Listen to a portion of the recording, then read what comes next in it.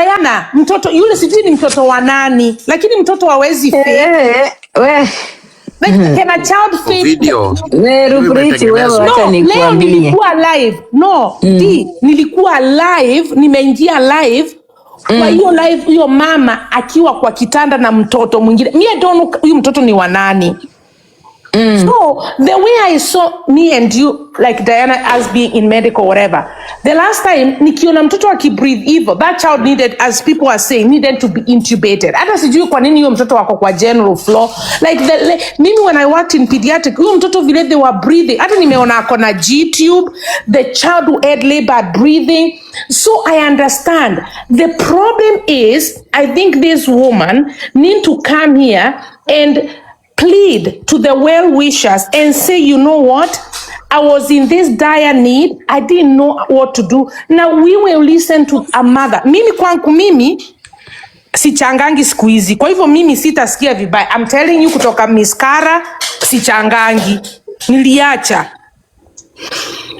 Acha nikwambie. Na kale katoto hata akona G-tube, the labored breathing, hata niliacha kuona hiyo nini kwa sababu I was feeling like why is this child not intubated? But let me ask you now, if the child is not intubated, is that not supposed to raise some questions for you hata wewe? Because mtoto kama ako in the ICU as they're saying. Wow, no, initially when we saw that the child was not in the intensive care unit, was in general floor, but I feel the medical professional, like the nurses, you know, you work on the floor, you're the one who initiates this, you call the doctor and say the child is in labored breathing. If the labored breathing, maybe you can do a sip, you can do.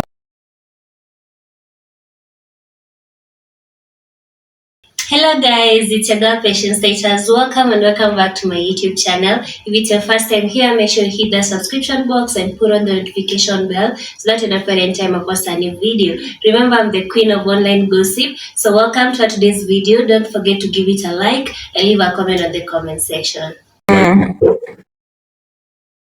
So the issue is, mbona Mama Gift alituma this wrong picture to MC Chris? And why is it that MC Chris, despite knowing the child both hapa kwa TikTok na even physically shamwona, mbona akualienda kupost? Hiyo ndikaleta tumbo joto, mwicha aliona kasema, guys, there's a scam going on here. This is not Baby Gift. Unaelewa? Oh, okay. MC Chris alifungwa live with almost 25,000 people. Boskana kafungwa live almost again 20,000 people. Mama Gift amefungwa live almost 30,000 people. Sasa the question is, there's no, hakuna, mtoto ni mgonjwa kila mtu anajua. Hata amefungwa live ameisha mtoto ashafanya operations juu anaenda ICU, back and off and all okay. That. Okay, so wacha niulize tu kama I'm going to ask a simple question. Yeah. And I think maybe people might be upset about my question. But the thing is, kuona mtoto kwa hospitali akionyeshwa, for me, in my opinion, is not enough evidence that a child is sick. Kuonesha mtoto kwa hospitali is not enough evidence because tumekuwa hapa TikTok, Winnie alituonesha mtoto kwa hospitali. Kuonesha mtoto eti ako sick hospitali is not enough. I think the best evidence you guys need is makaratasi zenye mtoto aliprocessiwa kutoka Kenya through KPMDU. Hizo documents, those are the only way you can prove that kid is sick. Otherwise, hizo stories mingi mnasema, they are not taking anybody anywhere. Unajua, most people will not like what I'm saying. Most people will not like what I'm saying. Wacha kwanza nimalize. Most people will not like what I'm saying because people are comfortable with saying mtoto naye ni mgonjwa. Guys, hapa TikTok tumeona watu wakivaa mpaka oxygen. Tumeenda mpaka mtoto alienda mpaka kufa. Story ya India tu moja. And then nina swali lingine juu nimeona watu wakiandika kwa comment section juu ya Njugu Karanga. Njugu Karanga alikuwa kama ako involved. Alafu nani tena ako involved? MC Chris. Alafu nani tena ako involved kwa hii kesi?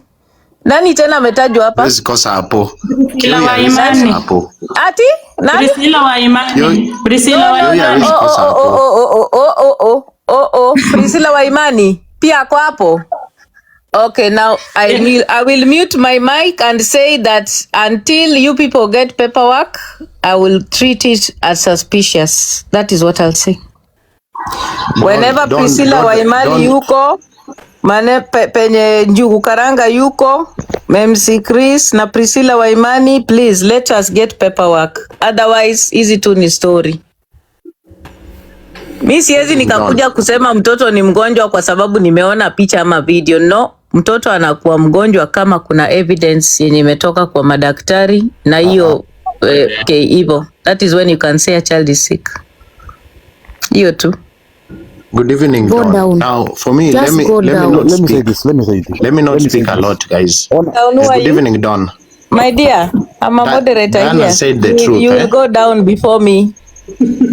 Diana said the truth. So I've guys, already let me address it this down. issue. Let me address this issue. Dawn, thank you so much for giving me this opportunity, my brother.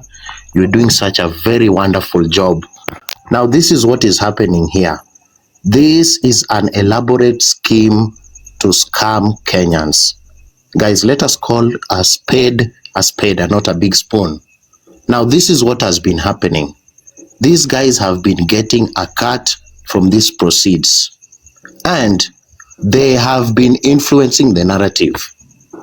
And as you can see from this scam, it is very typical. We are having guys being helped from a particular region. Okay, guys, we are having guys being helped from a particular region. And for me, Diana has hit the nail on the head.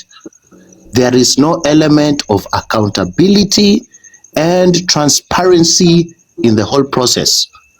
Ever since this Mama Gift issue started, guys, how much money has been collected? Can anybody answer me that question? How much money has been collected? Nobody. And guys, I'm very emotional. Yes, I'm very emotional, guys, because the likes of Peter Kioi, I'm going to call them out.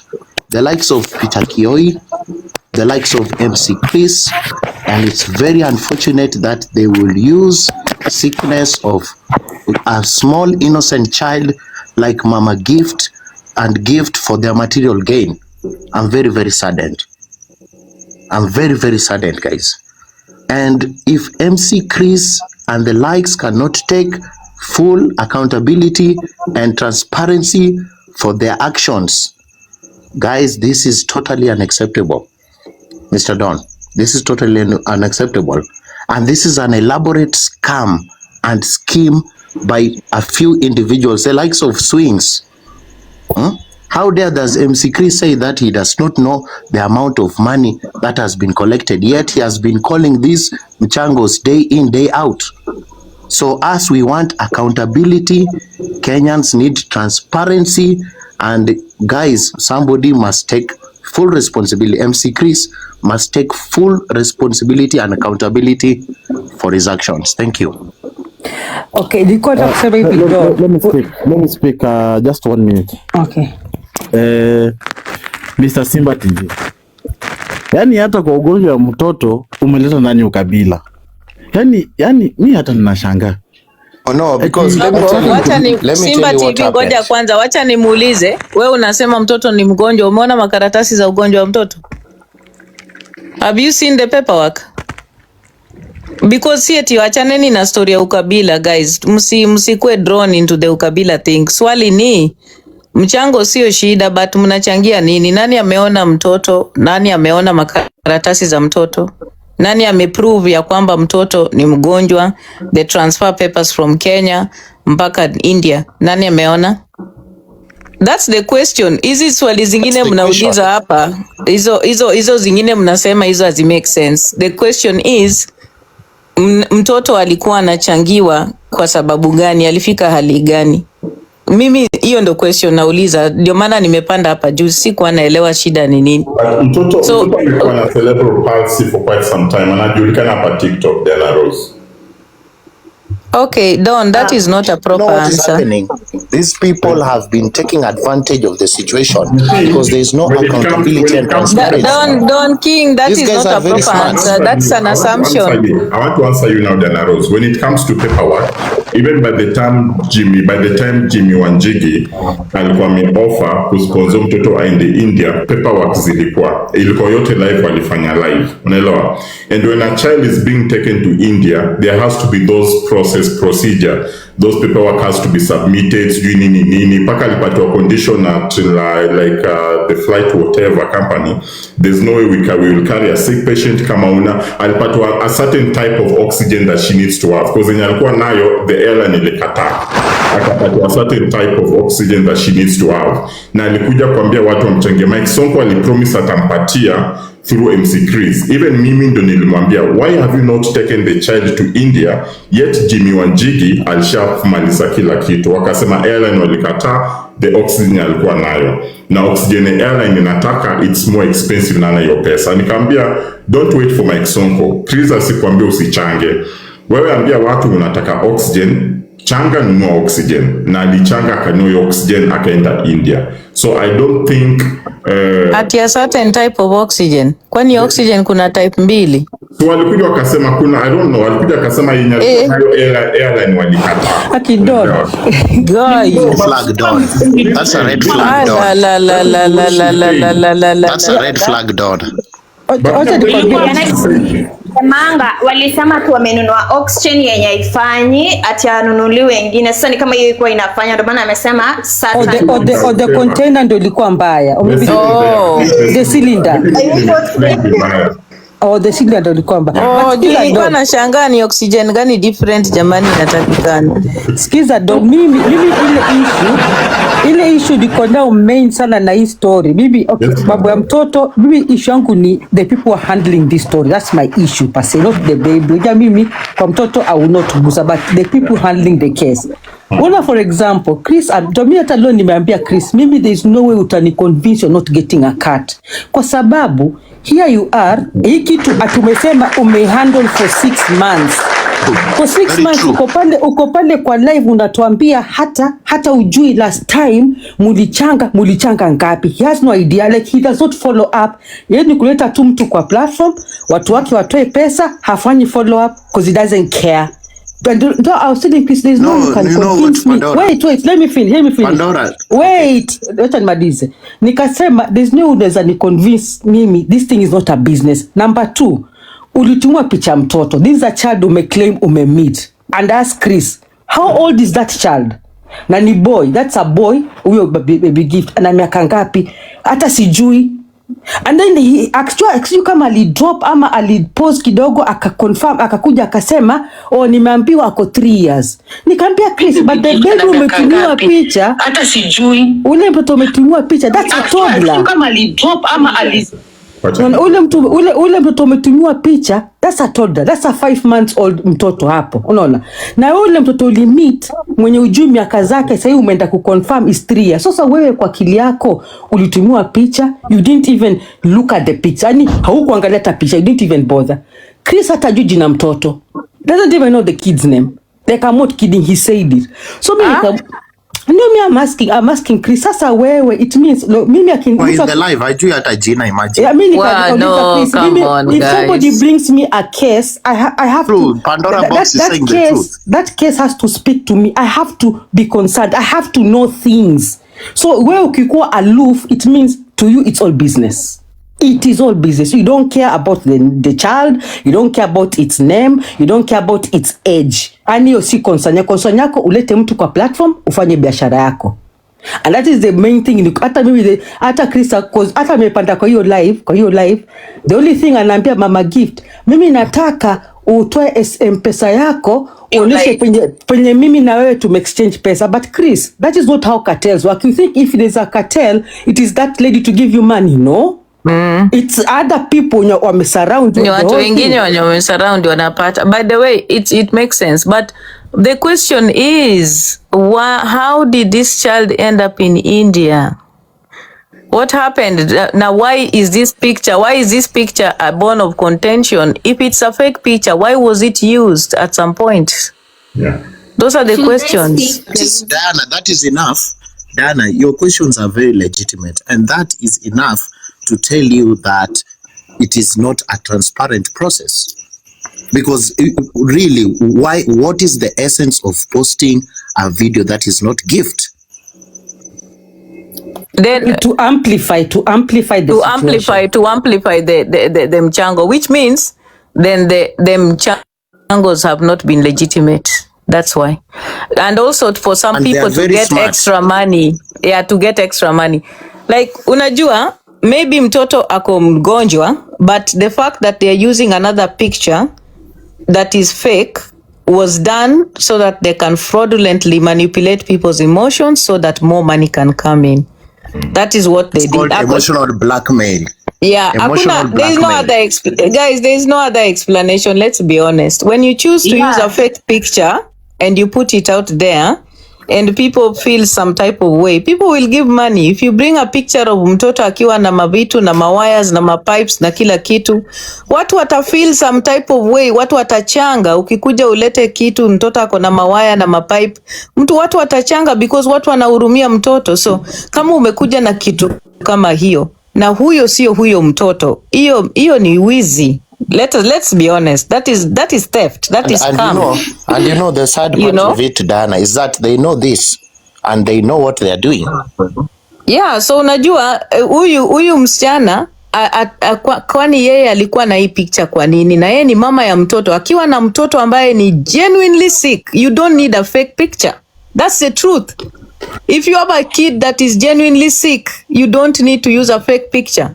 And if Chris is doing a genuine is doing a genuine fundraiser, he does not need to post a fake picture. So the fact that they're adding fake pictures in the whole story, they're doing it so that they can make more money using the child. That's the truth. And a plot twist, Diana. What if that mama has nothing also to do with that picture? That's another plot twist. So just as zingine, hata maybe the woman herself is also at 100%, she could also be a victim. Maybe hata yeye, she's not the original owner of that photo. I heard that she said, nimesikia mtu amesema hapa ati alituma hiyo picha kwa MC Chris kwa simu. Yeah. Si mtu amesema hapa juu. Ilitumiwa kwa WhatsApp. So she was part of it. So she was aware of it. So when she sends this fake picture on WhatsApp as the mother of the child, then she's connected to the fraud. She's connected to the scheme that is using her child's sickness to get money from people, which is actually wrong. And that is what they do. And that is what they do, Diana. And it's very sad. They even did that to Kaluma Boy.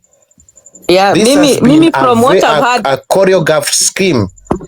From what I've heard here, the little I've heard here from Don King and from these people, I think that if first of all, if there is no paperwork to show how sick this child is, I think we are all doing guesswork. That's number one. We don't have paperwork from Kenya showing how bad the child is. The reason why the child had to go to India, hizo matransfer papers za kuenda India hamna, nyinyi wote hamna, hamjaziona. We cannot verify them. So number three, you cannot say explain why someone would use a fake picture. It is unethical using a fake picture to fundraise. That is just robbery, it's theft, it's fraud. Hiyo naye ndio ukweli. You know, even most of us, we don't even know even the name of the child. That is very sad. Kutumia Mama Gift, because if you use the right name, you can actually get information that you need. And that was a red flag. Mama Gift was in quotes so that we cannot be able to interrogate further. At this point, majirani wa Mama Gift wajitokeze. I think hao ndo wako na the correct info. Majirani hao ndo wanajua sasa. Kwenye imefika majirani. History hata Kaluma Boy angaliwe vizuri. Kaluma Boy pia lilipa kitu, guys. You know, I've been investigating this thing. Even Kaluma Boy aliwalipa. Because these people don't do these things for free. Trust me. And it's a certain cocoon of people. It's a certain cartel which needs to be called out. Guys, this story isn't true kwa sababu at first tulikuwa live kuanzia saa 10 and like walipick people wakuja wa speak out about this story. So Priscilla aliitwa cause yeye ndo alipelekanga Mama Gift airport. Kuitwa alisema walikuwa yeye, Mama Gift na daktari. Wakamuuliza uliongelesha huyo daktari? Akasema ati sijui jina daktari au sikumuongelesha. Akamwambia at first ukimit na mtu you must first mnajuliana, I'm this way, I'm called what's evil. Yeah, walimuuliza mbona ukuuliza huyo daktari jina? Cause walisema walikuwa airport na daktari. So watu walikuwa wanataka kujua daktari alikuwa nani. Ndo find out if it's true. Haya. So they called this jamaa anaitwa sijui Karangu. Walikuwa wanashindwa wamempigia wanamuuliza kama anaweza pata Mama Gift. So Karangu akaanza kusema it's late, but wakasema okay we will give you time. Wakamuuliza kufika usini dakika ngapi? Akasema 10 to 15 minutes. Wakamwambia it's okay go. We waited like 30 minutes ikielekea nawa waiting for Karangu tungoje response yake tukusikia. So Karangu kufika huko like first before afike huko alianza kusema oh I can't go there, sijui sina VPN. Watu wakaanza kumwambia VPN cause walikuwa wanamwambia ingie TikTok. Wakamwambia VPN like who I work TikTok, so anaweza ingia anytime. VPN ati ana VPN ati akifika huko haezi communicate juana VPN. Wakamwambia si jana ulikuwa live ukiwa hapo, si mbona sasa tena mnajifanya hamna VPN? Akaanza kusema yeye ana VPN. So kufika OC akafika hapo wakamcall, wakamwambia akasema amefika OC. Hiyo tulikuwa tumemngoja akasema amefika. Tukamwambia give us the name of the hospital. So akaanza akamwambia watu ati anaenda kuonyesha OC, akatuambia the hospital jina yake. So si tukamwambia badala ya maneno ya kutuonyesha you just go inside tuongee na Mama Gift. So hivyo ndo Kazungu alipotelelea hapo na hatukuongea naye. Within some few minutes tunampata tena ako FB. Tukashangaa ako FB live. Wakamuuliza mbona usikuja hapa TikTok urectify these things zenye wanasema? Yeye alienda kukaa FB akiwa live. TikTok wapendi ujinga na watamroast ata question. Facebook hawaezi. Alienda FB. So wakaambia MC Chris juu tulikuwa hapo, wakasema MC Chris usiende FB cause labda yeye anataka kutoa jina yake kwa hiyo maneno. Juu akienda aanze kuongea naye wakiwa simu FB nikaa anataka kujitoa kwa hiyo issue. So akamwambia akipiga simu usiingie live yake ya FB. Wakamwambia jilete hapo. Okay, tunapiti huo mtoto tumeonyeshwa, tunampiti yeti ni mgonjwa tunampiti. But hii story ikaitukuza. Hata Mama Gift alionyeshwa post, aliingia live. Hiyo masaa ilikuwa I think 5-6 hapo. Akaingia. Within some few minutes akaanza kusema ana VPN, yet ameingia akatoka. Aliingia akaonyeshana kitanda ya mtu mwenye hata si huyo. So like hapo vile alijifanya hivyo watu wakaanza kusema Taira mita okay hata nilizone off kidogo before you shika. I just want to say this all in all wenye wamwona mtoto amemwona, na hakuna mtu amwona mtoto amesikia the breathing atasema like that there's nothing wrong with that child. Tujakata that point. The issue is that issue hata si mtoto. Issue is the people surrounding hizi michango. Like there's something just fishy ina happen na hizi michango zina happen hapa. Box, let me tell you what exactly is happening. Umeshinda tu kininjarata. Hauna decorum kata tu mtu. Endelea. Acha nilikuwa nakusema before kwani umelewa? Naona unajidistance, unafanya social distancing na live. No, I don't drink, Diana. I don't. I stopped drinking, that's good. Yeah. That's good. Okuni fobe. No, I was going to get water. Oh, okay. Anyway, sasa that is the like tukubali hata kama mtu atasema okay, hata kama kuna cartels at the end of the day huyo mama anasaidiwa, but hatuwezi accept mediocre and we let this monster get. So by the end of the day our monsters, if we continue tunasema okay hata kama kuna cartel wamechukua percentage, si bora mama amesaidiwa. By the end of the day this thing will grow, it will get out of control. Itafika mali that even these people who need the help, they'll end up getting even 20%. The cartel daktari takes 80%. So this is something we when you are kuchanga, when you mnataka kuchanga, this is something we should nip mapema because tuna allow a monster that is growing, kwa sababu this guy umulania anamuita Njuku Karanga, apparently hii si kesi yake ya kwanza kukua into entangled hizi mess za michango. Hata Priscilla Waimani, yeah, these are names. Priscilla Waimani alikuwa involved na story ya Winnie, na nyinyi wote mnajua vile story ya Winnie ilienda. Yeah.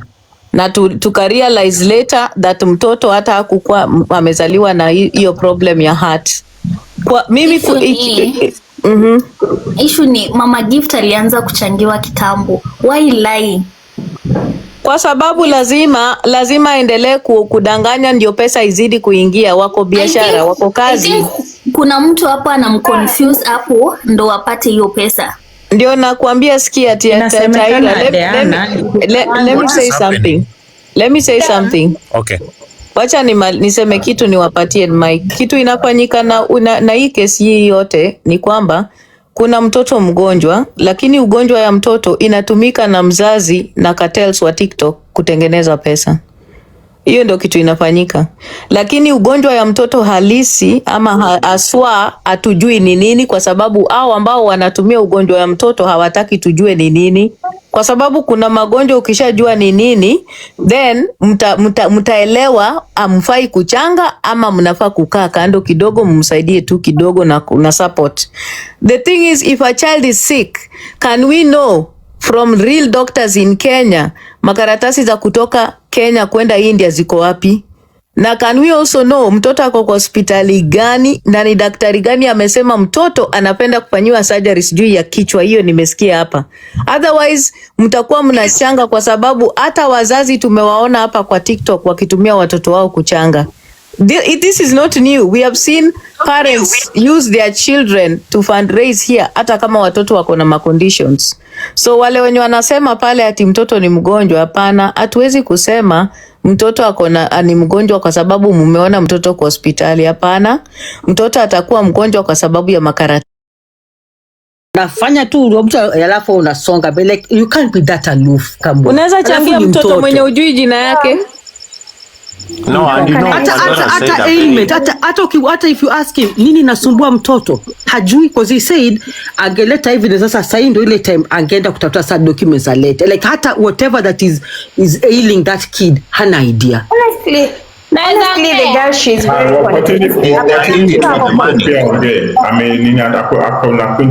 TikTok.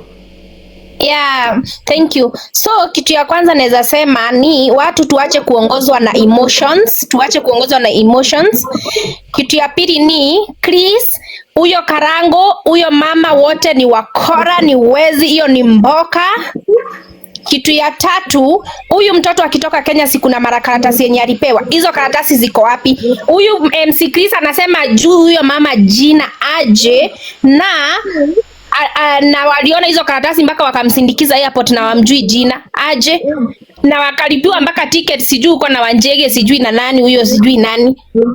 Hii yote ni mboka. Hata mkitaka kujua ni mboka, kwanza hivi yenye imekuwa ya Mama Gift. Demo wa TikTok, you know nothing. Please girl, listen. Hakuna kitu yenye unajua kuongea hapa. Ati hata wewe utaongea. Listen. Ongea. Listen. Hakuna ni mute huyo ataongea. Wacha aseme point yake ni low sound. Ataongea. Yes. So kwa ila hivi ya Mama Gift, kama umeangalia vizuri, MC Chris amekuja akajifanya mkali dakika 2 then akaangushwa. Haku complain na hakuongea, right? Kama alikuwa kuna kitu yenye ye hana ubaya na kabisa anajua vizuri hakuna kitu yenye amekula, angeangushwa na arete shida. But ameangushwa dakika 2 furu maneno ikaenda hivyo ikaisha. Kwake haku anataka mtu aongee. Mtu alikuwa anaenda kuongea ukweli, anaangushwa. Yes, nimemaliza. Nao uko disable. Niko na swali before nishuke. Niko na swali kwenu. Hiyo hospitali yenye ako India muliambiwa? Niko tu na swali. Hiyo jina ya hospitali iko India muliambiwa? Tunajua kwa India batatujui. Record kama hiyo Diana. There is no record of known record of hospital. Waulize waseme. Hamkuambiwa jina ya hospitali. Diana, tulienda kuonyeshwa dakika 2 tukaona Karangu amesema wametukataza. Hatukuonyeshwa, tuliambiwa kwa mdomo sijui nini, lakini hatukuonyeshwa. It's true. Oh, so hakuna makaratasi So hakuna makaratasi za kuonesha mtoto wako kwa hospitali gani, because si lazima muonyeshwe. Huyu mtoto akiwa na transferiwa from Kenya to India, they should have been paperwork that MC Chris mwenyewe angejua. Hapo ndiye angejulia jina ya mtoto. So kwa hivyo hiyo hana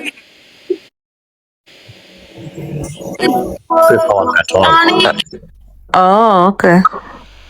I see a repeat. Nimeona hii sasa inaitwanga history repeating itself. Tunaona repeat ya Winnie hapa. That is what I can see. Yeah. Okay, mimi kitu naweza sema ya mwisho, mtu mwenye anaona anauma alikuwa pesa zake, ataweza reverse kama anaona mtoto si mgonjwa na achukue pesa zake kama Hizo ndio arguments zenye hazifai kukua hapa, arguments za ujinga. Oh, you know guys, let us just Hizo ni arguments za ujinga. Unakuja hapa kusema vitu za ujinga. People having a discussion and you are here to come and talk stupidity. You are a grown woman. You come to a platform like this to talk stupidity. Sujiheshimu. Tujiheshimu. Umekuja kwa platform kama hii, watu wanaongea vitu zinaeleweka, unakuja kuongea ujinga. So you respect yourself. Hi guys. Guys, and you know, guys, these guys are using emotional blackmail to swindle Kenyans of their hard-earned money, and it is very sad because wale watu genuine wenye wanafaa kuwa wanapata this type of help, you know, they are compromised.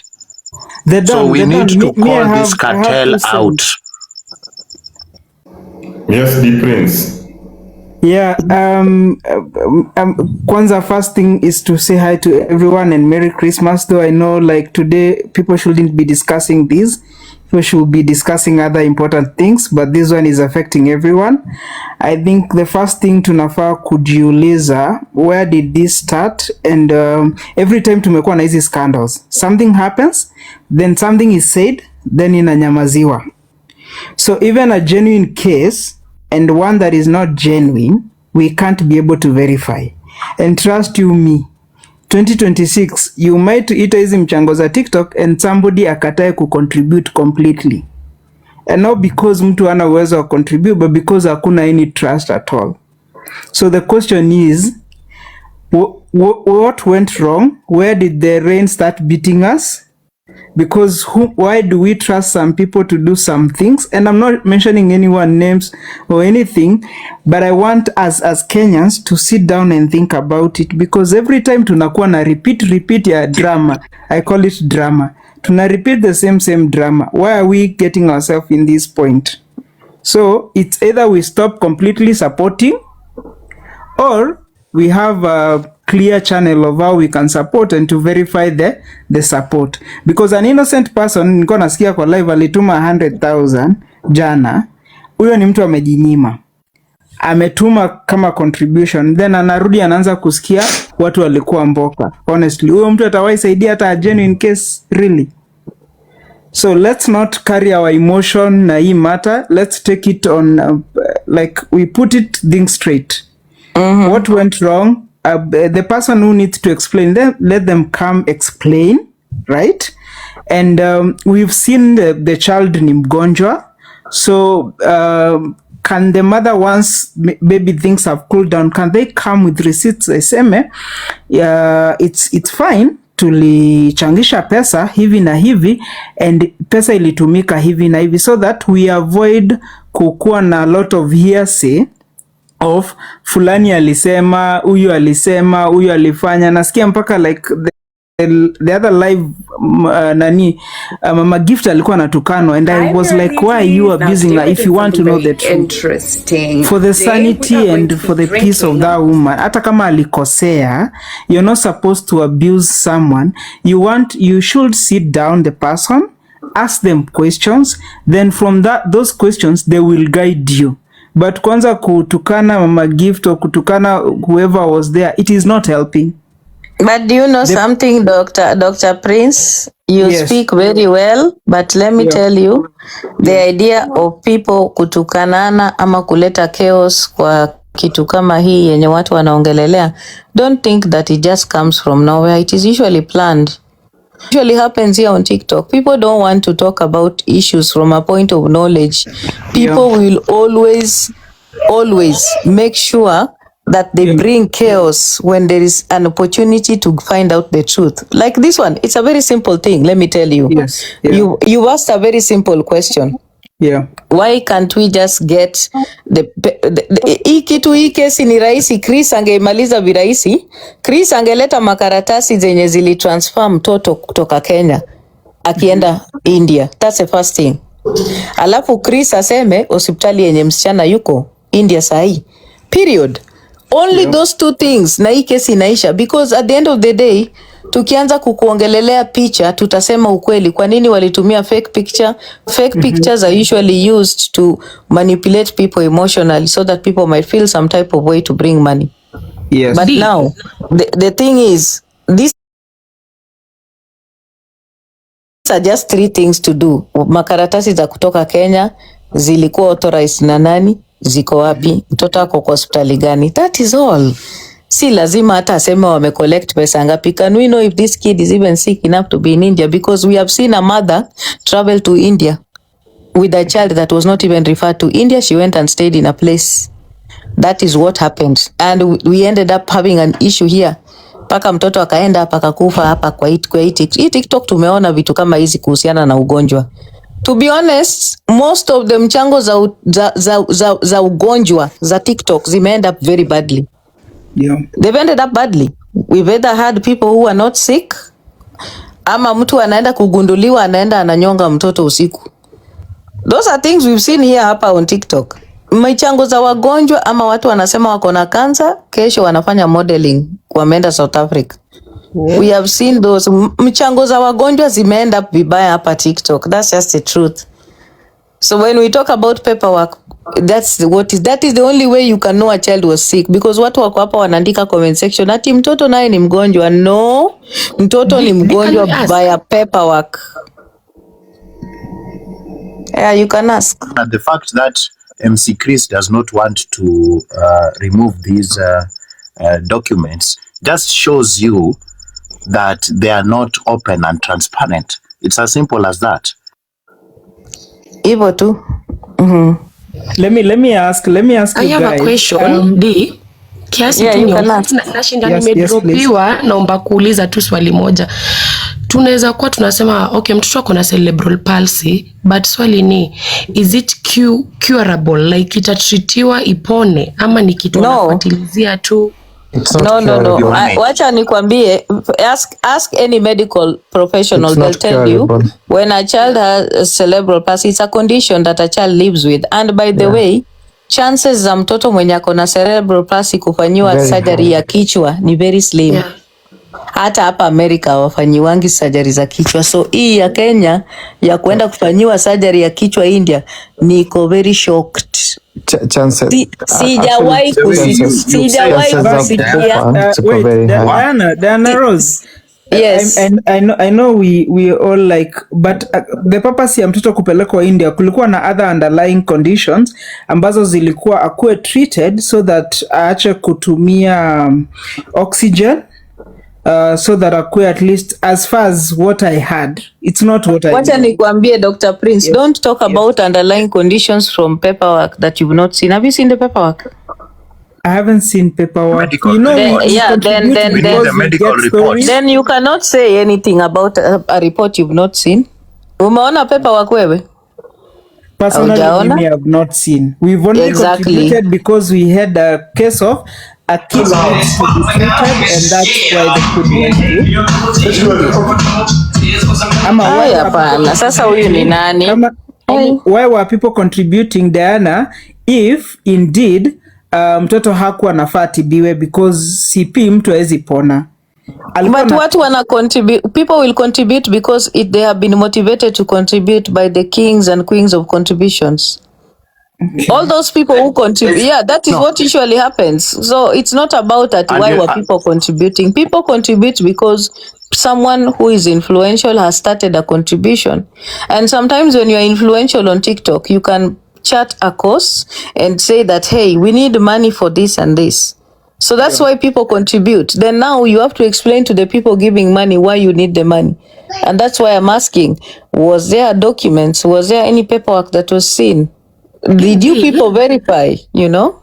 No, come to think of it. No verification. We verified. We did not see any type of medical report, any type of report to back up their story. So we are in a matter. We are just in quagmire. Then it is okay. Do not complain to anyone. Those of you who gave money, please don't complain to anybody. This is my conclusion of this matter. If any of you never asked MC Chris questions when you started contributing, please shut up and keep quiet. Enjoy the show. You have the sole responsibility of asking about paperwork before you contribute to a sick person on TikTok. We've had a history on TikTok that is very clear. Most of the people that have come on TikTok to claim they are sick, they have all ended up not being sick. They ended up being con men and con women. Kama ulienda ukatoa pesa yako na ukakataa kuuliza MC Chris any questions, my friend, my dear, you have no business complaining. That is what I can say. Because okay, you have the responsibility, uko na responsibility ya kuuliza maswali ya kwamba okay, MC Chris, tunatoa pesa sasa, tunataka utuambie kwa nini tunatoa pesa, mgonjwa ako na ugonjwa gani na anaenda wapi, ebu tuonyeshe. Ni nyinyi wenye mnachanga hapa kwa TikTok ndio mnaleta shida, so msicomplain. Msiweke ma lives hapa ati sijui MC Chris ni mwizi. No, mume create huyo mwizi. That is what you people have done. So don't complain because TikTok, they have been a history of the same thing happening. We contributed from Budoi, tuka contribute to those cancer patients, tuka contribute yote. Kama hamkukuwa mmeuliza MC Chris siku ya kwanza, MC Chris, mtoto jina yake ni nani? You can't come today to ask at MC Chris kwa nini ujui mtoto jina ya mtoto. Wewe ukitoa pesa na ujui jina ya mtoto uko na akili? Wewe pia ni mjinga. Unawezaje kutoa pesa? Unawezaje kutoa pesa? No, let me just finish. Let me finish. Let me finish, please. Let me finish. Let me finish. Let me tell you something. We like to complain about things on this TikTok while we are responsible for causing the chaos. We are part of a problem here on TikTok because we create these monsters on TikTok. Then we come to complain. How can you sit on a live? You are contributing money to a person mwenye ni mgonjwa na ujui jina yake. Haujui penye anaenda India na haujui ni kwa nini anapelekwa India, haujaona makaratasi, umetoa pesa. Ukishatoa hii pesa, unaletewa picha fake, bado haulizi mtoto ni nani, bado haulizi hospitali iko wapi, mnafunguliwa live, mnapelekwa na kamera huku na pale, bado hamuulizi maswali at that point, then you now suddenly want to say that you are being conned. No, my friend, may you be conned. May conning be your portion every freaking day until people on TikTok learn how to be responsible and ask questions. This is why we have bad leadership in Kenya. Because you keep doing the same things. You recycle all the time. You don't want to question anything. When you question things, it's a problem. You feel like ati mtoto naye tumeona ni mgonjwa. My dear, ugonjwa ya mtoto ni kwa makaratasi na report ya daktari, sio kwa emotions, sio kwa kuona mtoto amelalishwa kwa kitanda. Hapa TikTok watu wamelala kwa vitanda, hata Budoi alilala kwa kitanda akisema okay, kama mtu atakunipatia pesa ni sawa tu. Ni sawa, hata Jacqueline nataka kupatia pesa ni sawa tu. Mimi sikupata. Nahitaji pesa yangu kidogo. Siko poa, niko na oxygen hata kesho kamneza. That is what happened here. Miss Kara came here, collected money. She said she had cancer. The next day she was doing a photo shoot with her mother. Then she had opened a website to sell rice. We've had people here Winnie came here akatulilia na mtoto akatuwekea pipe Winnie hata aligwara tumbo ya mtoto na makucha zake ndio akatuonesha mtoto amefanyiwa surgery. Simuli tutusi hapa tuki-question tumbo ya Winnie ya mtoto ya Winnie imegwarwa. Simuli sema nini? Ati sisi ni wanyama. Sisi ni wanawake wanyama. Hatuna huruma. Guys, as long as you don't question anything, please don't come and cry. Enjoy mukiibiwa. Enjoy muki-create millionaires kwa TikTok. Sawa sawa? Don't complain. I think we should sit back and enjoy the ride, okay? Please. That is what I would say. Sawa sawa. Endeleeni kupatia watu wenye wako ni werevu kuwashinda pesa. That is it. Diana, on matter hiyo mambo na kukoniwa ama nini, nilisikia kuna time alikuwa naulizwa hiyo picha yenye amepost ni yake ama, and funny enough she accepted. She said picha ni ya mtoto wake, na ukiangalia mtoto wa yule mwingine ni mzungu na huyu wetu wa huku ni Mkenya. So it's kind of weird. Okay, first of all, Merry Christmas everyone. Hamjambo. So after kusikiliza hii nini, nimefoka sana na kesi. Tuna deal na makesi. So after listening to all this, there are two things yenye nili realize about this. Clearly, it was a scheme. Number one, a very well planned scheme. Okay, at first it was genuine. It was never meant to be this. Lakini ukiangalia this deeply, you will come to realize there is a scheme ilikuwa imepangwa afterwards, of which this was it. If you took time kusikiliza from how it started, how it conspired, na how watu walitoka live, na kuna mwingine alikuwa amefungwa live huko Facebook, there are some few things zenye ungechukua kutoka hapo. Number one, the case was very genuine. It was accompanied by people wenye walikuwa trusted. There was no questioning because watu wenye walikuwa hapo behind it ni watu wenye wanatrustiwa already, ni watu wenye wanajulikana kutoka sijini kwa sisi to these other platforms. Ni watu wenye already wako respected and they are known. Including Prince Mwiti was also asked kama aneza cheer up this contribution, and he already accepted. So that means this thing to some point, hata kwa watu wenye walienda wakaona huyu mtoto, it was very genuine. Lakini walipofika pale, by the way, just to be very genuine to you guys, anything that happens with India ni miujiza yenye watu hawajaiona hii dunia. Anything can happen. Trust me. Anything can happen.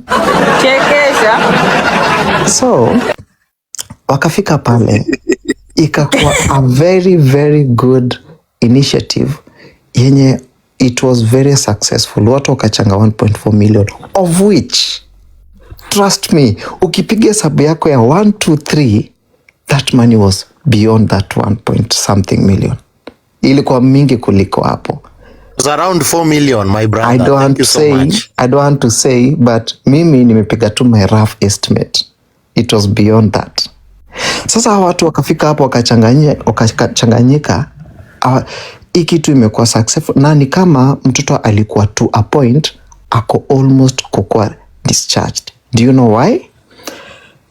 If you do a research about cerebral palsy CP surgery, na ukifanya research yako about condition ya huyu mtoto, it's not curable. It can only be contained. Haiwezi kuwa cured. So the only way ni kuimonitor the situation, na sometimes medications, na sometimes evil too. That is how it cannot worsen, but you can only live with the condition. So walipofika pale wakaona we should, hatuwezi kuja hapa na turudi hivyo mkono tupu. Let's try to push the numbers high. Wakashikwa na kitu inaitwa grid.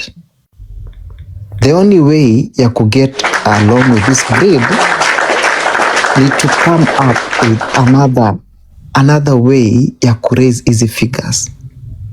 They forget that kuna kwanga na kitu inaitwanga AI na kuna kitu inaitwanga scan, that you can do it to know that these images, they are not original, of which hata ukiangalia hapo MC Chris alikuja na those photos and those videos zilikuwa zimepostiwa earlier on, even before their incidents.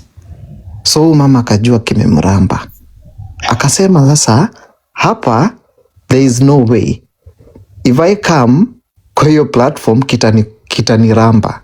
That's how she ran away. Mona? Alikimbia na alipopigiwa simu akaambiwa nini, wakaanza stories za VPN nini. Trust me, wakati they needed wakati they needed help ikishika VPN was there. Alafu kuna kitu unasema hapa, nilikuwa nataka kucorrect. Unasema ati the child was when they were looking for the child. No, let me tell you what happened with this child is that the child was right for the job. Umeelewa? Yes, the child was right for the job. The child was the suitable child for the job. I don't want to say this. Yes, I'm telling you that's the truth. Usijaribu tusijifanye because wangeleta tu mtoto tu mwenye haonekani kama ni mgonjwa haingewaka. So 2 points and I'll collect kwa hapo. Number 1, the thing was genuine at first, lakini baadaye ikashikwa na grid, ndio maana ikaleta hizo images. It was never genuine. What is genuine is that the child may be sick and suffering from a condition, but the whole setup for raising money was not genuine. It was fraud. Number 2, what people are not observing na wanajaribu ku avoid is who accompanied this woman. What is the financial state? Karangu ako kwa nini? Ako kwa state visit India. Hold on. What is the financial status of this person accompanying this other person to India? Mulisikia aliambiwa aje? Nyumba yake iko almost kunini? Kubebwa. Gari yake already ilishabebwa. Financial situation yake ni mbaya, madeni zimeaccumulate ziko mingi. How can you not be tempted in a humane state not to do such things when there was an easy access of money?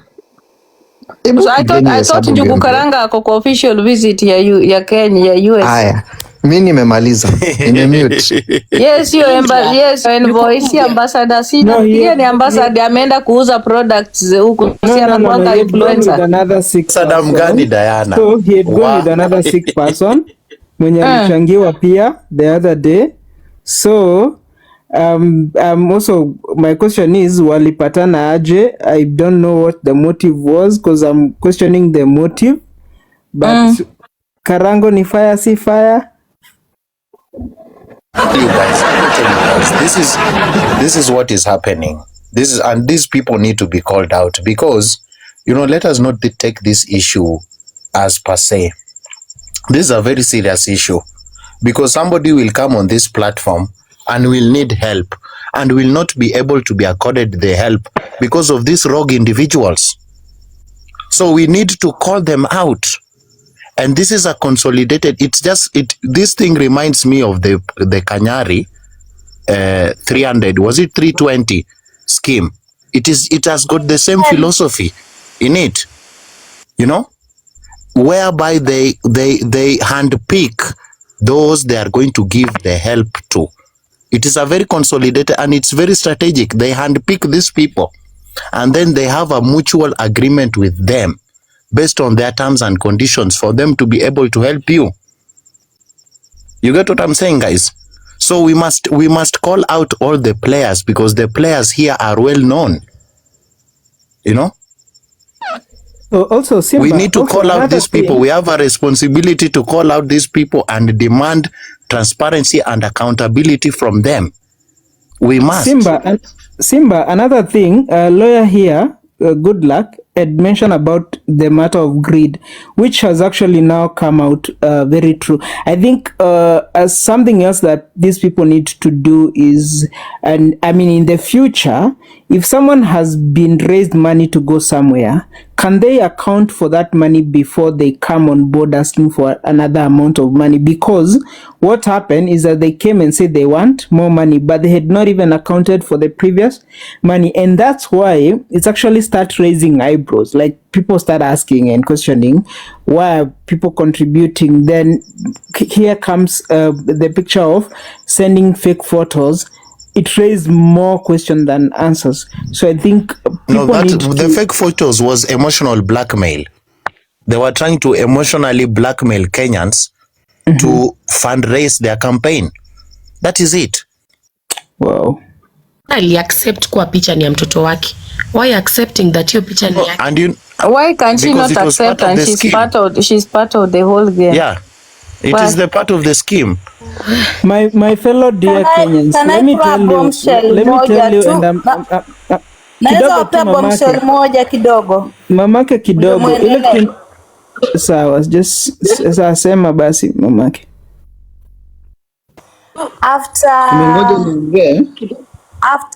After hii issue ya kwenda kwa Jimmy Wangiji, wakapewa kule hizo waliita press na watu walichaguliwa wakaenda kule. Then after kutoka huko, an issue erupted, and this issue that erupted ilikuja na kitu ya accountability, pesa za mtungi wa gas. If you are on that live, you can be able to remember God of you, naweza comment hapo chini. There was this issue revolving this issue ya kwamba mtungi wa gas inafaa kununuliwa and blah blah blah. Then MC Chris came akasema ya kwamba Mike Sonko had promised to give mtungi wa gas. Alikuwa amesema kwamba ananunua mtungi wa gas mwenyewe because it was quite expensive. And before that tukawa tumeambiwa with Mama Gift ya kwamba ule mwenye ile shop, mama mwenye alimuuzia hiyo mtungi, alikuwa amekataa kumbadilishia mtungi. And people were asking wapeane namba waweze kufanya nini, kupiga kule they confirm kwa nini anakataa kuchukua mtungi wa gas. Later on there is somebody who came akasema ya kwamba they have called the lady and the lady amesema ya kwamba waende wabadilishe hiyo mtungi wa gas. In that same live, an issue erupted. Peter Kioi came na akasema ya kwamba MC Chris, na mnilipe pesa zangu. I mute. You know, let me tell you, Mamake, you've said something. Peter Kioi is also implicated. Let's call these people out, guys. Me, I'm not afraid to call them out. We, kumbe mambo ni mengi hivi. Lakini tukiongea tu ukweli, big fish wengi wa TikTok ndio wako na hiyo tabia. And I'm sorry to say so, ile kitu nilikuwa naogopa ni matusi.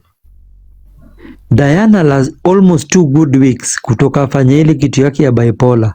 Amekuwa called out na watu wengi sana. It was a scam. And then sahi yeye pia ni mtu wa kulecture watu. Simba ni mtu wa kusupport Diana. Are you in the same group? Me, I'm talking for myself. You know, when somebody says a point, I will back it up based on the circumstance of the case. Kuwa na makosa. Hakuna makosa Chris alifanya. Nyinyi ndio mlitafuta Chris na muachane na Mama Gift. So Mega Shark uko sawa, ndio tunasema schemes kila macho nikwambie, mimi nimefanya muone kijikisha amefanya, mimi nilifanya paka nikatafuta uwanja yenye Mama Gift alifanyika kwa baadaye huko Embu, kila kitu nilifanya everything paka kulipia uwanja. I was Sharks, unajua I was the last person kutoka pale Gatoge kwa ile uwanja. Mimi nilikuwa mtu mwisho kubeba Mama Gift vitu yangu vile alikuwa anatoka Kihama kuja kusaidia tao Nairobi. So guys, you are waiting for Mama Gift to come to prove everything to people that is it right, is it wrong. Mmesema tu not a gift mgonja, yes, but let's wait for the right time for her to speak. Yes. Sasa sababu ukasema kupiga makelele, so hatujui ukweli uko wapi. Let the woman speak, the one who knows the truth. Ati wezi na mnaona Gift ako kwa hospitali yako ametoka theater leo. Na kwa nini mjangoja Gift aletwe kwa screen muone? Si mmemuona? Request kitu. Magi nataka ku request kitu. I can humbly request, can we stop traumatizing the mother and just stop this. Wacha tungoje mtoto afike tuanze kumuuliza, maybe sasa tumuulize wakati Gift ako sawa, tuanze kumuuliza sasa the mother, how is the kid, where was the money, hivi na hivi na hivi, ili hapo hizo ndio situations zitatokea. Lakini sasa vitu zote tutapataje online? Ni ukweli tutapata wapi? Maombi nyinyi hamuogopi Mungu. Ati nyinyi mnasema mnaogopa Mungu, hamuogopi Mungu. Nyinyi hamuogopi Mungu. Kama mnangojea Gift akufe, Gift haendi kukufa. Na nyinyi watu wa kusema mboko, what is 1 million? Can you buy live na 1 million? Hawezi buy live na 1 million. And Chris, usikubali kuwa manipulated. Hakuna mtu hakuna wakati wewe ulitutafuta. Ulitupata kidogo tu Mega. Sema hivyo. Okay, mimi sina okay. Niliitwa Skatai but hapo kwa compare pressure mtanisamehea. She needs to answer me. Yes, she deserves to. You deserve the answer. She just need to answer me and she is capable to do that. Yes. She just need to answer me. Hiyo ingine we are done. Sasa nimengoja afiki and I have the right anijibu. You have. Chris, you have the right. You have the right. My name. Yes. Mimi sina shida na mtoto, najua mtoto ni mgonjwa, hata nimesema kwa hiyo video yangu. Sina shida na mtoto, but she need to clear my name. It does not take 7 hours. It does not take 2000 MBs. It only takes the truth. Yeah. Niulizaji Chris nikuulize. Haiwezi ngoja hadi atoke kule ili upate hiyo bro. Nilingoja nikichanga. Hatukungoja, tunajua tulifanya. Wacha nikwambie Senesh. Wacha niulize swali moja. Hakuna mahali Chris alikuja kutuambia ati anakuja kutuchangishia. Hao ndio walituambia tuite Chris. Hao ndio walituambia tuite Chris atusaidie. Na Chris kwa moyo wake msafi akasema, Chris tunakuja.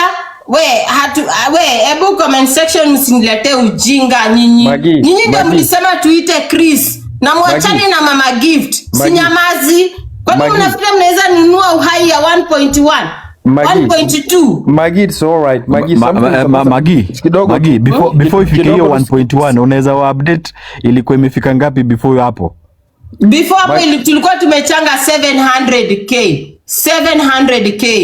It is okay. Sasa Magi, nikuuliza swali moja. So let's just ask ourselves question.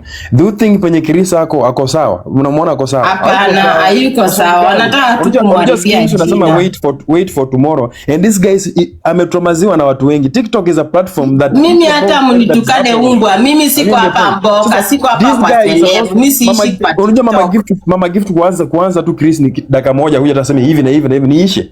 That's the simple thing. Huyu jamaa leo, imagine huyu jamaa leo alikuwa live yake akisema ninavaa nguo natoka naye, lakini nitavaa nikienda kusherekea. Jamaa ajienda sherehe gani? Akili zake si mwizi. Sasa you see kabisa. Mimi nataka mimi kama Chris hata siwezi lala. Hawezi. Lazima Chris ange clear jina yake. The only one who can clear the name of Chris is Mama Gift. Ni Mama Gift. Na ndio mimi niliambia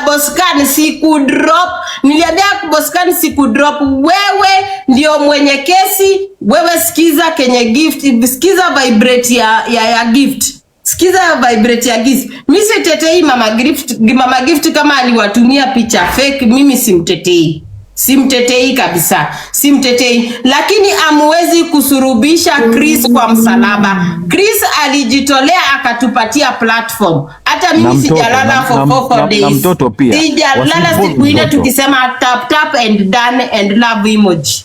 So guys, mfanye hivi. Skins agopa shaka mkapo. Mnajua mnaweza access na Mama Gift. Go to Mama Gift to come. To tell Mama just to say as clear Chris, you are not on this. Okay, Sasa mama amekuwa traumatized almost the whole day, unataka afike hapa na want to say something. It is not I want to say something. Chris akwaje? Guys, pia Chris pia iko traumatized. We really truly understand and we support him. Guys, wanampiga Chris, wanampiga Chris kwa sababu alisimama na mama Gift, alisimama na Mkenya mwenzake na hakuna pesa tulikuwa tunaomba Chris. Chris alitupatia platform kama sisi kwa sisi, Kenyans for Kenyans. Hata mimi nilitoa pesa yangu na mjasikia nikikuja hapa kulalamika. Hakuna mtu aliambiwa kuja atoe pesa yake. Kila mtu alijitolea kwa moyo wake. Let me say something. Mimi ndio mwanda wazimu wa TikTok kuliko mwanda wazimu wote. Na mimi nasema hivi, nataka kurudia tena. Chris ameng'ara sana kwa jina yake. Na sasa watu makatels wale wa TikTok wanataka kumwendea kona wa mudrop. Lakini mimi kama Sambavon, and I want to tell all of you guys, before don't judge the book guys. Tunaelewana guys? Kwa hivyo Chris wameona ameng'ara sana, wanataka kumwangusha. So nimeenda zuri nikafikiria nataka kurudia tena hapa guys. Mimi nilikuja kwa Mama Gift na nadhani wenye walikuwa hapa mliniona nikichangisha kwa hiyo live yake. Nilikuona Samba Boy walikuwa wanakushukisha na kupandisha. Na wacha niwaambie leo, Mama Gift kama ajulikani TikTok, alianzanga kwa live yangu na Justic na Kenyatta tukampandisha na tukampeleka Kenyatta na pesa ya platform yangu. Na hapo nikaita Peter Kioi. Na Peter Kioi akachanga, nikamwambia Peter Kioi changa pesa kwa huyo mama. Peter Kioi akachanga. Na hiyo mama kuanzia hapo akajulikana. So mwaje kuingilia MC Chris ameibia pesa watu. Kama unasema MC Chris ni mwizi, urogwe, uraniwe, muchawi, murogi. Jina la Yesu na upate hiyo ugonjwa. Watoto wako wapate hiyo ugonjwa. Wacha mimi nimalize. I want to repeat this. MC Chris, I know him for a long time. Kwa account zangu bingi. I love you too. Perform kwa TikTok, ajaibia mtu. Sasa jiju mnaibianga watu na mnakuanga boka, mwataka kumchafulia jina. Let me tell you guys, Sambavon imekuja. Na nataka kuambia watu kama Kenya Boss Khan, wametusi Mama Gift nini. Lakini Mama Gift ulinipigia, nikuja kwa live yako, nikusaidia kuchanga. Na jini wasaidi comment section. Nilikuja kama mimi wazimu wa TikTok, nikafanya mchango na tukaacha tuko na 300,000.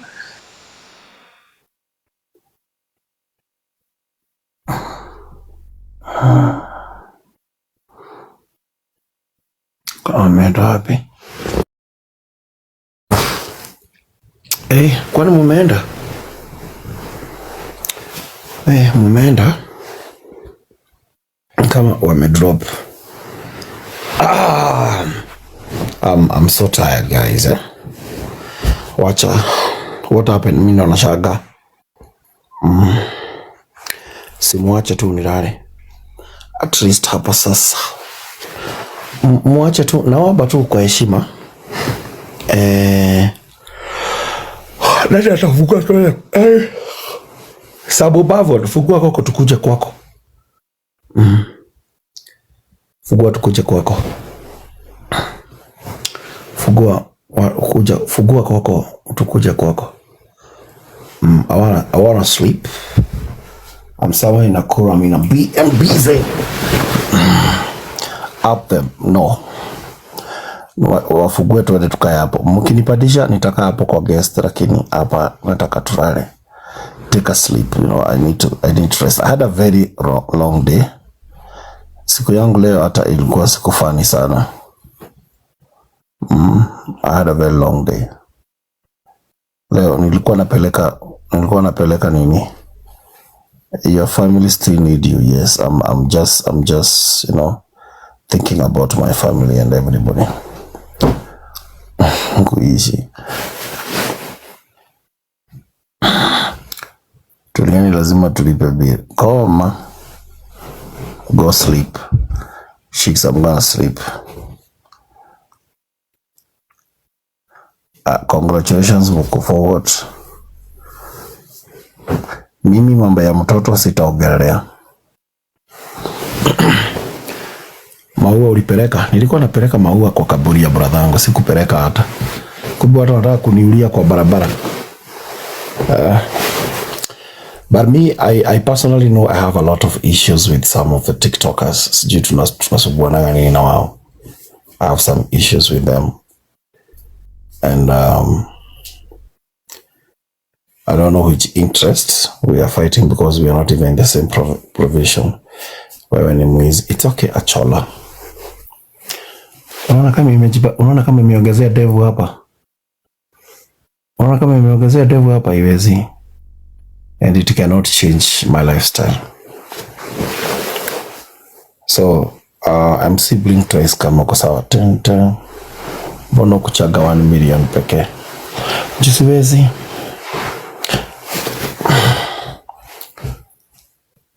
Most of the people hata walikuwa wanauliza accountability. Hata wakati wametagiwa wote. Wametagiwa kwa hizo video but they never responded. So when you respond, wauliza hizo maswali.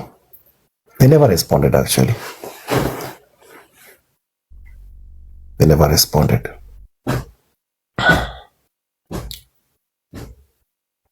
Mimi nilikuwa nataka kujua who is the brains behind. Who is the brains behind kudanganya Mama Gift alete picha ya ukora. Na bona mpaka saa hizi she doesn't care about my reputation and all that wrong. Mimi nimekuwa akinipigia simu na kimbia. Why?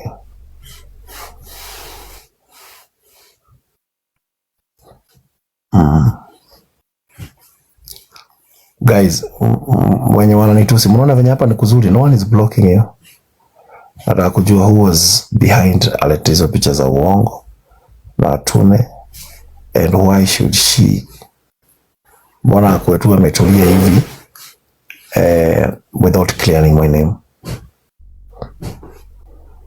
Those are the questions that I need to be answered. You know, you cannot just be selfish. Juu wewe sasa tukuchagia uko tu sawa. Ulipata pesa unaweza lipa. Alafu mwenye ulitumia platform yake anasurubiwa na wewe umenyamaza. Nimeshinda nikikuita for the last 8 hours from now. Hautokelezei. Umenyamaza tu.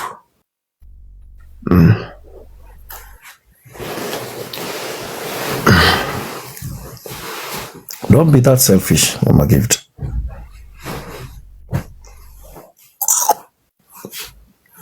All right.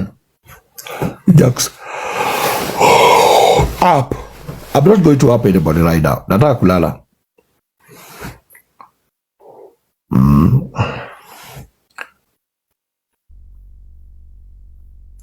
Mnampeleka mbio akiwa na mtoto.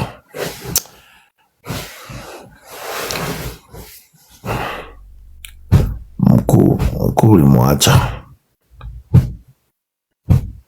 Sleep. Ama niende out. Leo mnaendaga wapi out Nakuru? Let me check Nakuru mnaendaga out wapi? Naenda out nipige shots kadhaa hapo. Acha niangalie club inaitwa Wipre kama wawa ajiko. Unagoto ranganga ni the guy. Ati club inaitwa 7D. Acha niangalie club inaitwa 7D. Nakuru nani leo wako? 7D Platinum Lounge Nakuru.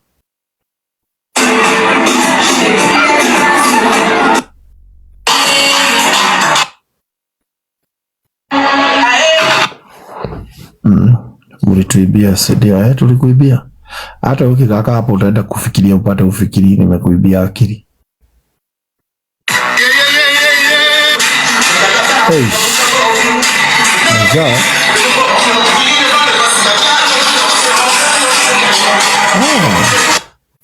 We have EXO.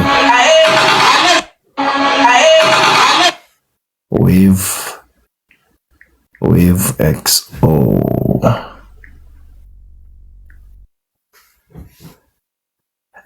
Ni noma. Kwani huku kuna kuwaga na nini? We?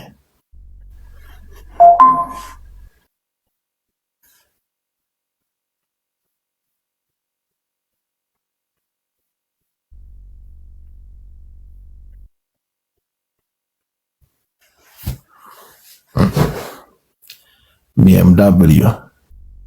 What do you want to say? Hey.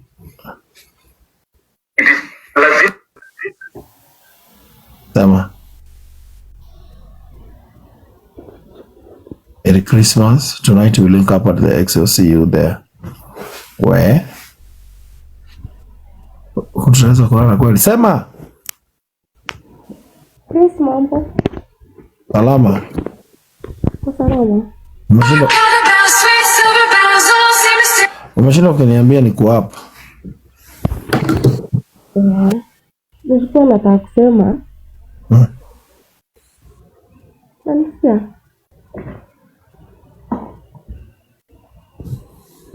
Sisi nalisikia ama nimepotea? Si tunakusikiza mama. Nakwambia. Okay, please, una makosa yoyote juu kuna time pia mimi mtoi wangu alikuwa mgonjwa na tukakuwa nimeitwa hiyo Karangu wa Muraya. Na time nilikuwa nikisaidiwa, alikuwa akishika simu na ana confirm pesa yenye inaingia. Discuss Karangu wa Muraya. That is not even my topic. My topic is Mama Gift. Mimi nishai kusaidia mahali. Nishai kusaidia mahali. Okay, kuna time nilikuwa nasaidiwa kwa anaitwa Lady Jacqueline. Sasa hao ndio wanaweza kuwa wanaanza hizo vitu. My case. Sasa ulikuwa ukitumiwa kale kadi, unaona kale kadi kadogo kale kenye kanajuanga PUK, sijui sim number, hizo pin. Hao ndio wanabaki nayo. So wakibaki nayo Diana tu atakuwa na kasimu hapo kusoma yes niko kuna mtu anasema ametuma 10,000. Umeona 10,000? 10,000 imeingia. Lakini the real person who has all the details hiyo sim card ni wao. Ndio ukikataa kucooperate, unajua they have to convince you that you are sending Diana the money. But when Diana refuses now to cooperate, ndio unaona pesa ilipotea kama venye ilipotea kwa kina Ojwang. Unakumbuka ule mzazi Ojwang? Yes, pesa ilipotea. Yes. Yote. Yes. They are the ones who took the money because they had all the details. Hao ndio wanakufunguliaga line na ndio wanakujia hizo details zote. They will even remain with your ID without knowing. They swap the line immediately. The money is gone. Musidanganywe. That is what they do. Understand? Msifikirie ati you are just dealing with you are dealing with thieves, honestly, because it is only a thief that can this is organized crime. Unajua? The people watching and your name resembles you. Then you know one thing you need to understand moving forward right now. This story, it's going to be sanitized. MC Chris will be the clean party and Mama Gift will be the person we are going to be blaming. But what I can tell you today, and take this to the bank, Mama Gift is not in India for the treatment of the child. Take this to the bank. Mama Gift is not there for the treatment of the child. You mtarudi kuniambia. I've told you. Yes, there's no, and that is why they cannot give you the name of the hospital. They don't want to give you the real names of the child, and they don't want to give you documents to show the procedures it's going to do. I've told you. Nimewaambia hapa, hao watu wote wakomboka. Na hii mboka ya watu iko very expensive, yenye watu wanabukiwa mpaka mandege waende mpaka India. People can actually travel all the way to India just to prove to you that wako India. Watu wako very dangerous, they do that. Kwani umesahau Winnie alienda wapi? Si Winnie alituendea India, akakaa kwa Airbnb. Akawaambia eti ako hospitali anaenda wapi? Ati surgery ya heart ya mtoto. But she was never even in the hospital. Hakukuwa huko. Unaona? So because for you to leave Kenya for a referral in India, you must have a doctor in Kenya, and the paperwork has to come from the people who are doing the referrals. The referrals in Kenya nowadays don't just come from one doctor. They come from the Kenya Medical Practitioners entity. Hawana hizo vitu. Unaona? But they can never ever accept kukupatia hizo makaratasi. That's the issue here. So hizo ndo vile iko. So hakuna tusijifanye, we have seen this thing before. Mimi kitu ninajua michango za wagonjwa kwa TikTok, those ones honestly I had vowed I am going to avoid them with my life because I have experienced hapa watu wakiwa wagonjwa na si wagonjwa, na tutaweza kutaja from all the way from Budoi.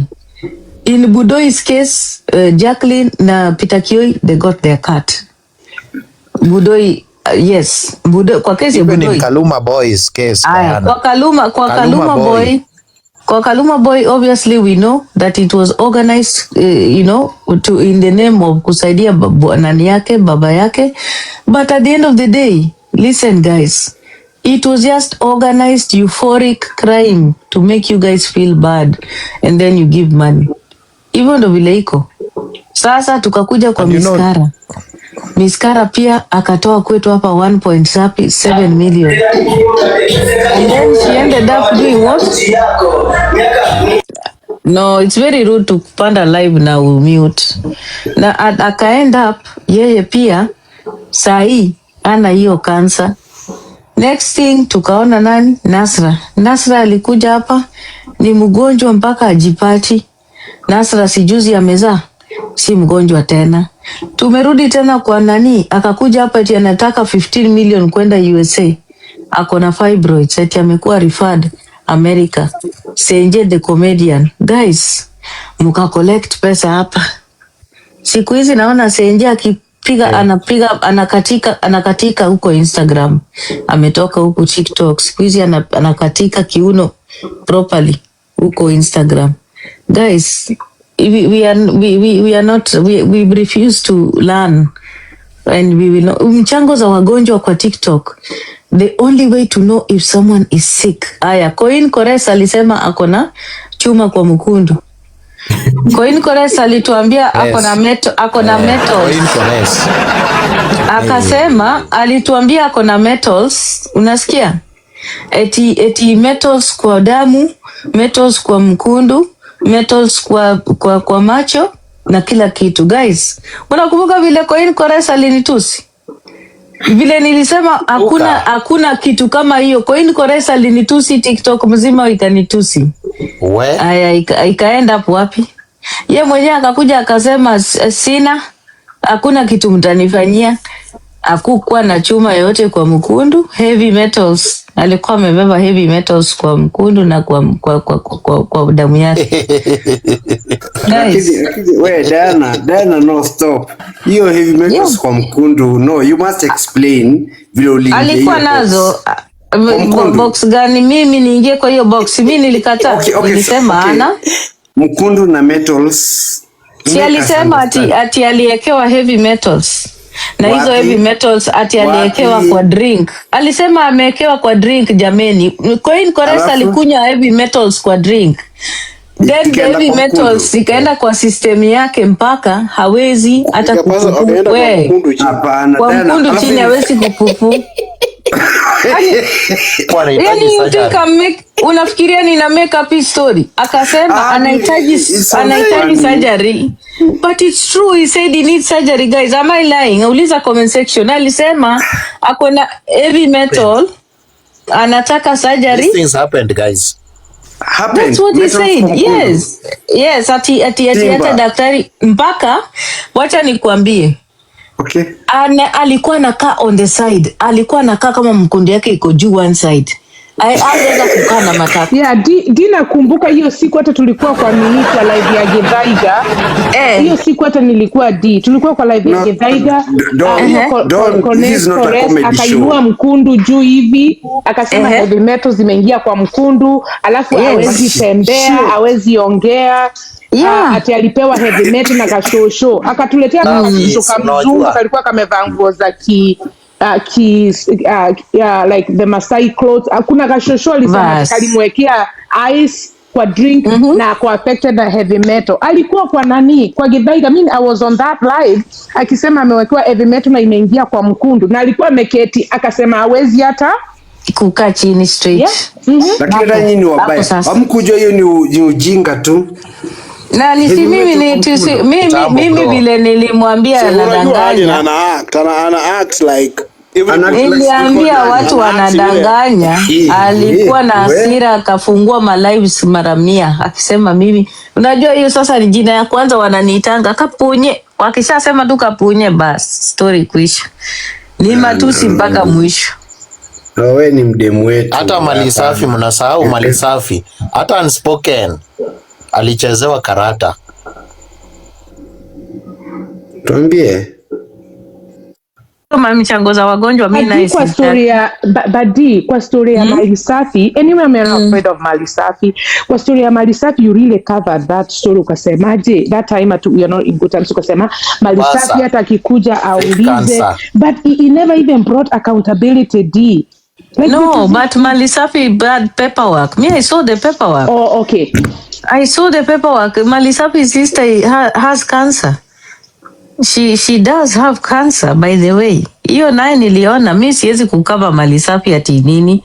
Si nimesema hapa yeye pia ni cartel, anatumianga hao makatel. Sio huwa anatumika ili asifungue podium. But on the issue of ya dadake, the sister has cancer. Hiyo naye sidanganyi. Si kama ni hata sasa nikipata anything different, mimi ndio nitakuwa mtu wa kwanza kufungua live kusema. Yeah, that's true. Okay, so ama tufanyaje? Si mtu asaidie jirani yake ule anaweza verify, because mimi contribute a lot. Watchdog anajua, Don anajua, and I'm concerned I could be scammed.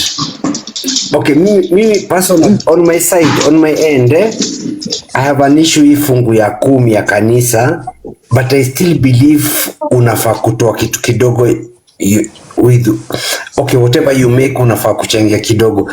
So mimi kama if all this is a scam, then ndanunua tu pombe ni kunywe. Yewe kunywa tu pombe, ile kitu tusijifanye.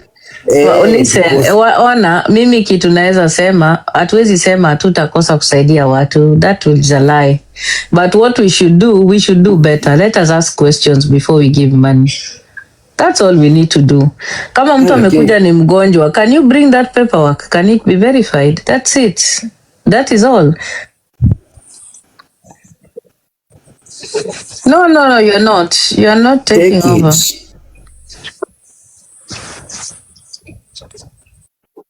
TikTok, I've been like really, I've given a lot of money.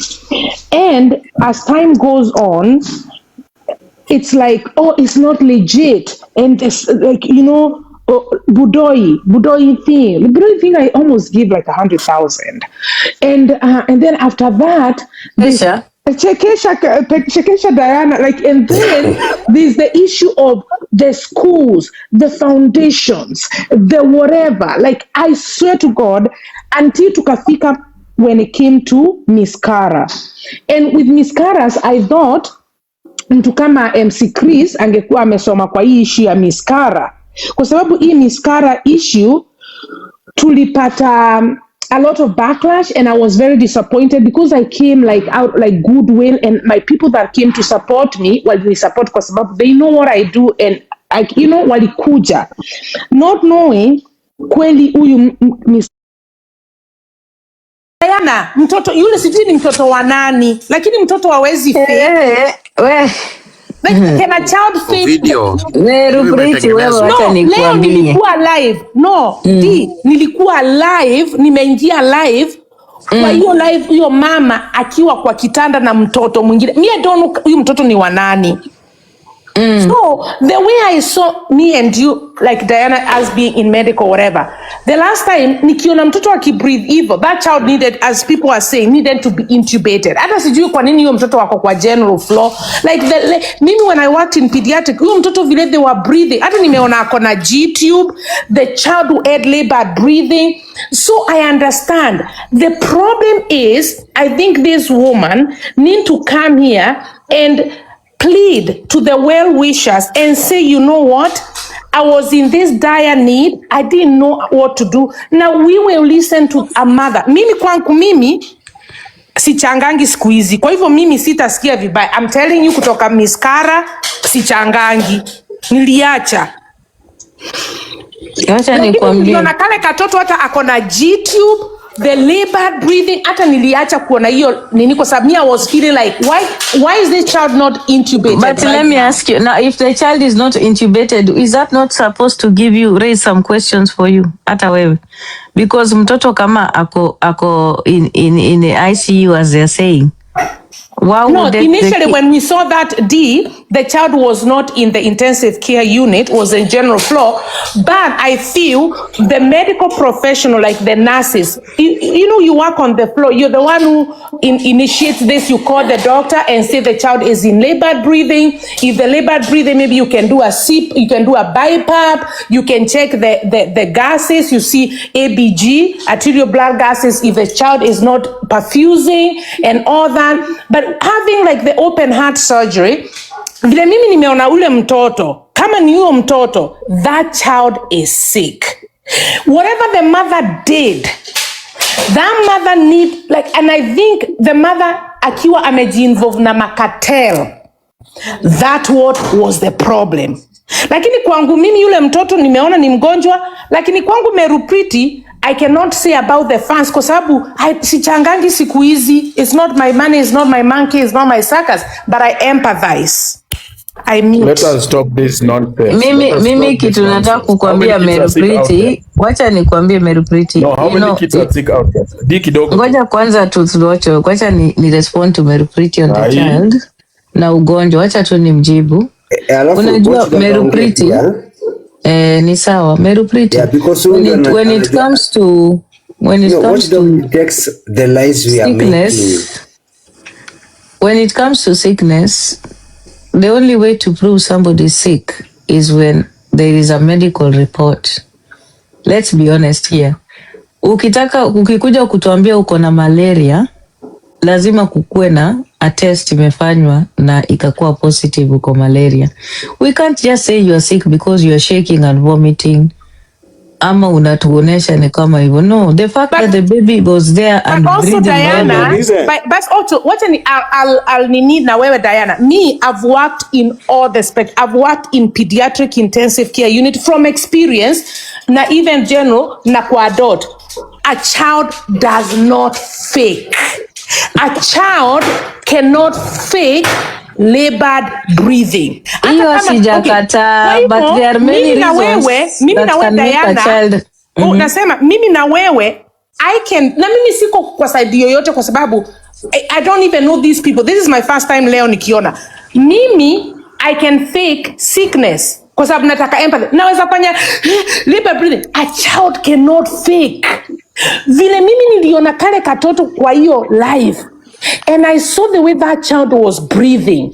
I swear I couldn't watch it. Wacha nikwambie Merupriti, it's not about the child not faking. It's not about the child faking. It's about what the child is suffering from. It's not about because a child can have labored breathing because of fever. A child can have labored breathing because even a flu. It can be other things. You see, the thing is, it's not about the way the child was breathing. It's about why is the child in hospital. That is what we are talking about. And this is why people are now not separating these issues. Watu wanakuja kusema sasa, ati but mtoto ni mgonjwa. Ni mgonjwa, lakini ni mgonjwa gani? That's the question. What is it that is not being said? Where's the medical report? I think you guys, that's the thing. Let me tell you something. Where is the medical we report, need to guys? go. Look, we need to go. Wait, Ndota, you're in the wrong place. Tunastahili tuende au makatel. So ujue, because look at this, Diana. Mimi Rupiti, I might have a child. Mtu kwa village, this woman akona mtoto, and you know the situation in Kenya, medical bills. Kama tuko hapa na wewe, we know health insurance, Medicaid, whatever we cover for all this stuff. We are in Kenya. So then this child, my child, me as Merupriti, need a lot of money. She has a cardiac anomaly. Kwa hivyo sasa, the cartels come in. It is not about huyu mama. It is about the cartels that came. Alafu, maybe mimi naona vizuri sana, I might be wrong. Mi naona kama watu ndio walimwambia aposti picha ndio pesa itoke. Na mbona hajasema? Sasa unajua, let me tell you something. Also Diana, okay. Let's cut her some slack. Not all, let me see kila, lakini tumcut some slack kidogo tu tuoneaje. This is a woman, a mother that the child is in dire need, survival mode. Your child is literally losing their life. Also, yes, you should be honest when you're relying on well-wishers. But the pressure, cartel are the problem. We need to get rid of. Kwa sababu mimi, I thought, huyu MC Chris na siya tenamuita cartel. Wakati wa miskara. Meruprichi, sasa, you have to pick a stand. No, yeah, you have to we need to call these people out. Because you are saying cartel. Let me say something. Allegedly. Uwezi sema ati makatels wanapush mtu, alafu tena unasema ati uwezi sema makatels. Allegedly, let me say allegedly. Let me use the word allegedly. Sindio? Allegedly the makatel. Meru Prince, I have a lawyer. Just say what you need to say. I have a lawyer. Okay, no, like for real, naangalia side yetu sote. Hakuna side. Hakuna side. Mimi sichanganyi siku hizi. Iko hivi. Kama mlikuwa kwa hiyo live. Kidogo tu. Kama mlikuwa kwa hiyo live. No, me I don't changa, but I'm just thinking. Mimi siku hizi kutoka miskara niliacha kuchanga. Ate huyu MP ni mkora aje. Kidogo tu Meruprichi. Kama mlikuwa kwa hiyo live, thanks. Kama mlikuwa kwa hiyo live, kuna time hata walikuwa wanajifanya tini kama wanaongea wote. The same time, MC Chris, sorry to say, venye tulikuwa tunajionea na tunajisikililia. I think kuna mtu hajapewa kati yake. Na ni kama akakam like, nenda kuko-expose. Juu alishinda minsi sana, anataka M-Pesa statement, sijui za mama Mwiti. Yeye. Naanguka tapuru live inaanguka tap live inaanguka guys. Wana wa live ana hang. Mtapuru tap. Alikuwa na insist anataka nini M-Pesa statement, na alikuwa ana insist anasema anataka kujua hiyo pesa ilitumika aje, nilienda kwa nani. Kwa nini ana insist kuna penye hiyo pesa ilienda kwa nani? It's like maybe he was on the list na maybe kuna watu wajalipwa pale. Thank you. Course, now kitu nilikuwa nataka kuambia Meruprichi ni kwamba there is no way we can say that the mother alikuwa pressured ndio akaenda akakuleta picha yenye sio ya mtoto wake. I believe that as a mother that really cares for your child, at no point would you be at a place where you can use another sick child's picture ili upate pesa. I'm telling you, mwanamke yote mwenye anajua uchungu wa kukua na mtoto mgonjwa haezi akatumia picha ya mwanamke mwenzake, mtoto wa mwanamke mwenzake ili ajinufaishe, unless huyu mwanamke pia ni mwizi. Na kwanza a good package. Ndio nilikuwa nataka kuambia, like there is no excuse for that kind of behavior. No excuse, none whatsoever. We cannot say ati we cut her some slack ati because alikuwa pengine pressured. No. If you really care about your child, you would really want the best for your child. That's what usually mothers do. A mother's instinct is to make sure your child is safe, your child is okay. Putting your child in such jeopardy, knowing that these people are dangerous and these people are doing things in the background, that is not the mother's instinct. That is the greed. That is greed. You're motivated by greed. And that means you don't really care about your welfare of your child. Hiyo ndio ukweli tunafaa kusema hapa. When a mother chooses to use the sickness of a child to benefit herself, we should pay attention to such behaviors, because there are mothers that do that. Mothers actually are capable of using their children to make money, and that's what's happening here. Unaona, na mimi watu wengi hawataki kukola spade a spade. I will say it. MC Chris is a cartel, but he's not working alone. He's working with a group of cartels, and they are all here on TikTok. They are people who are influential. Cartel mwenye anafanya na MC Chris ni wa kwanza ni Mwiti, wa pili ni Peter Kioi, wa tatu ni Malisafi, wa nne ni Githaiga, watano ni au vijana wenye nani huyu anaitwaje, au sijui mbaya sijui mbanya au. So what usually happens is that they usually, especially kwa wagonjwa, mbona mjai amfikiriangi eti hizi nini stories za wagonjwa zinarudingi zinakuanga na drama, because these people they end up not agreeing with each other. Awasikizanangi kwa sababu ya pesa. Kwa sababu ya pesa. Ni kwa sababu ya pesa, wanaenda wanagongana huko kwa sababu kwani jana tukiwa kwa live yangu pesa ngapi ilitoka? Ati hii kutoka mingi. Ati kwa nini sisi mimi kwa live yangu nilitoa pesa hii? Unaona? So that's what usually happens. Unaona? When you wanasema Mwiti, no, let me explain how Mwiti is part of the cartel. Mwiti, because he's a loudmouth, Mwiti must always be part of these cartels, let me tell you. And if he's ever left out, you will see him coming to protest any day, anytime. That's true. And after he protests, you will see him disappear. Diana, you've said something important, which Diana, I na would like to echo. Priscilla wa Imani. Priscilla, yes, Priscilla ako ndani kabisa. Yeah, they are a team. So Priscilla ndio anafanya kazi ya kurecruit wagonjwa, kutafuta wagonjwa kwa ground kama mjui. Yeye ndio mwanamke mwenye huwa anatumwa kwenda kukaa na mwanamke wenzake. Enda uangalie, kwa sababu wewe ndio mama, enda ufike pale uangalie ule mwanamke na mtoto wake akoaje, hali yake ikoaje, utuambie, update us. Anaenda pale na hiyo. Alafu Diana, hao watu unajua wanatoka tu Central. Unaona, watu wanatoka tu Central. At the end of the There's day, nothing to do with Central. Wacha ukabila wewe. Usilete hiyo ujinga hapa. Don't bring about Central shit. Yeah, no, but don't talk about Central.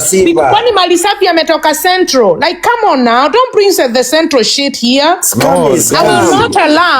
I will not gonna allow, like, wewe useme Central. Like, no, leave our people alone. I'm not saying all of Central. Please get me right. What I'm saying is this. We are not getting right. Watu wanachagua watu wao. Usiingilie watu wangu hapo, nitakuwa nini? Wachana na watu wa mlima. We Simba unaharibu bwana. Leave our people alone. Bro, let us call this thing as let us call a spade a spade. If we want to tackle a problem, let us deal with the problem the way it is. Let us address the situation. Take the microphone. Kwa mambo na ukabila tulikuwa ni mkora. Hata sijamaliza mkaamua kuninyang'anya mic. Mmekuwa ama nyinyi pia ni wakora? Mtaki conversation ikuwe. Diana, endelea.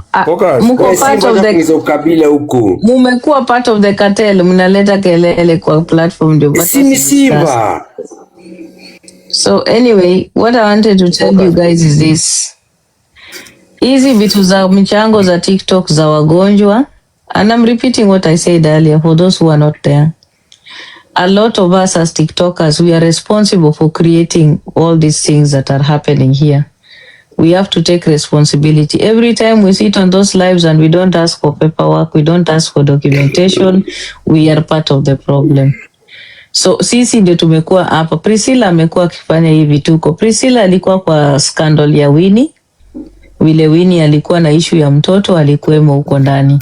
Sai amerudi ameingia kwa hii scandal ya huyu mwanamke tena. We never ask the right questions before mchango. So wacha sasa we suffer the consequences. Mimi what I know, anything to do with mgonjwa kwa TikTok, nilijikata mikono, sitaki. I'm not getting involved because of how complicated things get with all these issues. But the truth is MC Chris na hiyo group yake wote, they are fraudsters.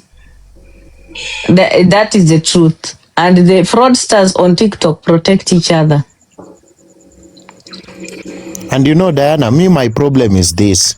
They handpick those wenye wanasaidia. Then they take a cut from them. Just imagine that. Just imagine that. Imagine even the doctors taking people, and you know this is sad. Imagine somebody is taking advantage of somebody's sickness. How sick can you be? You know, that sickness ndio unaongelea na mochari tulipelekwa. Sasa hiyo ndio inakushtua. Yeah. Alafu wewe nani Simba nini Budoi was not from Central or Miss Kara that I helped raise 1 million. She was a Kenyan. Let's not bring the geographical.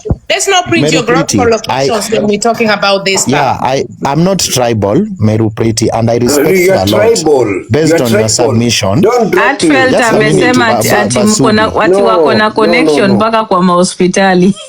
Don't drop me. No, Basubi, get me very right. It's true. What I'm saying is this. Can you guys have some decorum? Muongee vizuri. Let Simba apologize on what he has said. Let me say this, Oyamo. I want you guys to get my point. Get my point. Let me apologize. Let me apologize. Yeah, let me apologize if that statement has rubbed you guys the wrong way. It has not rubbed us. You are tribal. Apologize. Say you will not be tribal again. Basubi, let me apologize. Okay, let me apologize and withdraw that statement. You will not be tribal again. No, but okay, Basubi, how are you? Basubi, the apology. Wacha nikwambie, Basubi, apology should not be wewe. Si wewe ndio unafaa kumwambia vile anafanya. Wewe mwache aseme vile. Unajua unataka aseme vile unataka. That's not how to say. Nataka wache ukabila. Aseme vile nataka bila ukabila. Let me make my submission. What is happening? What I was trying to say was can we stop with this side show for being tribal? What I was trying to say was this. What I was trying to say is this. They were handpicking people from a certain region. So if maybe that rubbed you the wrong way, I'm sorry, because like I'm looking at Kaluma Boy, I'm looking at Benja, I'm looking at Mama Gift. So I'm not being tribal. I'm just trying to look at, for me, I'm looking at the circumstance of the case. Yes. We are interrogating this case. So we are... Goals comes. So what is happening is this: the players are known. So many comment ya nani. Let me give you. Don't drop me. Must ignore comment ya Nyaragoro. And any comment section musome comment ya Nyaragoro. Nyaragoro kuna ukabila. Ukora ni ukora, kuna ukabila. Stop about fucking tribe. You know what? When we come to this, like when we're talking about tribe, it's becoming very uncomfortable. Let's talk about Kenya in general. Let's talk about Kenya in general. Okay. Let's not divert from our. Can I steal the mic for 1 second? Just 1 second. Just 1 second. Let me steal the mic. By the way, let's be honest with each other here. If there's something I've noticed on TikTok, and please pardon me if I'm wrong, because sometimes I'd like to bring conversations that make people uncomfortable. Always when the issue of tribalism is raised, people get very emotive. Is there an opportunity for us to talk about tribalism without getting emotive? Because that's also another problem. Because if you're gonna be Nani, Basubi, please wait. Basubi, wait. If we want to talk about tribalism and you want to say someone is tribal, you can as well be at a place where you explain how tribal they are, and then you put it out there. You can't, like, let's be people who can be talk about difficult conversations without getting emotional about it. Because most of the time when these tribal conversations come on TikTok, I've seen people coming out to say, oh, we are all Kenyans. Guys, you know very well, yes, we are Kenyans by birth, and that is the law. But we also have tribalism in Kenya. Let us not pretend. It is there. And then now the question perhaps is for Simba to explain to us why he is saying there is this section that is happening like that. Then now those people who are not agreeing with Simba would then challenge him based on facts. But we should not be at a place where tukisikia kitu yenye iko related to tribalism, we now jump the gun. Now that is how we cover conversations, and then we don't get to educate each other. Like, if you're gonna call me tribal, make sure you can back it up. If I'm gonna call you out for saying something that is tribal, then I can call you out properly. You and I, let's drop this topic about tribal boundaries, because I would like me and you to have this candid conversation when it comes, because I've had you like have conversations around tribe that I wasn't comfortable with, and I strongly disagreed, and maybe you can say the same. On this topic right now, let's not gear it towards, let's just focus on this lady and not about tribal basis. If you ever opened a live and you wanted this conversation, I will come with receipts, and you can come with receipts of what I've said, and we can have these discussions without feelings, because we are all prejudiced about our heritage, unless it's, it's maladaptive, it's something that is hateful. I love my heritage as a Meru. You love your heritage as a Luo. Let's not base these conversations based on our geographical places where we come from, and just gear it as this woman, as a Kenyan, as a human being. Maybe the people around us scammed us or whatever and made this, and not gear it towards a certain, set of people. I beg. Thank you. Okay, Diana, if today I scam you like $5,000, does it matter whether I come from the mountain? Does it matter? Why? Why would that be a matter? I thought my money is the issue. Yes, so scam and the is fact that you scammed me. Yeah. Yes, scam is scam. Then we are talking about online scammers. I'm a contributor online, so if I have an issue with people who scam people online for contributions, then tuache kuleta hii mambo ya sijui ni mlima, alikuwa mlima, victim was mlima, patient was mlima. It is not neither here or there. I contributed where money was not accounted for. It does not matter where I come from, because if I'm from Lima, the kid was not from Lima. Okay, if the kid was, it is not why I contributed. Situaje tu kwenda huku kule tu. I think wewe ndio unaenda huko. I believe that Simba had already explained himself. Yeah, and but even what actually, I was saying, I was saying was this. He had said what he needed to say. These people were being specifically picked from a particular region to push a certain narrative. That is what scammers do. Look, I'm a scammer. So it wasn't tribal, and it can never be tribal, because let's give the mic to Truth Watchdog. Okay. Wow, thank you. I did not have my fan CV. Now, there is this bad behavior we all need to call out. I don't know why we are covering this. And this is coming from Meru Pretty. There is no way I will be okay you posting my sick child for the sake of your sick child, and that is okay. That can never be okay. You are a mother. The pain I am going through as a mother, it is the same you're passing through, and you want people to help you using my child.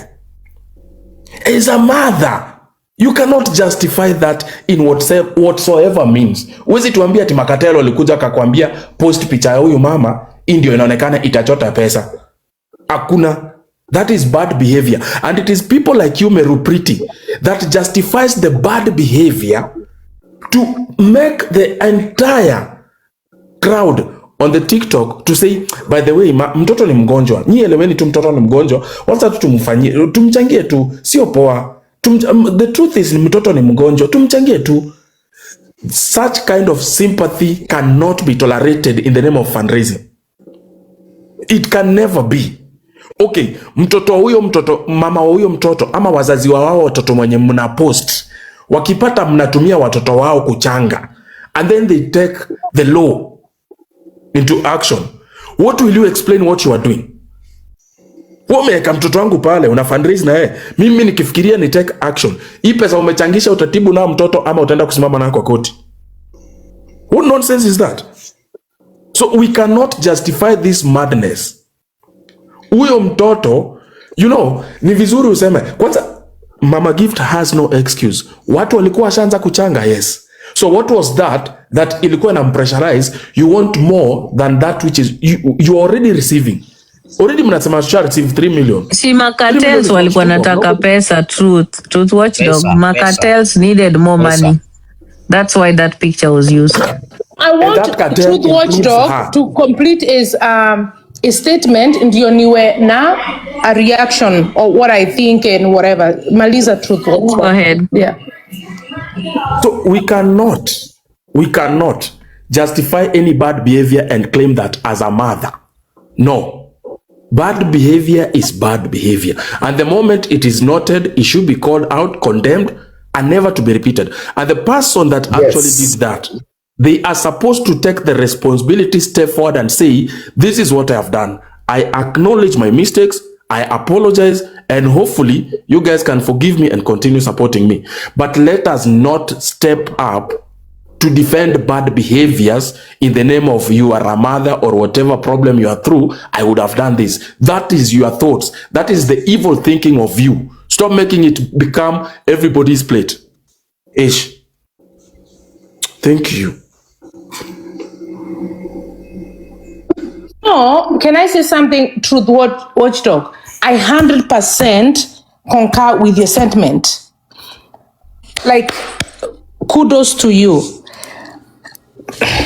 Sijui kama there's anyone on this like 1.1 people. Kuna wengine they will not even understand me. I'm raw as it gets. Mimi ni millennium. And I understand those moments in the village. Nyinyi kama you're not like me, and I'm telling you, I'm very honest about my upbringing, my candid whatever. In those moments when the Wazungus were coming to the YMCA and people in the village and our parents would ask us to write these letters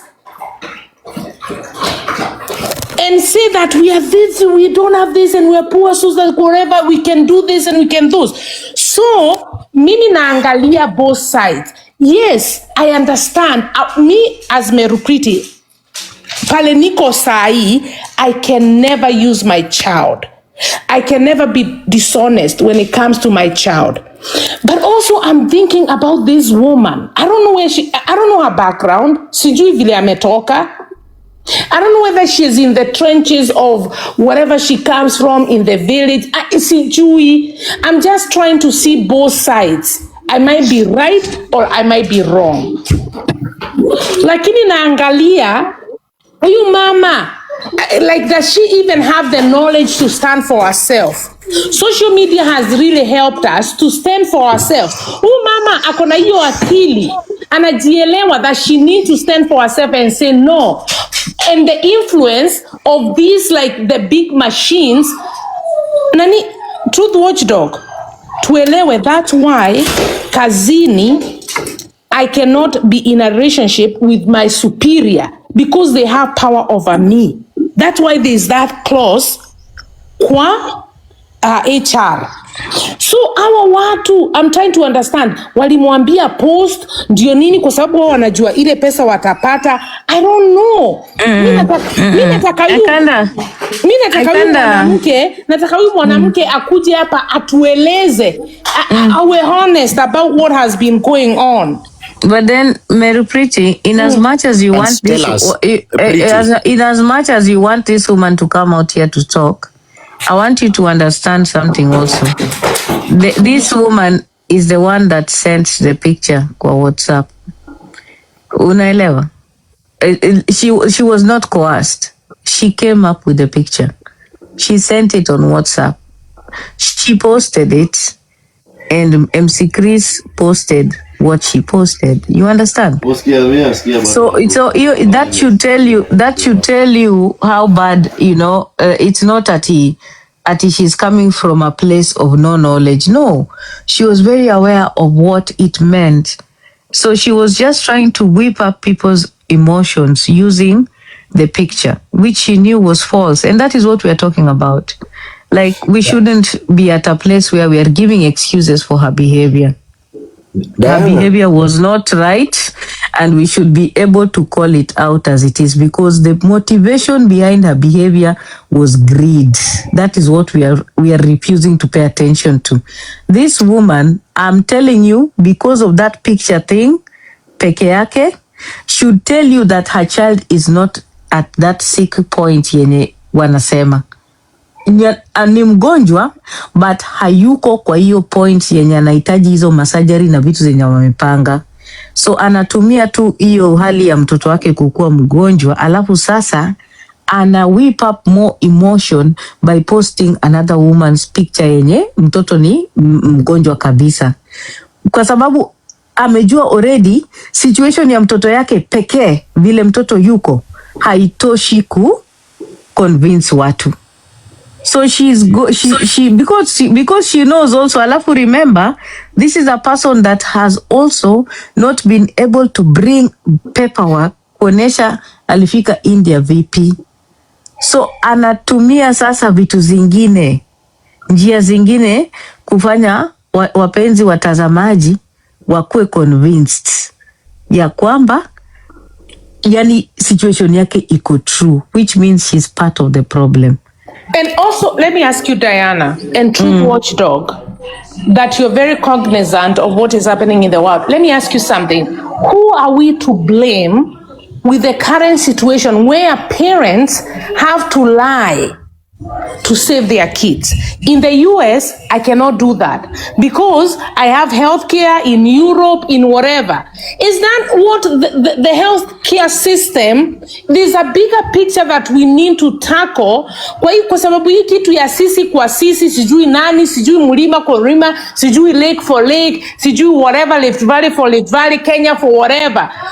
Like, don't you think the bigger picture is what is happening in our government? Because for me as Meru Priti, where I have, with the opportunities I have, if my kid had all these conditions, I know they will be taken care of.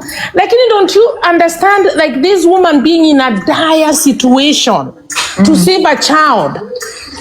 Like she has to do whatever she has to do. Wacha nijibu Meru Priti kidogo. Don't you think we need to blame the situation and go after this, government that is letting our kids and our families not have stellar healthcare system? Okay, Aki, somebody has noise in the background. Who is it? I know that you're talking about the government and the systems. We all know that the systems in Kenya, especially the healthcare system in Kenya, is broken. Yes, the government has a hand in what is currently happening here. But let's be honest, governments are made by people. Governments are voted for by the people. So the type of people we have are the ones that will be choosing the governments that we have. So we really need to be honest with ourselves that if we have voters that are thieves and liars, they are going to be electing thieves and liars. That is what usually happens, because a liar will align with a fellow liar, and a fraud will align with another fraud. That's what happens. So before we tackle the system, we have to tackle the people that create the system. Systems don't create themselves. Systems are made by the people. That is why we need to talk about the behavior of this lady plus the cartels. So currently, the person I blame is the Kenyans, number one. We start the blame from Kenyans because Kenyans do not ask the right questions. The right questions that should have been asked in this situation is, you're saying your child is going to India. Where's the paperwork? Where's the documentation for the referrals? Can we verify these things? Then the next thing, you're saying your child is sick. Can we get the documents? What is your child's name? Those are the things that we needed to ask. So the fact that Kenyans don't ask the right questions when these things come up, Kenyans create all this chaos. So we are kind of responsible for all this chaos. It starts with us. It starts with us. When you don't ask the right questions, when there's a fundraiser, you create all these problems. And then now a problem grows. It becomes so big that you can no longer take care of it. And especially here on TikTok, we have had a history of the same group of people coming up with fundraisers, and the same cycle repeats itself again and again. It's like we never learn. So before we reach the government systems, we have to check ourselves as individuals, because we create the systems. And you know what, Diana, and I'll give the mic to another person. I don't care what nyinyi mtasema. The entire country, me, I'm a product of the village. From yani mashinani. So I understand the village mentality. What that parent in the village want to do for their child. And I've been so blessed to be where I am, so successful in my life that I can help other people. Kwa hivyo when I speak this stuff, I'm not trying to ni support Makatel. Even me niliuliza MC Chris after huyu Niskara, you should have fucking learned your lesson. You should have seen after maneno ya huyu mtoto wa Winnie alikufa, we should have learned our lesson. But part of me growing up in the village, seeing what those parents in the village does to get their kids to be where they are. Part of me have that empathy. Stop lying with the village. Stop. I'm not gonna lie. What nikwambie? That is a lie. Most of us have come from that let me tell you something, Truth Watchdog. You saying the village. No, I'm not gonna lie because that's me. What nikwambie? You carry your own personal cross. You have decided to take advantage of the people who are willing to help you. Wait, what nikwambie? You're lying. The village. What village are you telling us? What village? The village in Meru. Then get serious with your village, because you cannot tell everyone village. Get village in the village. Wacha nikwambie, I'm telling you, huyu mwanamke, let me tell you something. Huyu mwanamke lied to have a fucking child. Wewe Truth Watchdog umedanganya, umenitisha. I've given you money. Nimekupatia pesa ndio usaidie familia yako. Shut the fuck up. No, I cannot shut the fuck up. You're now getting gross. Shut the fuck up with your big English. Nimekusaidia pia wewe to raise your kids. Gross. Very pretty. I want to ask you a professional question. Raise whose kids? Thank you, boy. You raised my kids? Very pretty. Pesa nilikupatia silikusaidia. Ile pesa nilikupatia silikusaidia.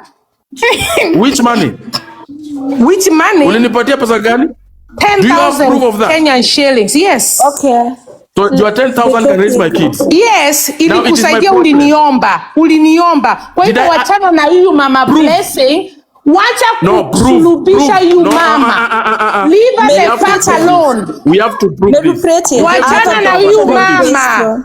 Wachana na huyu mama bwana. You cannot be I think let me tell you guys are actually digressing. You are spoiling a good conversation. Wachana na huyu mama Blessing. Wewe ukikuwa na mtoto mdogo ungekuwa unafanya nini? No, stop being lame. Wacha nikwambie, ungekuwa wewe mama Blessing ungefanya nini? Ni vile utakuwa na mtoto mgonjwa. Imagine you guys. I want to ask you, Mary Pretty. Okay. Ask your question. Wachana na huyu mama. Wacha kila mtu akuwe na opinion yake. Nipatie kila mtu akuwe na opinion yake. Okay, ask your question. Wacha tu guys, let us first of all, let's have some decorum. Wachana na mama Blessing. Kwa sababu wacha nikwambie wewe Truth Watchdog. Meru Pretty ya MC Chris. Meru Pretty, ngoja kwanza tusikie huyu. Sauti yake ni ndogo sana. I got a question. Mpini mjinga. Wewe Truth Watchdog, wewe uko na chuki na MC Chris. I know that. Aya, uliza question yako Bayo na she. Okay, Mary Pretty. So I have a question. You said you are a medic. You've worked as a nurse or something. Now, I want to ask you a question about prognosis of the case of Mama Gift's case. Okay, children with that condition, you normally know the prognosis. Like, I think was going to India necessary? Because I think Kenyatta would have been able to tell them actually the prognosis that, okay, at this point, these children normally they behave because it's often that the brain didn't develop to some extent that can sustain a normal growth, a normal child trajectory from childhood to adulthood. So the prognosis is sometimes you cannot do anything about it. So that's my question now. My question number one. Vio, before my learned friend gives you a response. Okay. No, Mtarata has no. Ngoja Meropriti. Meropriti has no jurisdiction to discuss any patient. Usitake kumweka kwa box, mwanze kumtroll hapa kesho. No, I'm not talking about She doesn't have a professional license with TikTok jurisdiction. You are talking about mtoto gift. And you want her to discuss the child. No, I'm asking about the Go use your fellow professional when I'm here. There is not TikTok jurisdiction license. Stop that. Go use your Google and Wi-Fi. You don't know what we are talking about. I think we are being hard. I think we are being listen. Goja Basubi just wait. Basubi wait. Why you bring this people on a very serious platform? Go use your Wi-Fi and Google at some These people are guys. This case. Can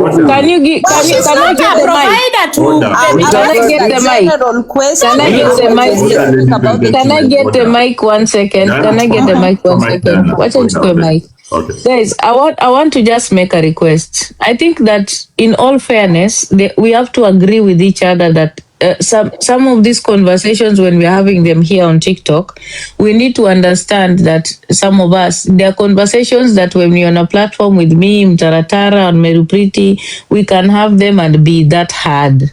Let us be at a place where we can now, lower ourselves to a place where we can now speak a language that all of us, we are at a place of equality kidogo tafadhali. Let us do that, because I think sometimes when we are being hard on people who are on a platform, it then now kind of makes people feel left out. This conversation needs to be at a place where we also can pay attention to what she's trying to say. I kind of get what she's trying to say. I think she's trying to tell us that if a child has perhaps cerebral palsy, and this person has been in Kenya, the child has been going to the hospitals in Kenya, and they've been seeing doctors, for some time, then they must have been at a place where the doctors have told them that this child ni hivi na hivi na hivi, vile tunaona. I think that is what you're trying to ask, Vayu, or am I wrong? Okay, that's what when we are talking about prognosis, that's what I'm because now in simple terms, and now I'm going to a general perspective. I don't want to talk about to single out the kid, because they're saying that I'm not supposed to touch on the kid. Now, at what point did someone decided that this specific case we are taking to India? And okay, let me not talk about it. Okay, now to Truth Watchdog and Diana Ross. What I've come to realize, okay, today I was on TikTok for 5 hours watching what was going on, and I actually came to realize that it's like there is a system of cartels who actually go looking for cases, and in this case, Chris could be a victim of cartels. What do you mean a victim? How can a cartel be a victim of cartel is not a victim of What do you mean? No. What do you mean? Do you know the reason why? Do you know why? Mimi, I'm going to justify why I'm saying Chris is a cartel, and I'm going to tell you. Because when you call somebody a cartel, you have to justify. In my opinion, this is my opinion, Chris is a cartel because if a case is brought to him, he has the responsibility of making sure at least he knows the name of the patient. That's number one. The fact that he doesn't know the name of a patient is problematic. Number two, he must be in a position where he has paperwork to tell the condition ya mtoto. Huwezi ukasema una fundraise kwa mtoto kwa sababu umeona mtoto amelala kwa kitanda na mama. No, that's not enough. What is enough is documentation. When you're fundraising, you are supposed to do the due diligence. That is your responsibility. When, as a fundraiser, you choose not to do due diligence, you are part of the problem. So he is the cartel. Let me ask you, Diana Rose, when you talk about cartels, you as a person who has this moral obligation to stay away from cartel, umesema MC Chris is a cartel. Would you be around a cartel like MC Chris? What do you mean? Saying someone is a cartel no, does not I'm mean... just saying, me, if I say somebody so if you're is this... cartel, it does not mean I can... We sit around even Kasongo. Let me tell you something, Diana Rose. I think you have double standards, and when you speak, you have double speak. I don't have double standards. When it came... No, let me finish. When it came to the issue of yule msichana alishika mti sijui akahag muti, ulikuwa kwa MC Chris ukimsifu, and that time he was not a cartel. You've called MC Chris a rapist. Let me finish. You've called MC Chris a rapist. You've called MC Chris as this like this individual that you should even be around. Wakati ilikuwa ile wakati wa yule sijui Fardosa alikuwa naitwa nani yule mama alihagmuti, ulikuwa pale. Hata we Diana Rose, sometimes you maliza ni kujibu. Unaendanga kwa hizi platform for clout. Wacha ni kujibu. Mary Pretty. Wewe sometimes unataka maliza ni kujibu. Wacha tu ni kujibu. Mary Pretty, mimi I don't need clout. I'm already a movement by myself. Wewe ulienda kwa MC Chris wakati nikwambie nilienda at Fardosa ni nani? Who is Fardosa? Sijui alikuwa anaitwa nani? I don't know who Fardosa is. Now let me tell you the reason why. Wacha nyamaza kwanza tu watchdog ni mjibu. Na nataka kujibu vitu zote amesema. Number one, you said I called MC Chris a rapist. Wewe na Nis is not a nijibu. No, nasema si wache tu nimalize jamani. Nasema Sabrina is your supporter, is not personal attack. Now can I finish? Can I say? Now I don't need your permission to go to anybody's platform on TikTok, do I? I don't need anybody's permission on TikTok to go to anybody's platform. I can go to any platform that welcomes me on TikTok. I don't need anybody's permission. The reason why I went to the platform where Trufena was speaking is because I aligned with her message on mental health. That is why I went there. And I was very specific when I talked to her about mental health, because that is something I talk about all the time. And that is why I went there. And I do not need anybody's permission to do so. And that is not clout. I was there because I went there to align and say thank you for her talking about mental wellness and mental illness, because it's an important conversation in Kenya today. So I would never miss out on that opportunity. And also I don't need clout on TikTok. Me, I have my own things that I deal with and I talk about. If I need to open my live and talk about anything, I can do so. I have my platform that is functional. Absolutely. And works. So let me and I also have, let me finish. And I also have a voice on TikTok that does not need anybody to support it. My voice is a voice on its own. I don't need endorsement from anybody. I've always stood on my own. I don't need anybody. So what clout do I need from TikTok? Let me ask you something, Dee. So as a feminist and a woman champion, with a person that you really brought here that has defied women, has been whatever, you as a feminist, you can stand, mimi mtu ambaye nimeaccuse, alivunja sijui vitu za quiver, najisi mwanamke, I'll not stand kwa platform yake. No, this is now is getting to personal anyway, issues, huh? I'm saying no. Let me tell you, Diana, I love This is you, not a feminist platform. fact is, let me tell you, guys, listen, let me tell you, let me respond. No, just tell me very pretty. Usishuke weka tu hapa, usishuke. Let me divert her attention by asking number 4. Let me respond. Guys, give me the mic for 1 second. I respond to Meru. Huyu madam tuliambiwa na nyonga hapa na Collins. I came in her defense. Video za MC Chris zimeleak huku, tunaona mamboro kila mahali. I came in his defense. How can this same lady mwenye anaambiwa na nyonga na tuvijana hapa have the audacity to tell me she gave me 10,000 to feed my children? So I am not supposed to say anything when it is evil. Did I ask for your 10,000? No, let me tell you something. Let me tell you something, guys.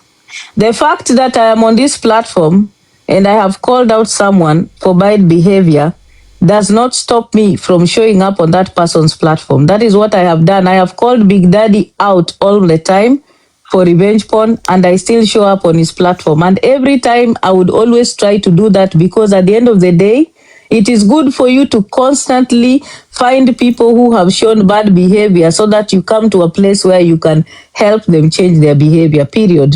That is what feminism is all about. It does not mean you alienate. You put people at a place where they understand their bad behavior. You cannot alienate. It's not feminism does not have anything to do with alienation. It is about what you can do using platforms where patriarchy has been rife so that you can help create that awareness. That is what usually happens. But for people who perhaps don't understand how it works, they can call it double standards. No, you need to educate yourself first, okay? Can I talk? I'm gonna make. Why do you like say, can you talk and someone is talking? You cannot wait for someone to finish before you say talk. Yo, I don't know you, you don't know me. Okay? Yeah, that's why you should respect the platform. Kwenda huko. You don't know me, I don't know you. People are talking, so you come and respect when someone is talking. Allah, I don't know you. Yo, I don't know you. You don't know me. Mtu akiongea unaacha mtu anaongea, then unajibu. Come on. Ati yo, I don't know you, I don't know me. If you don't know someone, si unangoja mtu akiongea alafu unajibu. This discussion was just about the issue today. It was not about Diana Ross. So don't personalize it or make it about Diana Ross. Okay, Don, mbona tusikubaliane tulikuja hapa kwa nini? We were talking about how funds are raised. We cannot justify no, what no, that just lady wait a minute. Did, whatever some circumstances. Oyamo, please. Don, we were here to discuss how we have issues with how we raise funds and how they are spent. Sasa watu kwanza mambo ya feminism. You know, I'm a man, I have an issue with women. Niko na issues with women. I have an issue with how women attacked me. They tried to kill me. They are all documented, CCTV. Turudi kule tulikuwa. Don't... Why Mary Pretty? Wacha kuingiza mambo ya feminism because we've got shit on you women. Yeah? Mkiwacho mnataka kutuua. Let's talk about this money we raise. Because at some point we'll stop raising that money. You know, I have people who have needs near me. Nitakuwa naenda tu. Yeah, wacha niwasaidie one on one. Tuongee. And Watchdog knows this. Watchdog alinisaidia. Hii mambo wewe Mary Pretty wewe. Hii mambo unaongea kuhusu women. Watchdog helped me have my ex-wife arrested for wanting to kill me. Yeah, don't bring this thing. After me not getting dead, I'm getting some money na sipeleki kwa kanisa. Fungu la 10 mimi nitapatia wale watu naamini. So I will give to people who need. Na kama niko na issue na how hii pesa napatia na inatumiwaje, we will talk about it. Wacha kuleta mambo yako na Diana. Unajua mimi sitaki kuwa mimi najua nini. Personal sitaki kuwa personal. People we can all get personal. tulia. Huyu analeta vitu zenyu zingine tu. Kama mlidinyiana, hiyo ni shauri yenyu. Sisi tuko hapa kwa sababu ya the money we raise. Fungu ya 10 yangu. Naweza maliza point yangu ya mwisho ndio ni drop. Na sasa sijamaliza yangu. Sasa nimalize yangu. Mimi niko space ya hiyo ni pesa kidogo, mnaweza dhania niko Kenya. Kuna fungu ya 10 yangu, I don't want to take it to any fucking church. I want to help my folks. Na sasa nataka kujua inatumiwa vipi, because kuna vile inaonekana kuna kakatel ya mtu anahitaji pesa, anajulikana na influencer, and then baadaye wanakosana. Okay, wanashindwa kusplit. Tukuje tu hapo, hiyo ndio imetuleta hapa. Hii issue yako sijui Merupriti na Diana, hiyo ni yenyu. Hata mimi niko na issues not, hiyo ni yenyu. Ile tuleta hapa ni what we contribute, how is it spent. Na Merupriti usiguze hapo for feminism. Ati Diana is a feminist. Diana is a Kenyan, she's a human being. Pia mimi ni binadamu, pia mimi ni human being. Ukiingia hiyo anga utaanza kuleta vitu mingi na wachana na hiyo. Wachana na hiyo. Men kill women, women kill men. Tuachane na hiyo, tuongee kwa fans. Wanaume wanaua wanawake, ni watu wabaya sana. Wabaya sana. Na pia kuna wanawake wanaua wanaume. Pia hao ni wabaya. Na situkuja kwa pale tulikuwa tu ni hizi pesa tunachanga zinaenda wapi? Mkitaka explode kwa kitu kubwa, then we go there. We go there. Na mimi nitaanza kutumia mavideo mbaya. Kwanza wewe Merupriti wewe, wachana mambo ya feminism. Bad people are bad people. Cons are cons. Let's just focus. Watu wabaya ni watu wabaya. Kuna wale hata kumeza kusema ati sijui mlima. Hakuna mtu mbaya wa mlima na mtu mbaya wa lakeside. Mtu mbaya ni mbaya. Ukinyang'anya watu wewe ni mbaya. It has no gender. It is not tribal. Mimi nimetoa pesa yangu nitakupa. Aki situpatie huyu Vayo Mike Basubi please. Patia Vayo Mike tuende haraka. Patia asilete ukabila na agenda. Vayo ebu tuendelee na mada. Tuendelee na mada Vayo. Ukabila, but attention span yangu inakuanga kidogo. I'm a bit autistic. So, my last point ni in my own view. Nimeanalyze hiyo kesi yote na nimeona, mi naona hii journey ya India was intentional. Ni kama kuchanga pesa Kenya ilikuwa imefika mwisho. So another story yet to be formed.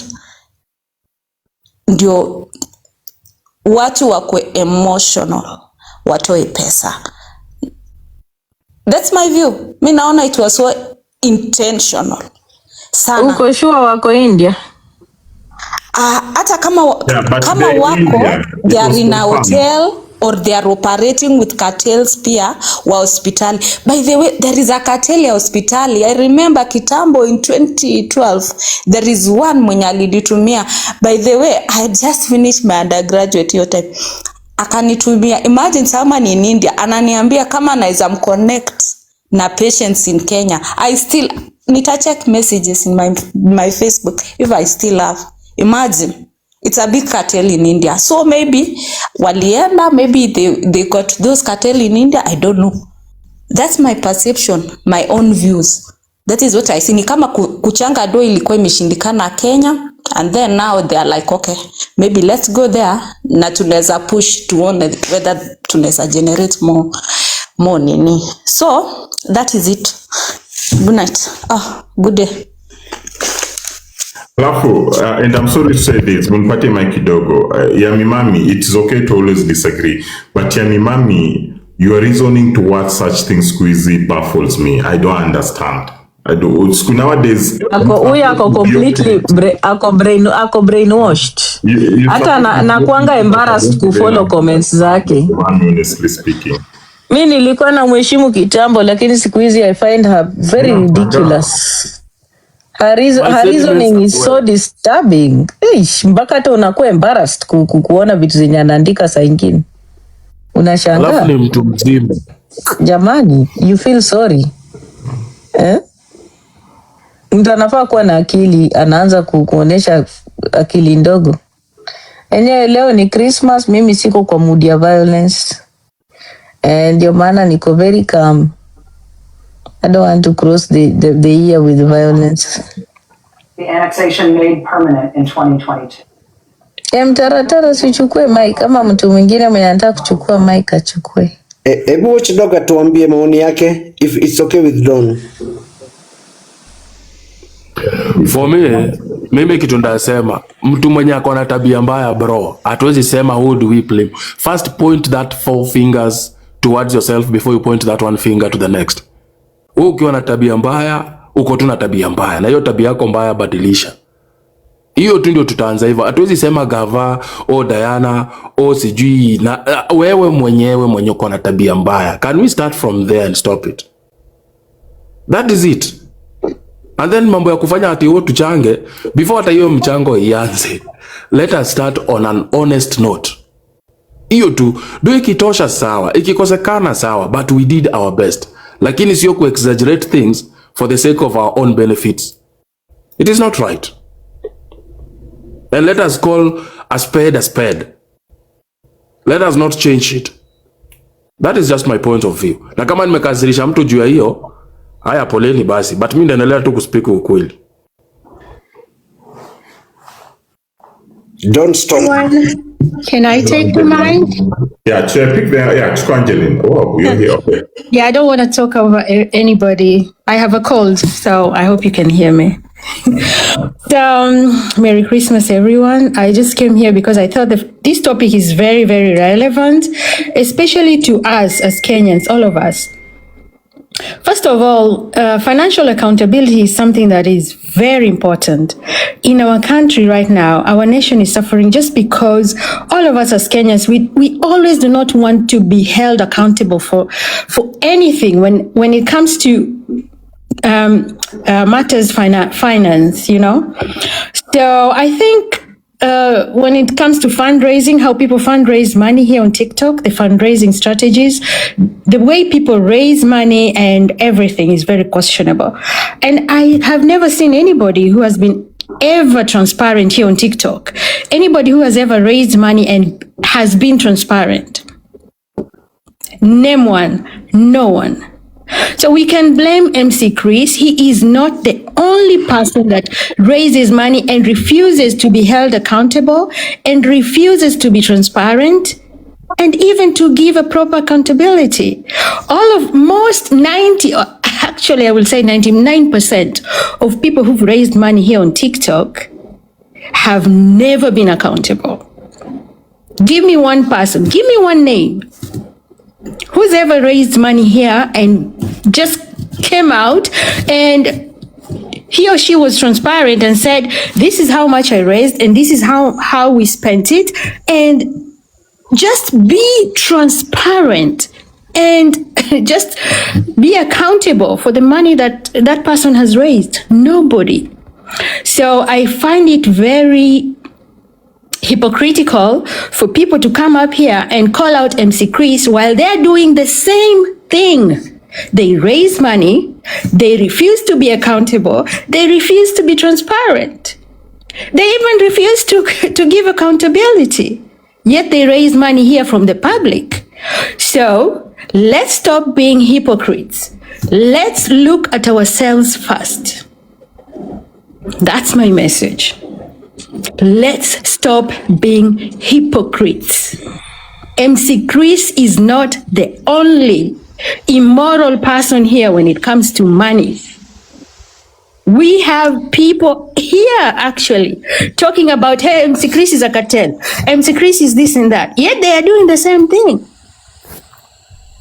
That's my message. Let me help her because the person she wants to talk about me, and I'll also respond to that. Names. She doesn't want to because she doesn't have the courage to. No, I need to let me say this.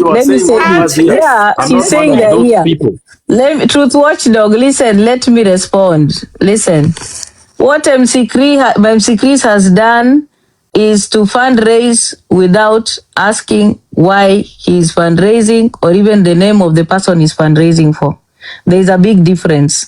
And when you talk about accountability, what are you talking about accountability? Are we talking about accountability in general? Because we have people here like Angeline who have also taken, things from women here and asked to pay, and she's never been accountable for it. What have I ever taken from women? Yes, there were stories here about you taking stories from women and asking them to pay. I employed each and every person. Yes, and there were issues. There were issues around you with accountability. We never saw. The issue was never about. I gave accountability. I paid. You did I not. have never. Yes, you did not. You did not. Diana, tell me whom did I not pay? You did not. You did not. So you see, so stop coming here to claim that people are hypocrites. Tell me whom did I not pay? Another problem. Usikuja hapa tunajaribu kusema Diana, you will never tarnish my name. I've said it. You did. Tell me who. Okay. You can't come here and say tell me Diana Rose who. So unaona, don't come here and claim that you are now the perfect person that wants to send moral standards for people here. Mike hautapatiwa judge. Utapewa Mike. Let me tell you, Don, these people wameenda kukaa mahali ati wanakujia Diana Rose.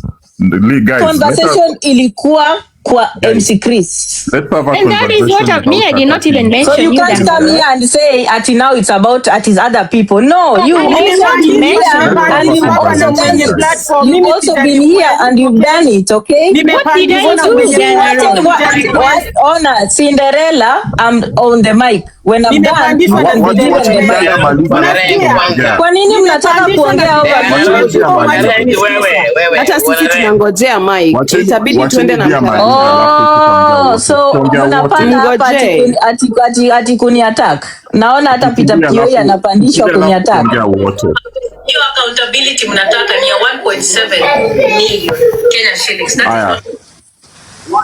Nitamaliza, wacha nikwambie Don, kama mtu ako na issue na Diana Rose aende afungue lavi yake leo, atuongelee Diana Rose. Uko na decorum, Diana ongee, alafu wengine watongea, everybody ati wamekujia Diana Rose maie. Nimesema Don. Alafu Don, ni vizuri tuelewe, it was not about Diana Rose. Unaelewa? Diana, wacha kunishukisha, mimi nimepandishwa na Don. Hapana, no.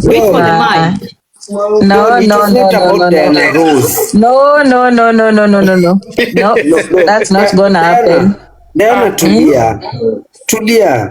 It was not about you. It was about how funds we raise, we can get accountability of their expenditure. It was not about one person. Mbona watu wanakuja ku-individualize hizi vitu? Seriously? Ikalishe huko kidogo, if you want to fight a person, no, don't. Nasema hivi, listen guys, listen. Tunasema hivi, Basubi, guys, give me the mic. You see, we can always disagree. It's okay to disagree. But disagreeing does not mean that we cannot have a conversation. Naelewa? Disagreeing does not mean that guys, wacha kushukisha watu kwa live. Nipatie dakika moja jamani, nipe dakika moja Don, naomba. Dakika moja tu. Sawa, tunaongelelea accountability. Sisi wote si accountability, not individual issues. No, lakini the Don, it's not fair. It's not fair kwa sababu hata kama mtu ako na haraka, we are waiting also for the mic. Yeah, ma'am, let me handle this, mwenye ananipigia acha kunipigia simu. Let me handle this, guys. Tafadhalini, this is my live, everybody has a right to have an opinion. Tafadhalini. Why? Guys. Don, that's not good. Why are you doing that? Everyone is being grown. That's not good. Let me handle it. That's not very good. Kidogo tunaisort. Okay. Aki Buddha, we are very basic about accountability, not individual issues. Not MC Chris, not Diana, not Kioi. It was accountability. Because we have options of stopping to contribute. Ngojea Kioi ngojea. Tumekuja saizi. Nataka tukuulize swali Basubi. Asiungojee bro. Bazu ngoja kidogo. Okay. Wacha waongee na wako na haraka Bazu, tutabaki hapa. Sasa wako na haraka na waelewi tunaongea nini. Wacha waongee kwanza guys. It's about accountability. Nimetoa Diana kama mjareta kidogo. No, musikuje tu. Mwenye ana Nicole Tamara acha kunicall acha block msichana huyu Gasia. Merry Christmas. Niko na haraka kidogo, so dakika moja. Hiyo accountability mnataka. Undi ana call out watu. Million Kenya shillings. That is what we collected.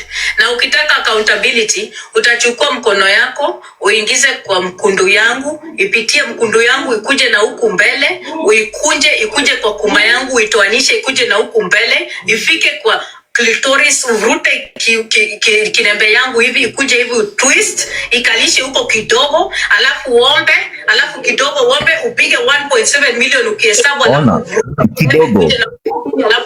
JB, let's do this. It is not JB nimemute. It is not about personal attack. Unaelewa? Wacha nishuke. Oh yeah. Mwizi wa macho. Wewe cho ulitoa accountability. Wewe ulisaidiwa mpaka na choo. Mamako hata ana choo, ukapewa choo. Mamako hana hata choo. Wewe ni mwizi. Hata mamako hana choo. Nimejengea mama yako choo. Nimejengea mama yako choo. Nimejengea mama yako choo. Dai kutuletea accountability. Mama yako nimemletea choo. Mamako nimejengea choo. Mamako anakunia kwa sababu yangu. Mamako nimemjengea mamako choo. Nimejengea mamako choo. Wapi naenda kazini ukalipe rent. Hapana. Don't do that. Focus bwana. Mujua sasa ya mimami. Mbona una drop Diana Rose ya mimami? Sir, imekuwa ni personal attack. Na ndio why are you dropping Diana Rose? Nimewatoa wote wawili. No, pana. I'm the one controlling my life. Just leave them. What are you guys doing? Hapana, lakini Don, yami haizi toa mmoja wache mmoja and they are fighting. Don, kusema ukweli. Don. Yes, watchdog. Don. Sitakuja kwa live yako tena. I will go and I will block you and because moderator wako haizi kuwa anani drop kwa live ili watu wenye wanataka kuniattack wakuje kuniattack. You removed him first of all as a moderator. You attacked. That's what you did. Because we were here having a conversation peacefully. Alafu watu wenye wanajua wamekuwa wakibenefit wamekuja sasa kukua cartels. Cartels wamekuja kujidefend. Allah. Excuse me, acha pia niongee Don. Don hatuwezi kaa hapa tukingoja nani mtu kama JB mwenye tulichangia choo sisi wenye tulichanga anakuja kutusi Diana Rose. Yeye kupeana accountability. Tusianze kukua personal hapa. Kila mtu ajipeana nini? Hapa tulikuwa mambo mengine tu kwa mambo ya Diana Rose ama JB. Watu wamekusanyika kuja kuattack Diana Rose. Hatuwezi kubali. Tufanye kitu imetuweka kwa platform. Anacheza clip yeye mwenyewe alisema hizi tupe accountability ya choo akasema sijui nini drop Diana Rose kwa live yangu tafadhali. Yes. Hapana. Diana don't go. Ya mimi never ever drop Diana Rose kwa live yangu. They don't. Yes, to watchdog. This is what happens. You know, some of these ladies when wanakuja hapa ni wale wa majuu. Na hawa ndio wana gift some of us here. Wewe tukome. Wewe tukome. To the watchdog. Tukome. You cannot talk over me, please. I respect you, respect me. Respect me, okay? I do not know who you are and I want to respect you not know. Ati mama wa majuu. Si hata wewe uende majuu. Wewe ni mama wa majuu. Kama wewe ni mama wa majuu, I'm sorry. Kama that affects you. Easy guys. Easy. Kendiali tulia please. Sipendi kufunuliwa mdomo mimi. Tafadhali. Attack me when I have attacked you. So, the thing is this. Some of our mama wajuu mnaona hapo wanatetea utu tu vijana. Wengine ni wenye wako inbox wananyonga na wao. They don't want us to address that. Wako hapo kwa sababu wanajua tule tu boys tu wao tukikasirika mambo inaenda segemnege, hawatapata hizo favors. So msikuja hapa kutuletea ujinga wenu mkifikiria sisi tunaweza. Some of us hatuwezi lamba mikundu zenyu. Excuse me. Some of us stand on our own. Tukose tupate. It's okay. We don't come here tapping the screens. So allow us to express ourselves. If you cannot stand that, please find another platform where you can express yourself alone. This kind of nonsense where when somebody has their own opinion, you think you have a say over that opinion. Na nyinyi ndio mko busy mnanyonga na watu vijana. Na mkiendelea kwa Telegram yangu tutajana sura zenyu. It's not only people who are outside the country. Sawa.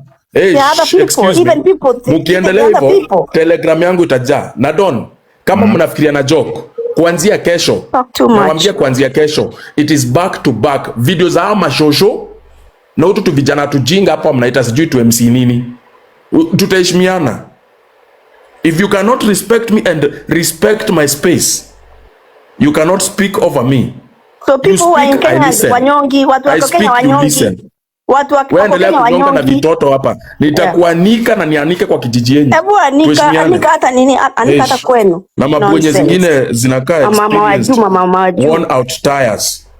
What people? What do you think people? In Kenya. You don't own women us. In Kenya. No, you don't own us. If you own your Chris, go own your Chris. You don't own me. And you should respect me. I said this and I will say it again. Respect my space, I respect your space. That is it. You should have said women. You should not have talked about what mama. Women na wanawake bado ni wanawake. I'm not women in your platform, so it is don't the same tell thing. me. English and Swahili is the same language. I only respect the person I'm on their platform. I am telling I'm you. not in your platform. Don't step on my ground. Let's respect each other and have a Thank you, Don. Please. Everybody needs to speak their mind. You let me speak, I finish, you speak yours. What is wrong with that? Munakuja hapa kutetea mtu juu mnajua ukweli ni gani. Amu mtetee juu ati on the right. Munamtetea juu mnajua tule favors mnapata inbox on private sessions. Na nimemaliza Don. Anyway, pole. Kama nimeudhi mse, wacha niende. Lakini usiende. I'm saying something, guys. I just want to apologize and go because I don't think this is what I came up here for. I only came up here to make a very clear statement that I think it's very. I mean, I don't think anybody here is in a position to call out MC Chris, especially people who've done fundraising, raised money here on TikTok. Taken money from the public. Including you. So me, I've never raised money. You have not raised money. I've never raised money. You have done activities that you needed to be accountable for. I've given them. You did not show us how you paid them. You abused them. You took advantage of them. That is what you did. You took advantage of those women. You took advantage of those women. You took advantage of those women, and we called you out for it. That's why you are here. Point out. That's why you are upset. No, I'm not upset. We are going back again. I'm not upset. Derailing the conversation again back to where we were. You're the one who's come up with that is thing. What we are doing. I'm not upset. You did not be. You are not accountable for the women that you are working with that you took advantage of. Period. Which woman did I take advantage of? Don't come here. No, I'm not going to discuss that. You know, you're a liar, Dana Rose, and this is why you're failing in everything you do. You are a liar. You are a liar too. You're a liar. Failure and I called you to. I'm a failure because why? I'm not your child. I'm not your child. It is your children that you should make.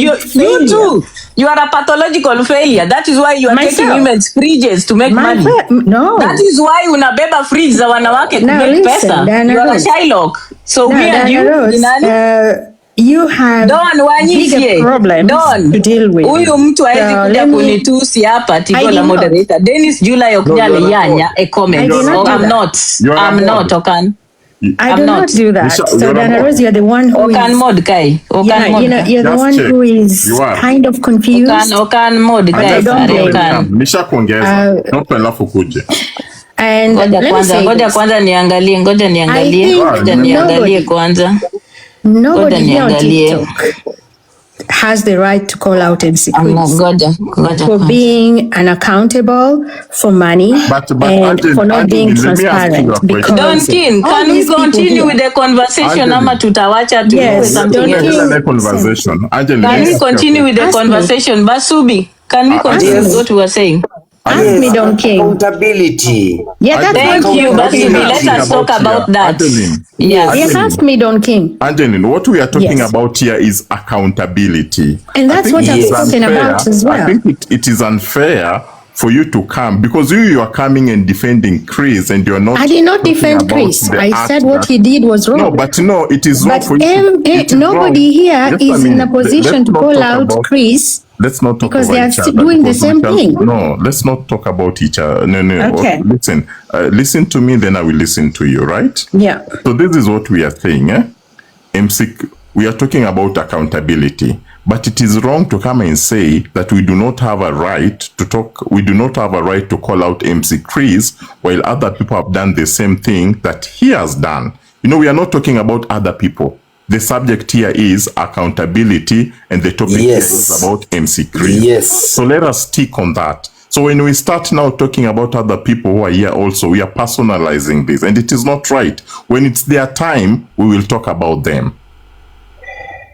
Okay, Don King. If you want to frame it like that, that's okay. No, I'm not framing he's it. not framing it. I'm just calling it. May I answer you? No, Don. Let me help understand. I have already understood, Don. This is why I'm saying if Don wants to frame it like that, that's Angeline, stop. And I'm going to retire now because I don't think we are. Yeah, because we are not winning. We are on the same.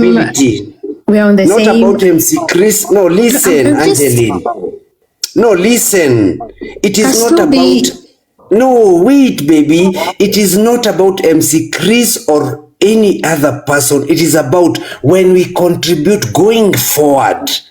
How shall we be able to sustain accountability of whatever we spend? It's not about what happened. We are trying to move forward, but unaturudisha tu nyuma. Why?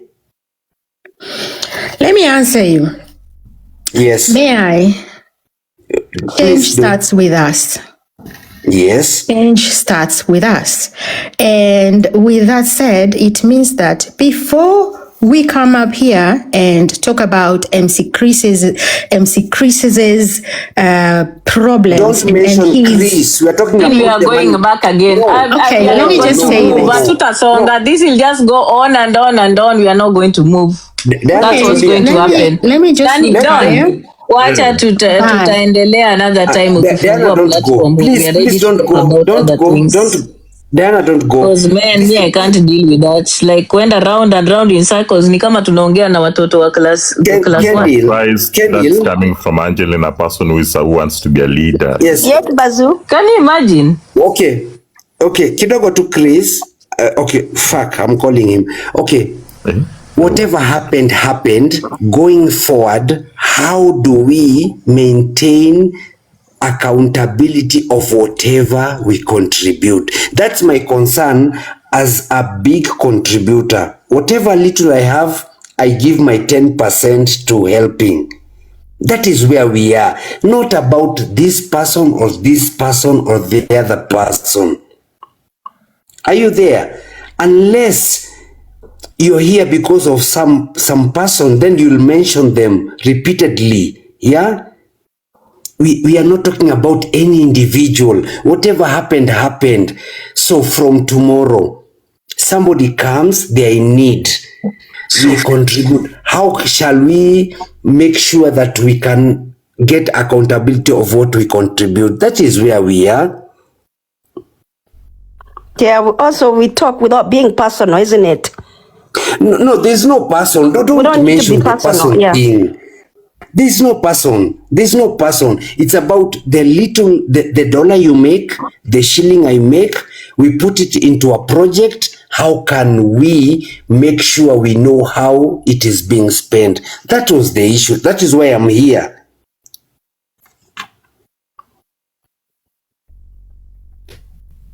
Yeah, you got an issue with that. Unfortunately, Simba, I'm telling you, people who are determined to come and have a conversation that is based on a personal issues, they are still going to come. Unfortunately, you cannot stop that. Wamepangana, wapo kwa laini, hiyo ndio kitu imewaleta hapa. They are not interested. They are not interested in conversation. You know, before we were having a conversation that was very productive. I'm always a lover of having a conversation. You know, we might disagree, but at the end of the day, tumeongea. You see? Don't waja niongee kitu moja. Yeah. Whatever happened today. Unajua ingekuwa ni mtu kama wewe umefanya, sasa kila mtu angekuwa nakutandika kila mahali. Unajua TikTok iko na favor sana. Ingekuwa ni Chicha ama mtu mwingine, sasa ingekuwa ni kukanyawa. Ile kitu yenye iko Chris Chicha hapana. No. Kidogo niongee Basubi. Can you give me my time? Bazu, give him time. Give him time. Wizi rudi huko nyuma. Wacha endelee tusikia anasema. Bazu, no, give him time. Anataja majina, so we are not moving forward. It's okay. Kwani hii maneno imefanyika wapi? Kichwa kumanina. Allow me to speak my mind, yala. Okay. Umeniwekea bundles unanunulia simu. Whatever happened, na kama mlikuwa pale kwa hiyo live, Githaiga akijaribu kuongea, Githaiga alikuwa akanyaga hiyo Karangu sini Kamangu. Wakati Githaiga akienda kuongea, unajua Kamangu angekufa peke yake, lazima angeleta watu wengine. Sasa Githaiga akiongea wanamfunga. Ndiye asicharaza ule Kamangu naye amue ni aje, sitakufa peke yake. Hii kitu tulikula na huyu. Watu si wajinga. Kwa hivyo sikuja kuniambia hapa eti wacha kuongea. Asivu natumia Samsung S25. Ni wome ni baia. Ati nyamaza. So ile kitu yenye iko Don, huyu mtu walisema mara ya kwanza, walichangisha pesa mara ya kwanza. Hakuna mtu amechangisha pesa akakosa kujua ni pesa ngapi imechangishwa. Ilichangishwa mara ya kwanza, wakauliza ni ngapi? Etio mara ni 1.5 to 1.8. Uwezi approximate it about 1.5 to 1.8 1300 yote. Hiyo ni kitu ya kusema hivi na hivi. So ile kitu yenye iko wakati yule alikosa kuwapea pesa ambayo imechangishwa mara ya kwanza, huyo mtu anarudiaje kwako tena umchangishie na ujui ya kwanza ulichangisha pesa ngapi? So hapa tuambiwe ukweli na tuambiane ukweli. Kwanza mimi nimeirrigate my throat, nimekunywa hapa Kavaisro ikwata. Tuwaje kusumbuana kupimana akili hapa kumanina zenu. Sasa una shida hii short ya mwisho inakuwa na issues mingi. Ujuagi ya kwanza iliendaje? Sasa tunaongea kuhusu vile shit happened. Sasa tukianza kutoa tunaweza kwa how can we be able to account for ile tumetoa. Sasa huyu amekuja tu na hiyo issue ingine tu na sijui, maybe wengine wanapenda hii, mimi siko hapo. Mimi wale Tux pia watu wachukope kwa mic kidogo alafu turudi kwa Basubi. Okaris and Clifford, Tux.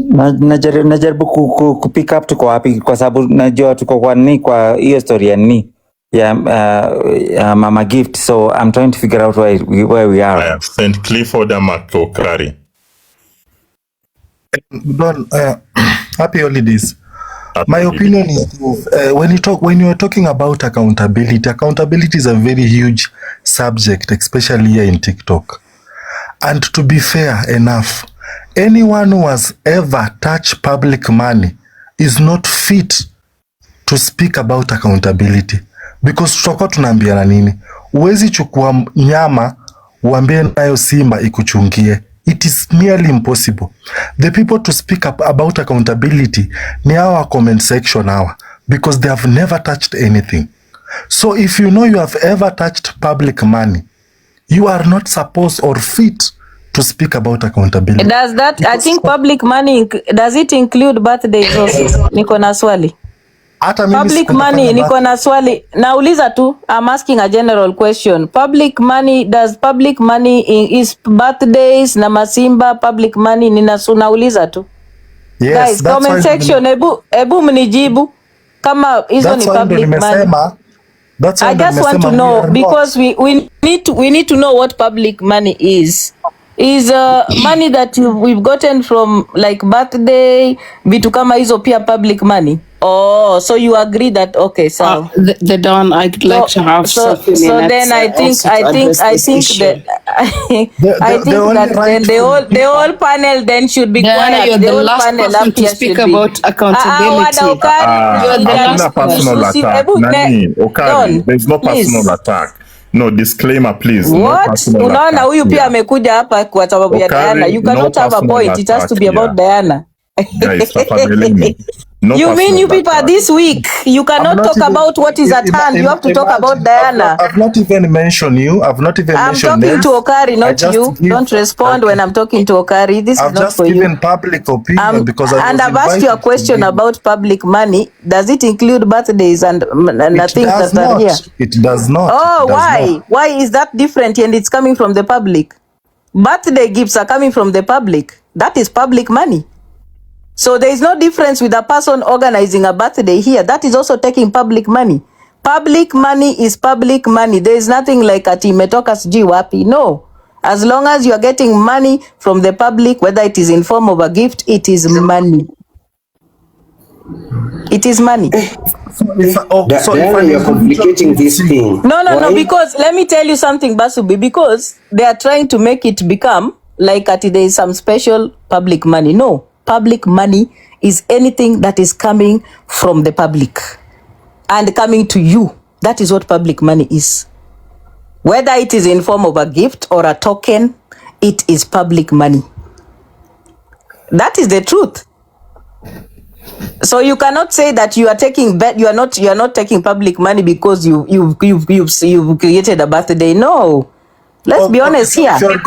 If you're going with that law, all of us should go down. Comment section. Exactly. So exactly. That is the reason. That's my point. So when you come here, don't try to make it look like you are in a better place than others by saying ati comment section ndio iongee. Kila mtu anafaa kuongea. Kila mtu ana right ya kuongea. Unaona? Watu wanafaa kuongea. If you need to talk to someone, you talk to someone or talk about an argument that is at hand. I beg to differ, Diana. We can always agree, disagree in a sober way, but gift sio mchango. What we want to know, Diana, is ile pesa imechangwa from the word go imeenda wapi? Alafu hii kitu sijui ni sisi kwa sisi, me for me, sijui ni sisi kwa sisi. I saw it from a big distance. It's not even representing the face of Kenyans. Because kwa hiyo sisi kwa sisi uwezi pata uwezi pata msioka akiwa mbele, uwezi pata Wanjara akiwa mbele. So I cannot hear this man. Wenyewe. Nani anamsikia? Chicho kwani mbona simski? Teacher, I support you. Actually, you asking a wrong person to answer you because hata sisi tunaongoja team bipolar vile tulichanga pesa, we want to know no personal attacks, no disclaimer, no personal attacks, please. Tena hiyo ndio imewaleta hapa. Hiyo ndio imewaleta hapa. Why is ongelelea what is at hand? They have to talk about Diana Ross and team bipolar. That is what has brought them here. Hiyo ndio imewaleta hapa. Hiyo ndio imewaleta hapa. Hiyo ndio, wacha kunitaja mimi. I'm not the topic of discussion. Don't mention me. Ungoje kama Don amefungua Diana Ross platform ya Diana Ross, mkuje mnidiscuss. Because mimi pia sija kudiscuss hapa. Kama umepata platform imefunguliwa Diana Ross, come and contribute. This is not about Diana Ross. Why do you want to make it about Diana Ross? Respect yourself, bwana. There is a different topic here. Focus on it. We were having a very good conversation. Sasa nyinyi mmekuja kuataka like they can't. Nikiwafungulia platform niwaambie wakuje kwangu to discuss, they'll never come. They're scared. Okay, Charlie. Yeah, Diana, I have contributed to you. They want to. Very good. If you contributed, write an official email to me. You come to my inbox. I can send you everything you need. Tuma email. Okay. I've asked you now, kama ulituma, nataka ufanye hivi. I'm giving you an opportunity. Nitumie screenshot panye ulituma pesa because tulikuwa tunatumia mtu mmoja pesa mikebe, because for sure if you contributed you have a right. Nitumie screenshot sai, weka hapa kama ulicontribute. Don, let me help this lady now. Ndio hiyo, fungua kamera, weka hapa screenshot pali ulituma pesa. Then we move from there. I'm ready to send you. Weka, fungua kamera uweke. Because if you gave money, let us be fair to you. Yes, mimi naheshimu watu wenye walipatiana pesa wote. Fanya hivi, open your camera, weka screenshot pali ulituma pesa. There's no need. I don't need to umesema ulituma pesa. My dear, I respect anybody. Wacha nikwambie. Yes, I respect the people that gave money. You've given money, weka screenshot hapa. Tafadhali nikurudishie every receipt ya venye tulifanya. Weka hapa. No, just put put a screenshot where you sent money. That's all. Hatuna shida. Mimi ndio hii nimekuambia because ni mimi umeni address. Put your screenshot here, then we can move from there. I'm sending to the Don and the Don will. You don't need to send to the Don. The Don is not the person that contributed money. You cannot know. Ni mimi niko hapa. Umekuja kuisema in public, weka public.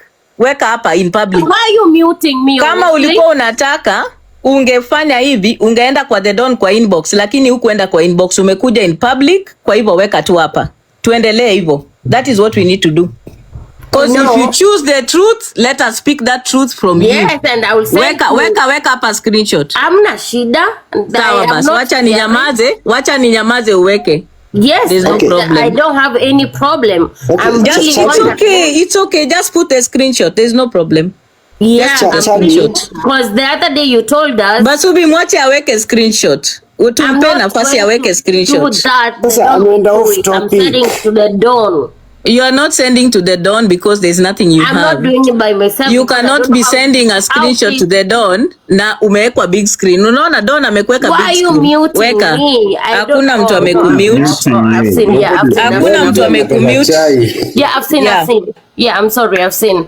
So like, I don't want to open my camera. Why should I be opening my camera? Why should you not? If you can make an accusation in public, you should have the courage to also put it on your camera. Did you ask me to? Mimi sikujui. That is why I've told you. I don't know you. I'm telling you, I'm sending it now, to the Don. You cannot be sending it to the Don. The Don is not part of Team Bipolar. You can't be doing that. So what are you sending it for? I don't. Was I part of Team Bipolar? Or is I don't know. I'm sorry. I don't know. I'm sorry, I had to drop her. FYP chukua mic tafadhali.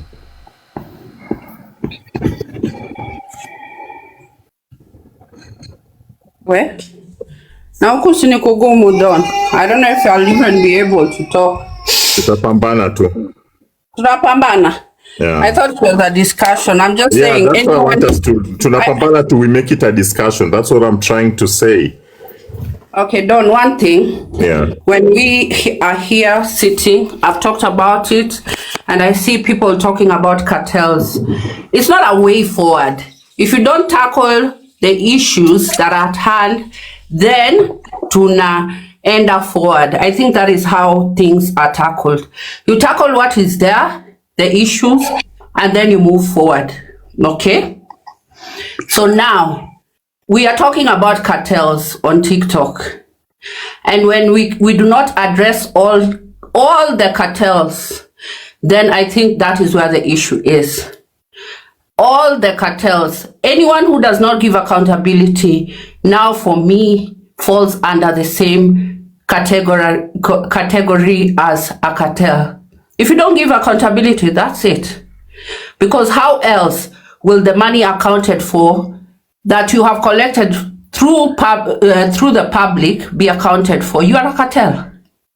So when Diana Ross sits here and wants us to move forward, while she is you're back on Diana Ross again.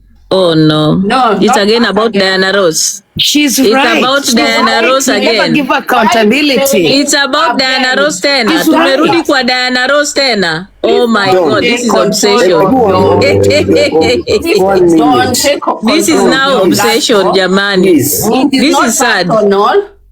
Ah, Let no, other this people discussion speak. is not FYP. When Don Let opens other a live to people talk about speak, Diana Diana Ross. Ross, you Let can other come. people also Wacha speak. nikuambie FYP, this Let is not other about Diana people Ross. also speak. Don King, Let other when you people- open a live, Don, and it's about Diana Ross, wapandishe hao watu. Inakaa kuna top, na ninakuomba Don King, please fungua live udiscuss Diana Ross, ndio hao watu wakuje. Let me ask you guys.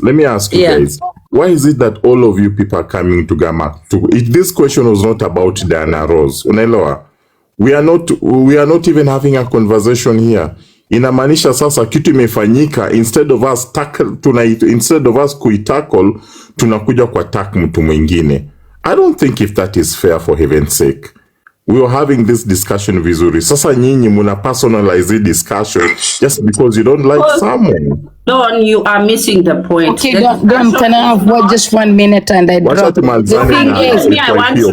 thing is, hii ni machungi jamani. Nani Don, Gracie is muting some people wenye wako kwa team bipolar hapa. It's Gracie, stop muting watu wa team bipolar. Stop doing that. FYP, what you're asking is legit. It's very and legit. Don, you cannot pretend and say, Don't open a live so that these people can start discussing Diana Ross. Hii live ilikuwa ya kuongea story ya gift, mama gift. I believe Don King fungua live, Don King ili hawa kina Okari wakuja wafanye nini, wa discuss Diana Ross. I feel like they need to do that. I think they need to do that. Fungua live hawa watu wakuja wa discuss Diana Ross. Don, you are not fair. Don, I respect you, but this is wrong. Okari, listen. This is I what respect I'm saying. you a lot, but this is wrong. Can you listen to me, Okari? This is what I'm saying. I opened a live subject to a particular discussion. This live was not about Diana Ross. Naelewa? But she cannot talk about accountability, and yet when she is asking about accountability, anatuambia tutafute kwa matako yake. We are talking about, listen, we are talking about. So how do you let someone who cannot account for anything be the subject of when they discuss? Will you listen to me, Okari? Okay, let me listen. Yes, we are talking about accountability. Yes, based on what has happened today, not previous. Listen, based on what has happened today about MC Chris na story ya mtoto mama gift. Unaelewa? That is what we have been talking about. And we are not unless siku fungua account. Listen, kuleta topic ya to generalize accountability. No. Okay. It was based on one particular individual.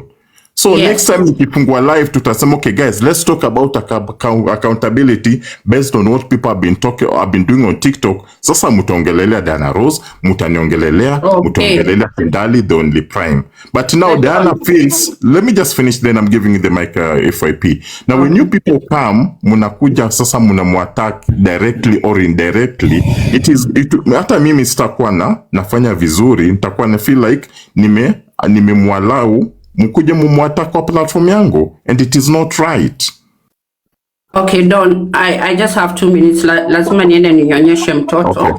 Okay, sure. I just wanted to ask you. This is your platform. You can focus the way you want to focus. Put the discussion as you like. I highly respect that, and I did not come up for Diana Ross.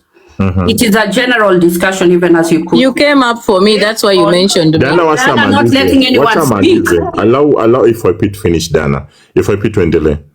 So I am saying what you have described, the Don, I respect that. It is based on what has happened today. We brought in, with what happened today, we brought in the cartels as one of the topics, all the cartels that are here. We have brought in issues of how funds have been raised and not accounted for.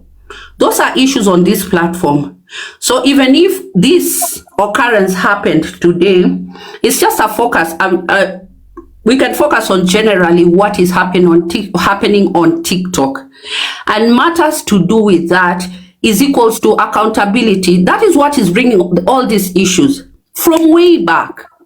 So when I hear Basubi saying, let's focus on the way forward, how do you, Dawn, tackle and give a solution on the way forward when you don't have the history and the genesis of the problem? So that's why I'm asking if you are here or we are here listening to you, because I'm down here. I've been listening to you from the time you opened, and on the issue of accountability, we don't tackle the root cause. How do you tackle the problem without the root cause? And the root cause is that people on this platform are here, hawana accountability, they do not account, they don't feel like they need to account. Gifting, as I had, is not part. If you get gifts now, Don King, no one will ask you for accountability. Precisely. An insane person, only an insane person can do that. So that is not even part of it. But kuna pesa umekuja kuuliza publicly for a cause. You need to be accounted for. You need to account for that money. But it's one-sided now. When it comes to other people, their cartels, I am not saying whatever was done today was right. But we cannot just swing on one side and say, our sasa ni cartels, hata huyo ni mwizi, hata ule ni mwizi, hata ule ni mwizi. But when I come to Don King and ask you, Don, you raised money and you're telling me you cannot account it for, what gives you the right to stand and start castigating the other person? I'm just saying. Thank you, Don.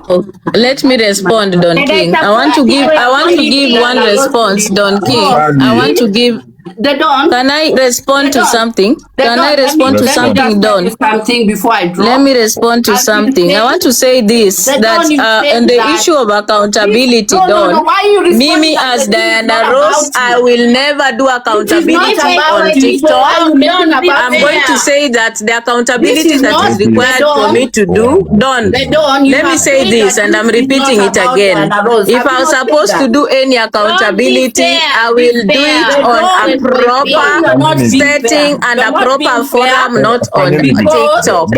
I will not do it on TikTok. Okabitim accountability on TikTok, not on TikTok.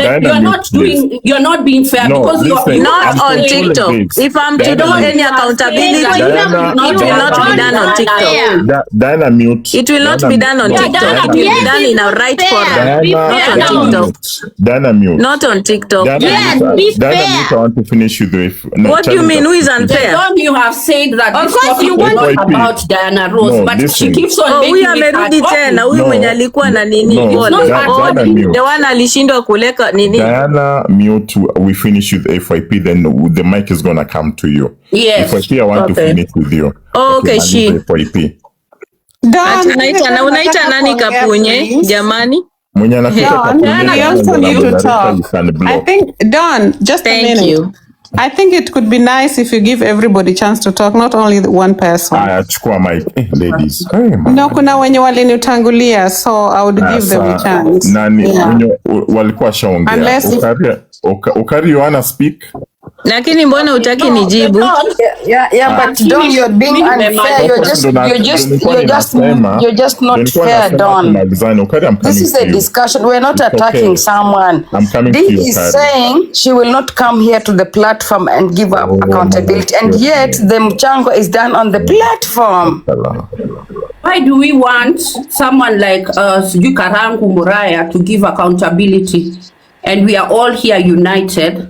That's the point, the Don. Okay, now let me respond. Today, can I respond, Don King? Are you Muraya?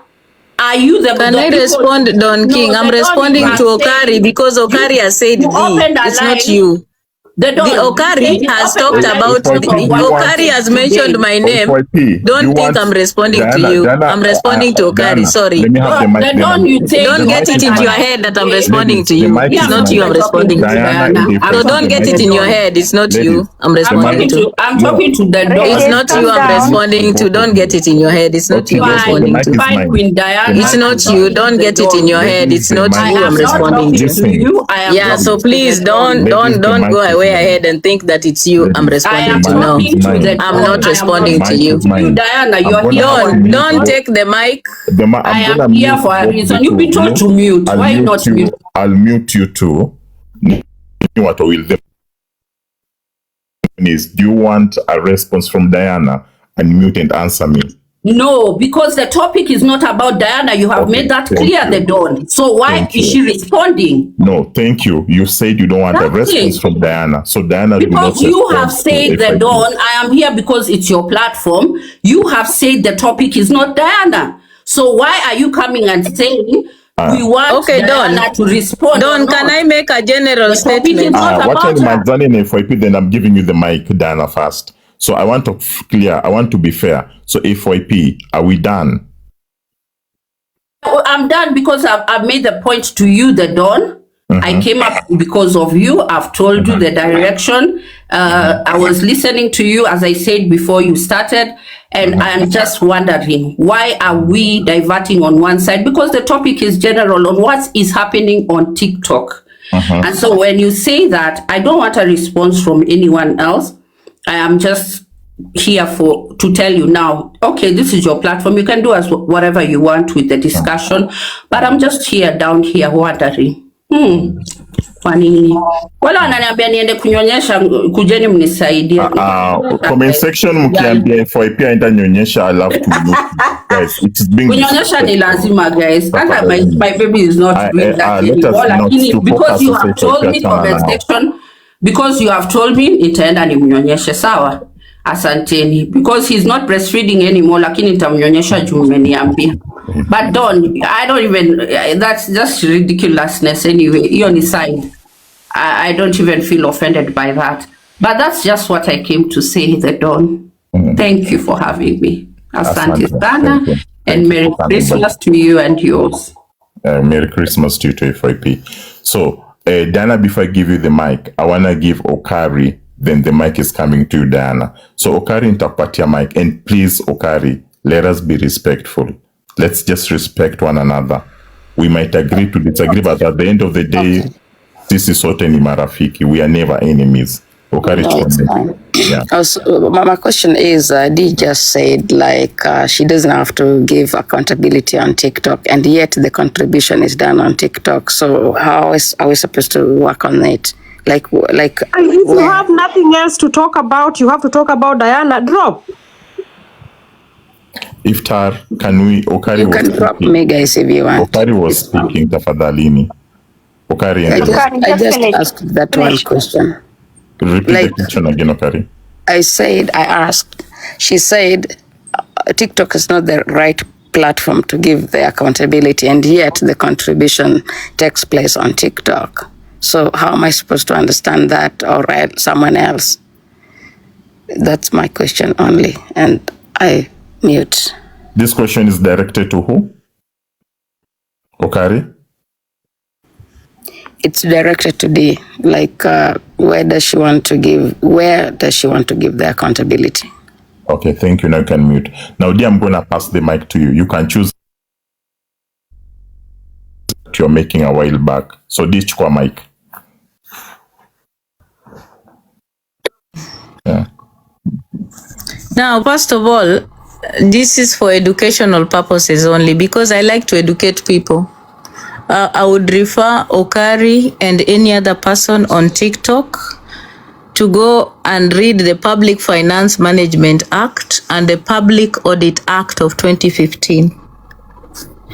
There is information that can help people here. Go and read about it, and you'll understand that Team Bipolar was a social justice movement that is given a time frame to actually legitimately produce and do the accountability in a certain way. Go and read those things. Once you read them, you'll be in a very good place to understand why I told you I will not give my damn rats accountability on TikTok.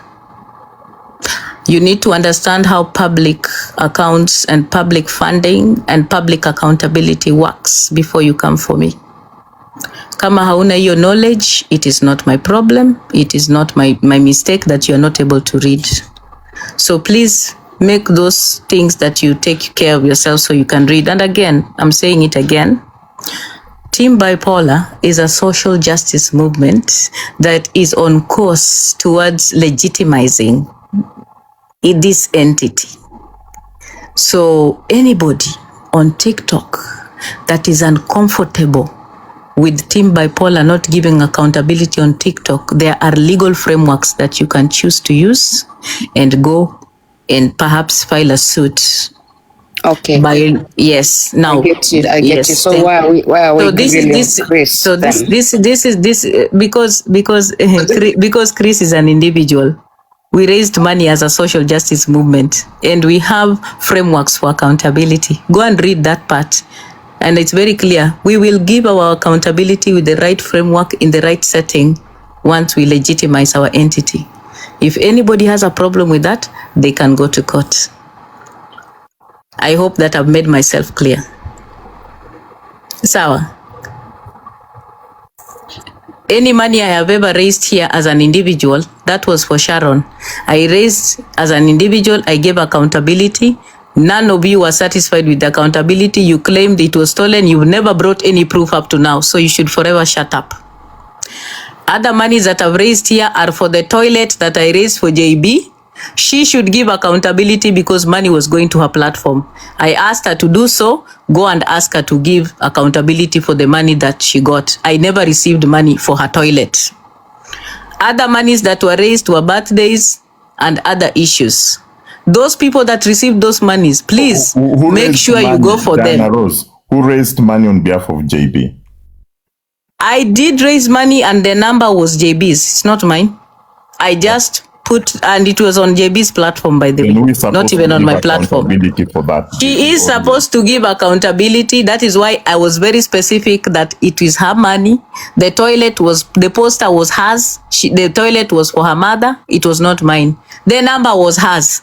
And that is why I said it very clearly that this money is not going to me. It is for a toilet. We are trying to help a woman get a proper defecation system. So when it was time, listen, let me tell you, Don King, when it was time for me to ask for accountability, I did ask for accountability. But of course, you know what happened. We had gone different ways. So me as Diana Rose, I have a right to ask for accountability, but she is responsible for bringing the financial statements because she received the money. It's not me who received the money. I can ask for accountability, but I don't have the financial statements. She has them. That's it. But now my question is, for example, you called for this mchango, or you are the author of the mchango. So if JB messes the funds, who is supposed to be blamed? I don't think if it's JB, it's you that is supposed to be blamed because you called. But why should I be blamed for money that I did not receive? Why should I be blamed for money that I did not receive? For a number that was publicly not mine. The number was not mine. It's the same case na MC Chris. That's why. No, wacha nikwambie, teacher. Yes. Sasa, unajua, mimi, when I came out here, I said that this toilet, and I made this very clear. I said that there was initially a toilet on the ground, and I didn't know. I came and I told my people that, guys, mulichanga pesa, we thought we were starting a toilet from the ground. But then there was actually a toilet, and I came and I showed my people that there was a toilet where? On the ground. So that then the people who I had influenced to come and give money were asking the questions at that time, but then nobody answered them. I cannot force anybody to remove her financial statements. The most I can do is to come public and say that this and this is what happened, and I leave it at that. I cannot go beyond that. I can't beat her to bring financial statements. No. As a person that is being supported, you have the sole responsibility to actually come out and say the truth. Just like now with the issue of MC Chris. Mama Gift has the sole responsibility kukuja kusema kwa nini alitumia picha ya mtu mwenye sio mtoto wake. That is what usually happens. Because when you're doing a fundraiser together, you're supposed to, both of you, speak the same language. So that's how it is. And I do take responsibility, and I did apologize to my people that I influenced to fundraise for that toilet. I said it very clearly. Yeah, there's a statement you made. Alish, can you mute, please? There's a statement that you made that you did apologize to your people. So that is, I will have to drop you, Alish. Sorry. That is... Don't wacha nikuulize kitu moja kwa hii kesi ya JB. Sioni shida pia kama mimi nilikuwa nataka kujenga nyumba na pesa kuja excess. Hiyo na accountability ya nini, as long as hiyo imejengwa, it's okay. Ni kama kesi ya Karuma. Mulienda pale amjuange ni pesa ngapi, kama ilikuja excess. Sasa mtu urudishe. There's no need. Hii kesi hapa ndio nimeelewa. Hii asai ni different. Wamechukua and don't ile kitu yenye iko ni hawa huyu mtoto. Hao watu waliona pia bado kuna njia ya kuchukua pesa hapa online. Waje tutafute njia nyingine tuchukue zaidi. Umenielewa? Mimi kesi ya JB sioni ikiwa na issue kwa sababu kama alikuwa anajengewa choo na watu wakapeana excess. Sio ni bahati yake na hiyo ni nini yake. Hatufai kuitisha accountability as long as hiyo choo imejengwa. Sometimes tukue factual kidogo. Mimi sioni makosa hapo. Kama ulikuwa unaitisha gari, ulikuwa unaitisha kagari kadogo, umenunuliwa Brado, umepewa pesa ya Brado, kuna shida gani?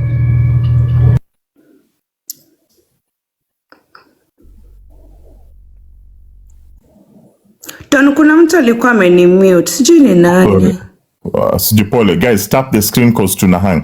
So sorry for that. Guys, unless mtu amekudisrespect, amekutusi, unless kuna mtu anarusha matusi, you have the right to mute and block. Disagree hapo hakuna haja kublock. Mercedes maybe okay, kuna wenye wajaongea. Miss Keke amekopa for quite some time. The only prime, do you wanna speak cause Miss Keke ulikuja before? Miss Keke? Bado nasikia, like I joined, but I think like us as TikTokers, hata kama mtu anataka accountability, is always nice to respect people. And this issue of just attacking one person for whatever reasons, hate based on nothing, I think people should stop it. Accountability is good, but come in a respectful way.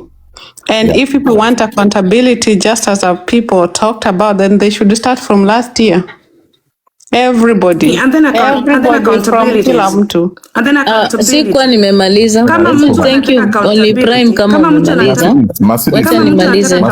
Mercedes, I'll give you that time. Trust me, you're gonna have that time. Okay, so. Okay, so because ulikuwa umeni-mute kidogo, pole. So ile kitu nataka kusema Don, pole. So ile kitu nilikuwa nasema, I think I've explained about team bipolar. Now the next thing I want to say, the reason why all these people are kind of gathering around, it is just hate, there is nothing else. Because if we look back, FYP has sat on a platform where they have fundraised. She's never been about accountability. She's never been talking about it. She's been on a platform where people are doing fundraisers. She's never pushed for accountability. The same FYP pushing for accountability now. There are people that she has been supporting and she has never asked for accountability here. Now, another thing. Wata huyu St. Clifford alikuwa anakaa na Jacqueline Ombewa. He's never asked or pushed for accountability from her side and her schools and the money she raised here for schools autistic. Same to Okari. Okari has also been sitting on the same platform with Ombewa. She has never put Ombewa to task the way that she tries to put me to task. So this idea of these people coming here to ask for accountability, it is just hypocrisy. It is pretense. They want to do it because it's an opportunity for them to gang up, to kind of come and show their little bravado. That is why, if you're going to ask for accountability from Diana, have that same bravado to ask for accountability for all other people that have come before.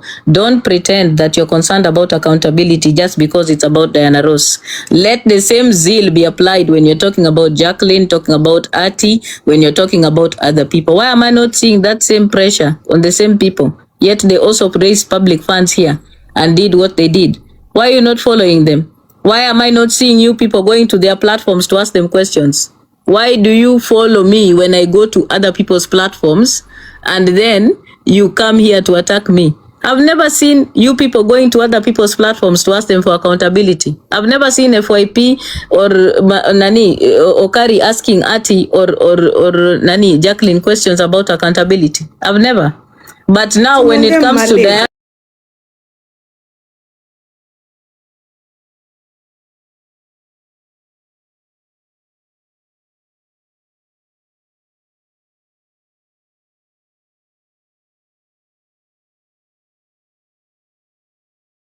Mtaongea the whole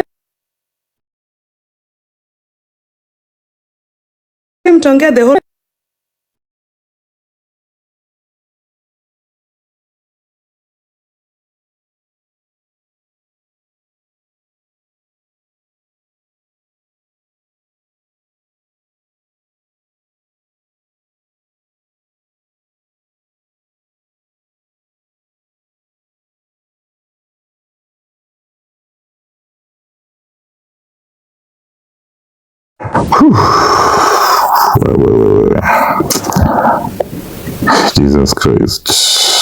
Tumaanguka. You guys are not tapping.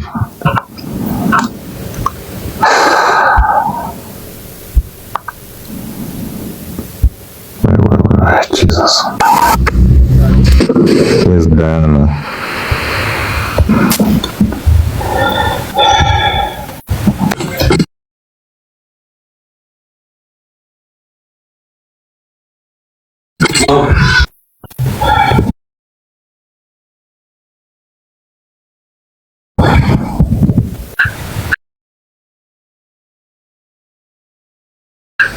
Diana, pole nimenini. Wacha nikupandishe. I'm in the mood inaitwa Monday for Christmas. okay. My request. Diana, endelea. You're speaking. Unajua ni kitu nilikuwa nasema there is a lot of pretense with the people who are obsessed with asking for accountability. They don't have the same zeal when they don't have the same zeal when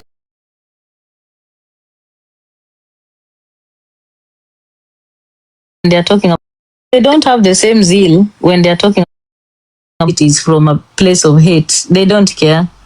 They want to look relevant by coming for Diana Ross. That is they are not interested in knowing what happened.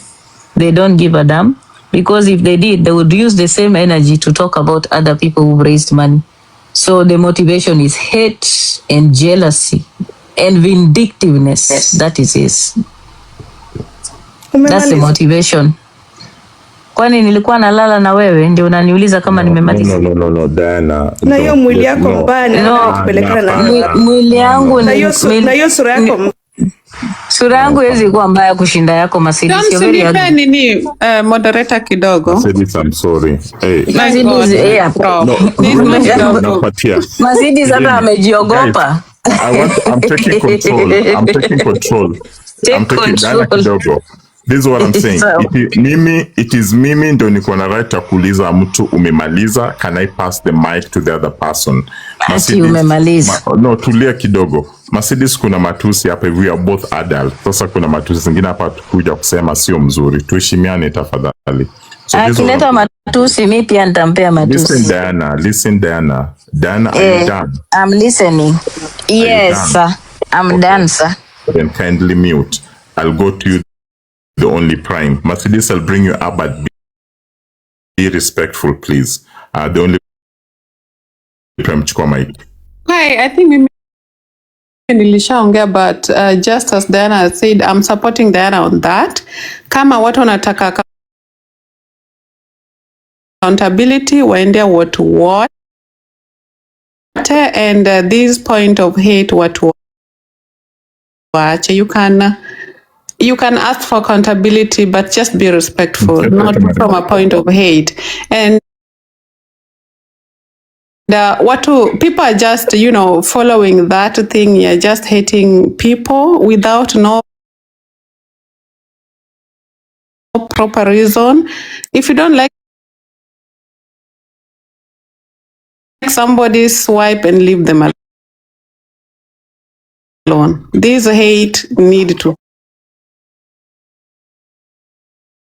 stop. Thank you. Yeah. Then you're done. Don't be praying. Sasa mimi nimesema Nasema di kanyaga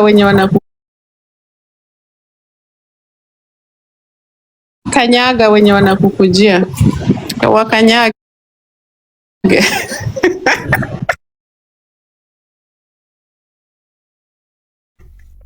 I will mute, Don. Sawa, thank you. So I'll pass now the mic to mtu mwenye hajaongea hapa ni Miss KK. Miss KK, do you have something to say? Before I go to CC, then I'll go back to FYP. Miss KK. Anaitwa Miss KK. All right. Miss KK. All right, then this is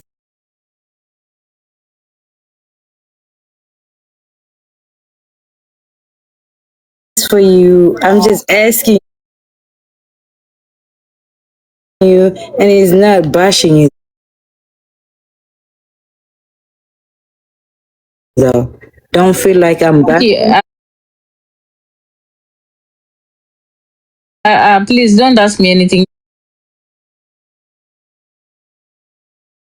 Don't ask me anything. Don't ask me anything. Just give your opinion. I don't want to deal with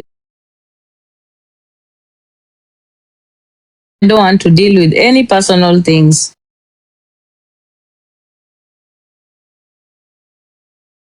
Just give your opinion in general to Ishan. If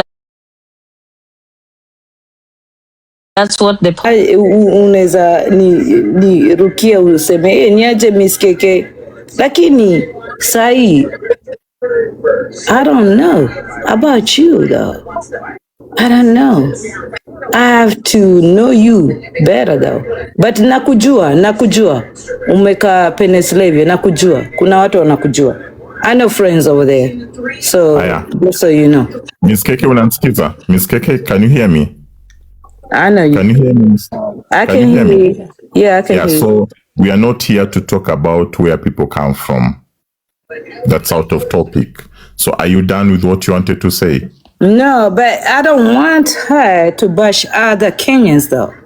No, sipendi ile anabash wa Kenya na yeye yuko na shida zake. I don't like that. Si yeye ajipange maisha yake. Sasa, I'll have to drop you, Mercedes. I'm sorry. You're being disrespectful. So it's hard to either choose kama anataka kuendelea kubash wa Kenya ama ataki kubash wa Kenya. Si atreat wa Kenya vizuri. Wa Kenya wenyewe wanakaa steto. Usiongee vibaya. Hata si tunakaa steto. Hatuongeangi vibaya. Mbona naongeanga vibaya juu ya wa Kenya? Don, maybe you should talk about the topic again, because I don't know why people need to be this irrelevant. No, imetosha Miss KK, that's enough. So I'm going to give the mic to FYP, alafu Angeline, alafu Kama. FYP, chukua mic.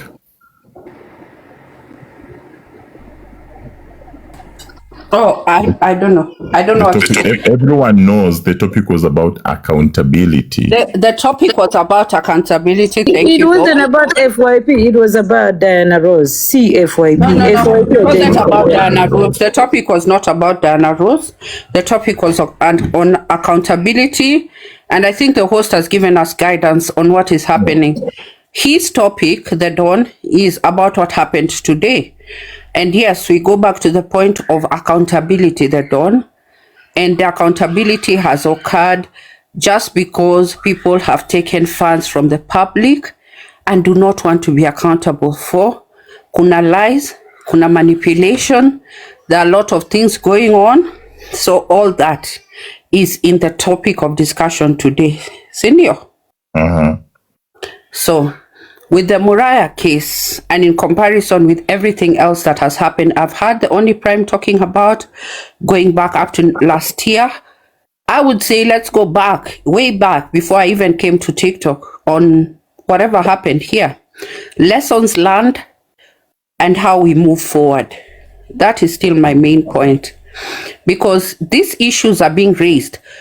I will come and sanitize myself. I've heard that I've been on platforms that have raised money and there's no accountability.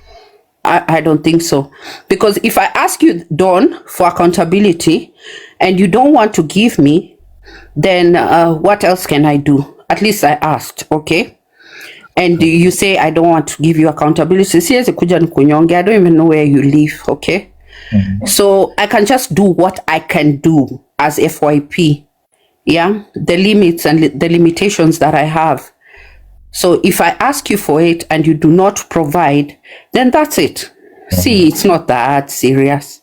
That's just what I have to say about it. And yeah, let's stay on course. Thank you. Thank you very much.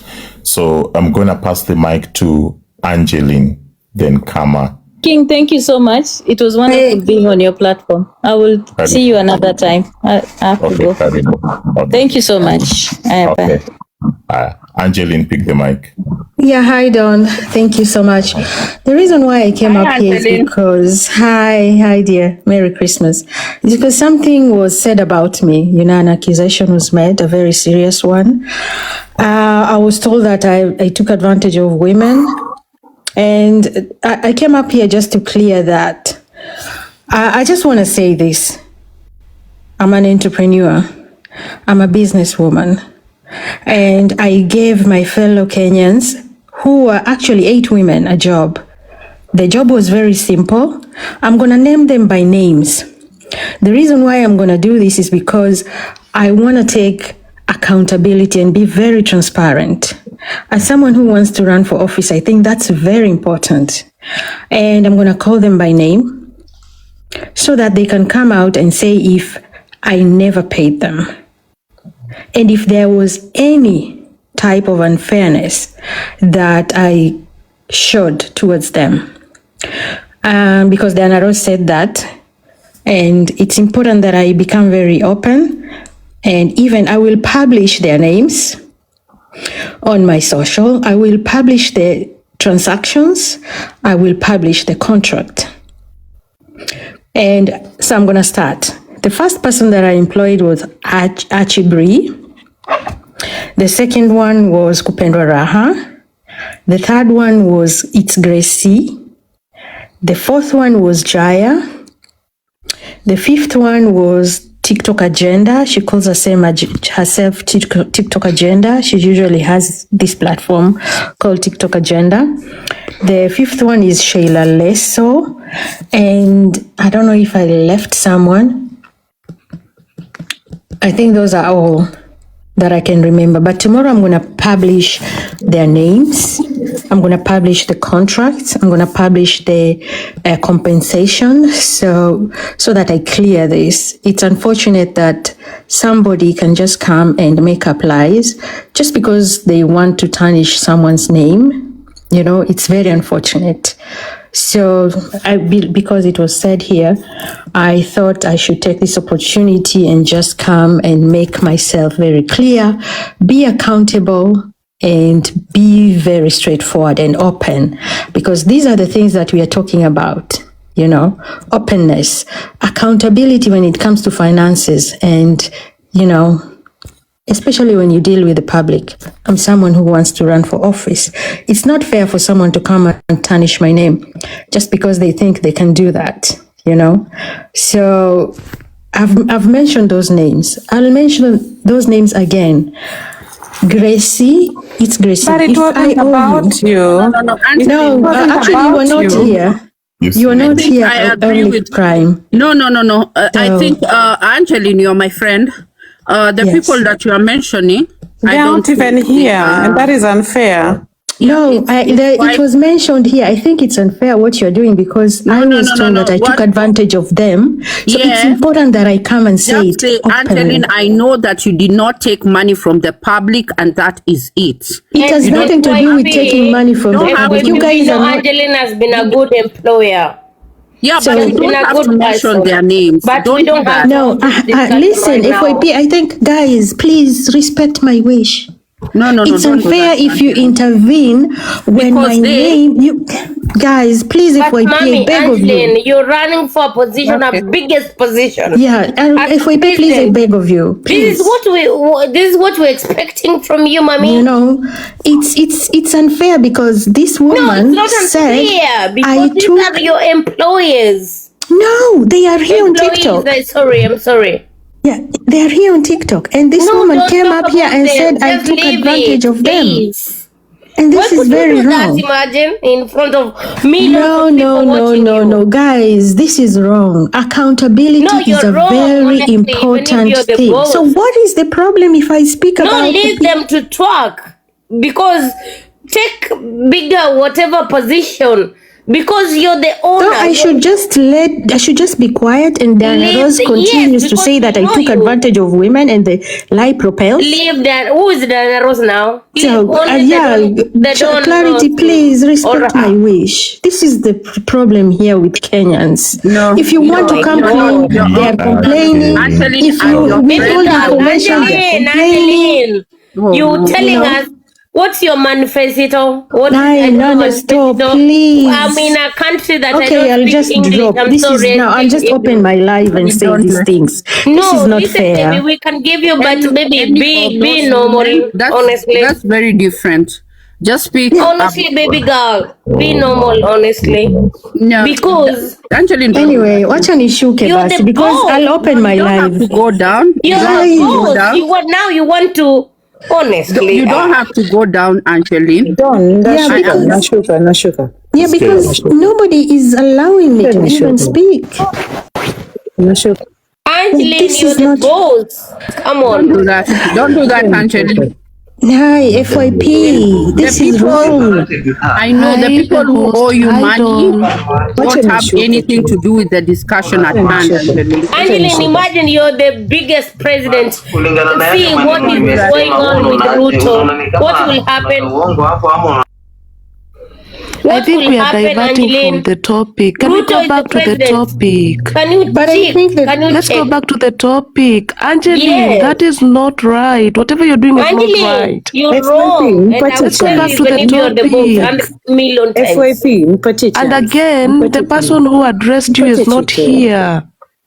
No, the person who addressed me addressed it here and left and Yes, made but that is a not the comment topic that we're about talking me right that now. is Maybe you not can fair. address it Eva K, elsewhere. I don't think that's your business whether I want to breach. No, I think Eva K is here. Wait, Let me address Eva K a bit. No, I see her busy on the comments. Eva K, it's none of your business. No, Angeline, Angeline, can you hear me?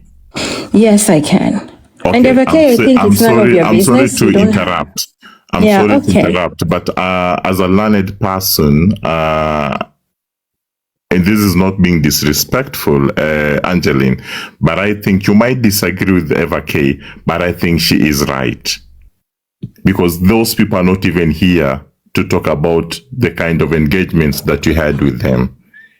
It was private because by the time you were engaging with them, we were not there. The public was not there. Actually, it was very public. I hired them here on TikTok. No, another thing, but the contract, come on, can you just keep quiet? But the kind of contract you had with them was private. Eva K, I can afford to pay. That's the difference between me and you. No, but Can I have the mic for a minute? Have the mic, Nani Roxy.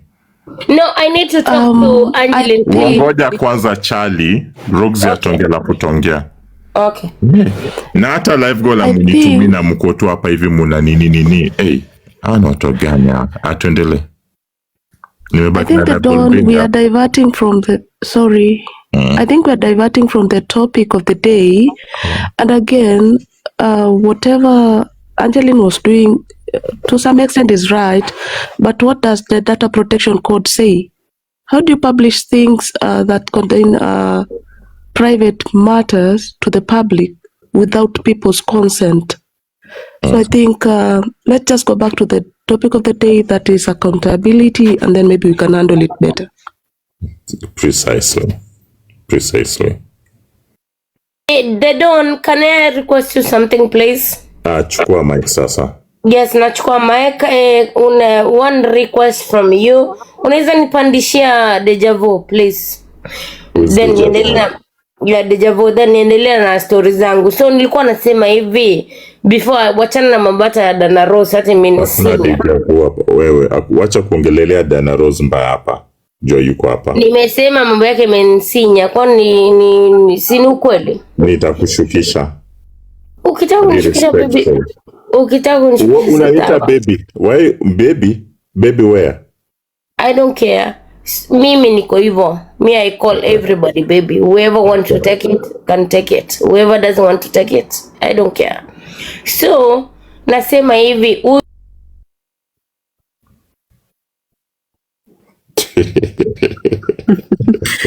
Don wewe ni mkali. Leo ni Boxing Day. Boxing Day imefika the Don. Sasa Boxing Day na nimeka live goal ya Boxing Day hapa na hata Boxing Day na kuoga tarehe mosi. Leo ni tarehe mosi. Leo ni Boxing Day 26th. Yeah, it's 26th. We are high as kites, but today I don't know. I hope that Angeline, my friend, is okay, and she doesn't have to prove a point. Just bringing in people that have nothing to do with this conversation. It's just I think it's simple that platform yako one. Let me get back to track. Don, I think you have a huge platform. Let me just use huge platform. And it's not something to be directed by people or anyone to direct you on how you should. I know your friends. You have friends and you have allegiance, and of course kuna mtu unapenda, but sometimes you need sober conversations. The Don. Usituchokeshe. Saa zingine tunaangalia platforms kama zako, tunaangalia for directions, and when we are here and now we lose we are like don't be compromised because of what you have a huge following. You still have 500 people watching you at this time, even as we speak. Okari is here. Okari pole, nimesikia umepoteza mzazi. We are so sorry. Is that true, Okari? Ni Okari de Rose. No, it happened in the past, so yesterday I just had those moments. Thanks though. Do you have a feeling that bipolar, these teams on TikTok just act the same way? Like we had Google Nation at one time. Mtu akiandika kitu moja, everyone just writes the same thing. It's kind of hilarious at one time. We should stick on the issues. The issue is that for me, on the topic of today, Don King, Mimi uyo mama gift, I fault her not, because kuna mama aliletewa 1 million and I believe she's never even seen a million before. I don't know how much she got, but my opinion earlier lilikuwa kwa Lilo Pretty, and I said it, that I think this woman, she's just roped in, because nikuja kwako Don and you have a need. Wewe hujaiona hata 100,000 kwa meza. Alafu nikuja nikuambie Don fanya hivi tutapata pesa. And true to my word, tukifanya hivyo pesa inakuja. So what do? The next time I tell you something, would you do it? Because you've seen my influence. And I've said it before. Karangu, kuna watu hawawezi toka Facebook wakuje TikTok, even with the masses that they have. Kuna Muyu Karangu, kuna a few people that I can mention, Purity Nduta. Watu huwezi waona huku TikTok because they have their roots on Facebook. Huko ndio kwao na huko ndio sasa nyumbani. And you know, Facebook people are not like TikTok people who will ask questions and doubts, and the whole country, like all of us are on Facebook. Hata kama uliacha nini yako, I'm sure every one of us is still on Facebook, because you have family and friends, blah blah blah blah blah blah.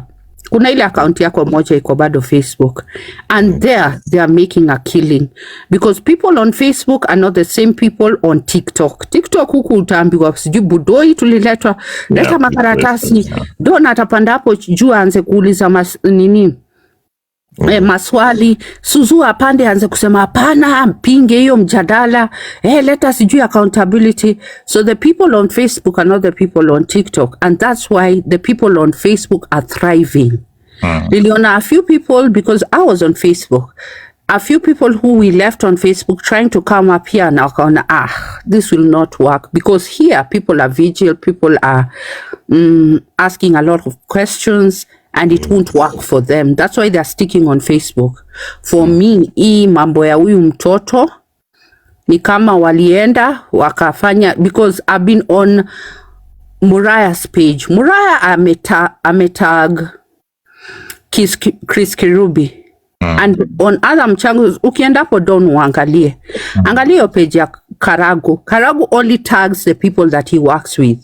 Kuna huyo sijui nani wa spares, sijui Raha Premium, anafanya Dama wa spares, sijui nani. He only tags those people because our ni sponsors wake. Unajua hizo ni companies. But this time he tagged, and I saw it because I follow him on Facebook. He tagged huyu MC Chris.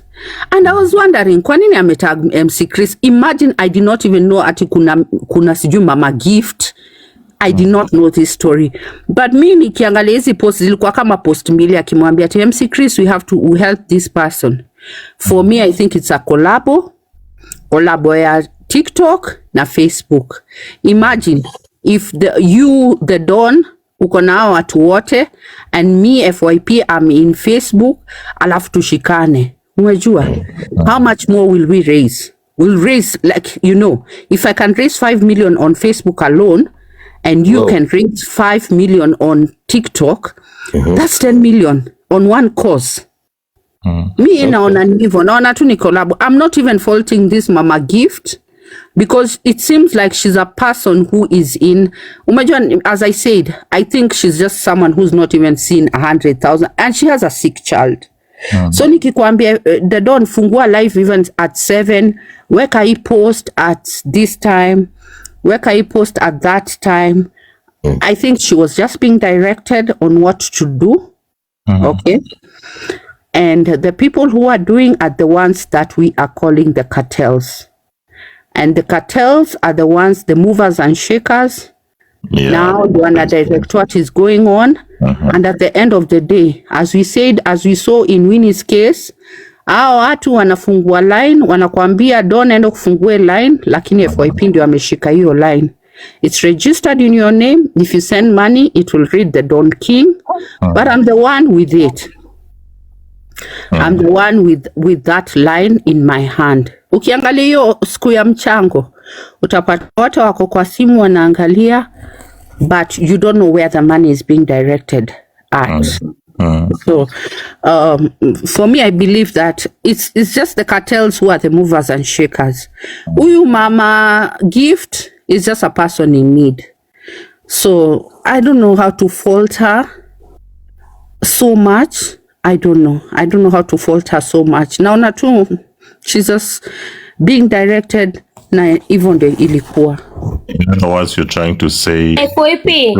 The truth. Don't 1 minute. Yeah, FYP. Listen fast, Charlie. I'll come to you. In other words, you're trying to say they took advantage of our vulnerability. Yeah, they don't. I think so. And someone is saying, so poverty is a reason, Pinky, so poverty is a reason to go down. No, it is not a reason, because we have people. But let me tell you something, Pinky. When you don't have money, it can make you bend. Bend as low as you did not think you will bend. When you don't, and you have such a situation, especially your child, things like that, you can do things that you did not think that you can do. So that's the reality of life. Kuna vitu we have sworn that we cannot do, but life takes you to a point that now you have to do them. Because imagine, oh mama, as we have proved it, I don't know if we have proved it, because even as I was listening to you guys, someone said, and I think it's Diana who said, we have not seen the documents. And that is true. We have not seen the documents. So that's something to ponder on and think, yeah, by there we have not seen documents. Anything can go on this platform. So unaweza kaa ukifikiria kweli he was having and nilisikia Merupriti akisema a child cannot alisema nini, cannot act ama aezi force a convulsion or something, ama that the breathing that child was having, and those points made sense to me, but I'm just saying, what have we not seen on this platform? Mpaka mtu Peter Kiyo alituletea mtoto wake amekufa. How low can you bend? If I want to engage you, but Don doesn't want it. I want to engage you, please. It's okay, Charlie. Go on. Charlie, yeah. Thank you so much. I really appreciate. The Don, na request kindly. Ebu niapie bibi wangu hapa anaitwa Deja Vu. Then let me now go and proceed. Deja Vu, ayuko hapa and there's something you're supposed to do. Mfrute. Tuendelee na mada. Kabla tuendelee, there's something you're supposed to do. You haven't done that. Not after Deja Vu. Tunaendelea. Mfrute, we will talk about that in my tent. FYP, I think, okay, hii ni maoni yangu, sawa? As much as you're saying that huyu mwanamke Mama Gift, mwanamke mwenzetu ako innocent, I don't think so. Why? Because I'm not saying you call innocent, Charlie. Okay, so nasema hivi, of course ukiangalia vizuri, ukiangalia mambo ya MC Chris, hata kama tunaongea, ukiangalia mambo ya Githaiga, they are not innocent at all. Wamekula pesa yangu. Na naongea hivi at the moment because wamekula 10,000 yangu, walikula 10,000 yangu. And I feel so bad about it. Sijui nani alikuwa hapa akaongea mambo ya Kara 10,000 Kala. And I feel so bad. Usiwatetea hata kidogo. Even facial expressions. Ungeangalia MC Chris, ungesema this is a scam. Then Githaiga, don't even mention Githaiga. Githaiga is my best friend, but nampenda sana, but he was part of the cartel. And naamini na Mungu moja hivi hamtanitoa hapo. Githaiga is ni kama Githaiga, MC Chris, Xtian, wote wako ndani. The only person who is exceptional, maybe tuseme ni Mwiti. Maybe tuseme. But hao watu wote wako ndani kwa ushetani wao na Mungu atawalipa. Why am I saying that? I'm saying that because ukiangalia vizuri sana vile walikuwa wana argue, kwa nini Karangu wamepatikana India? We have biggest hospitals. Kwa nini wamepatikana in the same hospital na Mama Gift? Why? Hii kitu ilikuwa imepangwa. Then mnajua vizuri, you know very well in this platform that nani apangwangi. You can never panga Githaiga, but leo Githaiga amepangwa. Ako zile za nataka kuwapea chai ama Baumbach akuja ongea. Kwa nini si akona chai satupe? He has always been fearless. Leo kwa nini anataka kupea delegation to another person? Akuja tumwagie chai. Si akonayo, si atumwagie yeye. I think they're muting me. Then Githaiga never steps anywhere where he is being disrespected. This was a cut, and it was a cut, and I regret my money. My 10,000 imeenda hivyo. But sijali, because that's nothing to me. Lakini kitu inaniuma sana kabisa. Mumeka hapa Diana Rose ati yeye ndio ana speak on behalf of you. Ati Diana Rose anakuja anasema yeye mwenyewe si alisema atupie accountability. Mimi mwenyewe nilichanga. Diana Rose yuko hapa, utaongelelea Diana Rose kama yuko. Okay, wacha niachane nayo basi. But hakuna lakini hata wewe don't unakosea. ni vile tu, wacha tu nikwambie kweli, unajua hata pia wewe nisikuogopi, but hiyo ni mbaya bana manze. Kila mtu, everything must be accountable for. If you know Dana Rosa, I think ako live sasa. Kama utakuuliza maswali unaweza enda kwa live yake unamjoin, na unajua vizuri hizi nipandisha, unajua. So no, mimi simchuki, I don't hate anybody in this platform. I love everybody. I love everybody. So naambia FYP, hii mambo yote, don't say that Chris mimi na tunaongea WhatsApp one on one, even if nimekuja na sudo one on one, but I'm in disappoint. Naongea nikana Githaiga one on one, I'm in disappoint wote.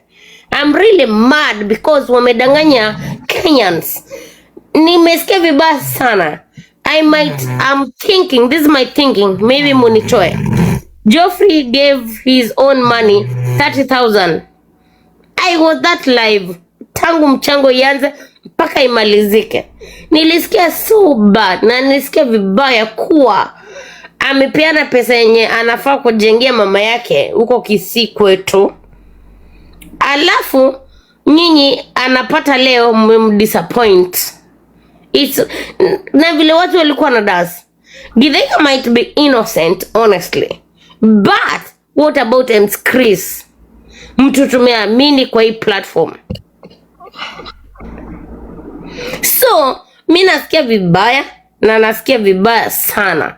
I don't think, kwa sababu ukiangalia expressions za Chris akiulizwa maswali, he was so defensive. Second thing, alikuwa okay, nampenda sawa, but I don't care about that.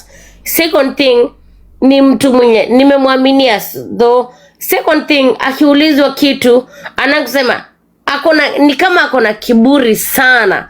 Third thing, anasema tukikuwa tunachanga alikuwa anatuambia mimi nimeongeza 1,000, wenyewe mtaongeza nini? Tuende challenge. Tunatuma. Leo tumemuuliza maswali.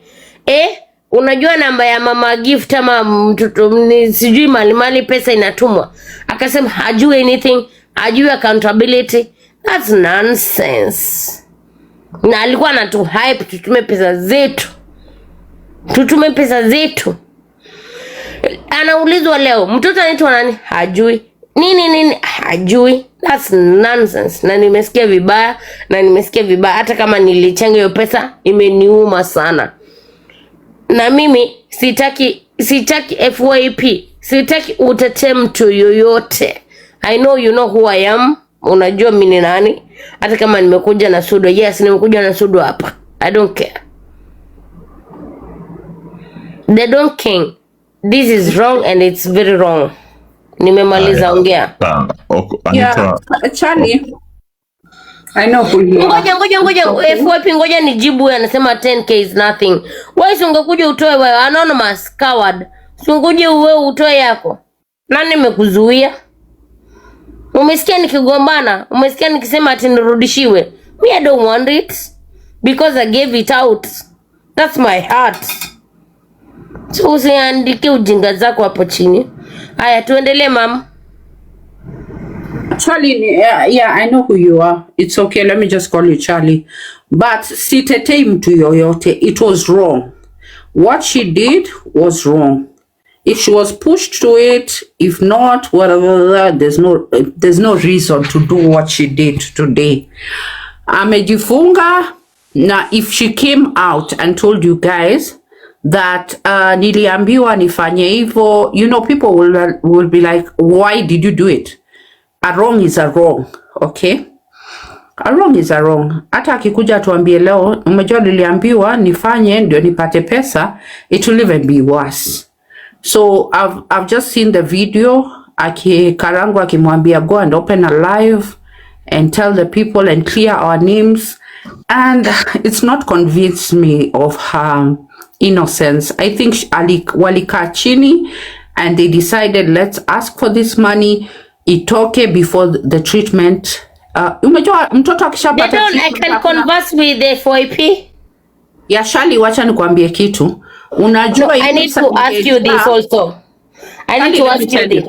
Let me tell you something first. Okay, baby. Unajua hii pesa ingejaa before mtoto aende matibabu, haiwezi jaa vizuri. The money, they need the money before the treatment, before.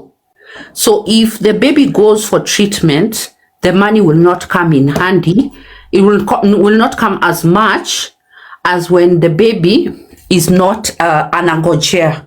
So unajua watu wanajua, the people who are controlling this thing wanataka hii pesa itoke before the treatment. Get my point, Charlie? Before the treatment. Mtoto akishatibiwa atuchangi vile tulikuwa tunachanga before. Hata afadhali uambie watu daktari amekata kumtibu. Umejua sasa watu watakuwa oh no, we want the So today tumesikia mtoto sijui amepelekwa ICU, amepelekwa wapi nini. That is treatment. And that's what these cartels, as we call them, do not want us to see. Tukienda deja vu, tukienda kwa treatment, watu wanasema usiametibiwa. Unajua hata let's say the local hospital KNH, kuna watu wanatibiwa, wakishatibiwa wanasema bora atibiwe. Ukishatibiwa then we will solve it later. But the cartels do not want that to happen. Mimi naona huyu mama hata alipatiwa hiyo picha akaambiwa post ndio pesa itoke. Exactly. That's my point. Exactly. That's your point? Yes. Yeah, that's my point. And that was my point too. Huyu mama ni kama alipatiwa hata picha post. So money itoke. Juu mtoto sasa yuko on the brinks of death. Mtoto karibu akufe. Mtoto umejua, that's just emotional manipulation for us. Ukimwangalia mtoto hajatibiwa ni pesa anataka. That's how they play with our minds. Alafu because once the baby is treated, again I repeat, hakuna pesa. So that's what I was saying, Charlie. So let me tell you something, FYP. FYP, unajua very well. Wacha nikuulize maswali as an analyzer. Vile mimi nimekujua kwa hii platform. You always analyze. Unajua kuna time yenyewe Githaiga akirushwa any platform, you know who is Githaiga? Akirushwa outside of this platform, mtu atajaribu kummute ama ajaribu hata kumwangusha, haizi rudi. Did you see what happened today? Anaangushwa anarudi, anarudi. Then anaekelea stories up in between. Anasema we have known him as the best and he has never done anything illegal, but today it was illegal. Na alikuwa kwa hiyo mchango. So my point is Githaiga ye mwenyewe ako involved. Hata mnidanganya aje, hata kama ni best yangu, I will call him out. Ako involved. 10k yangu imeenda hivyo, tumekunywa maji. Ako involved. Why am I saying ako involved? Because Githaiga si mtu alikuwa anataka kusafisha jina yake. Alikuwa anasema mnani mute, alikuwa anapea Chris ati nimekupea 5 minutes urusha au moderators zako down. I'm like, Githaiga never do that. Githaiga never even fears anybody in this world. Why today alikuwa ana fear? Why today anataka ati anapeana order? Ye mwenyewe anaenda akafungua, hata kama alikuwa na travel. We understand everything. This thing is stage managed. Take it to the bank. Nataka unijibu kwa nini Githaiga alikuwa anafanya hivyo. We have known him kama mpapa na mjatuma hatmi, tutume hatmi tafadhali, and then to hatmi is just one coin. Alafu tumebaki na live goal moja hiyo ya box hiyo. Tumutuende nalo tusonge mbele. Why was he so today sisi tunamjonga fearless. He doesn't give a fuck about anything. Atakuja hata kama ni politician atawanika. Leo anasema hata kama tuseme hata kama ni kweli alikuwa na respect the platform alikuwa. Tuseme tu for example, mimi nawauliza nyinyi, mnasikiza nyinyi mwenye mnasikiza FYP na The Don na Zoo na na mimi na nimesahau huyu Basibori. Nataka kuwauliza hivi swali. Huyu ananga patience. Ukimwangusha haizi rudi kwa platform.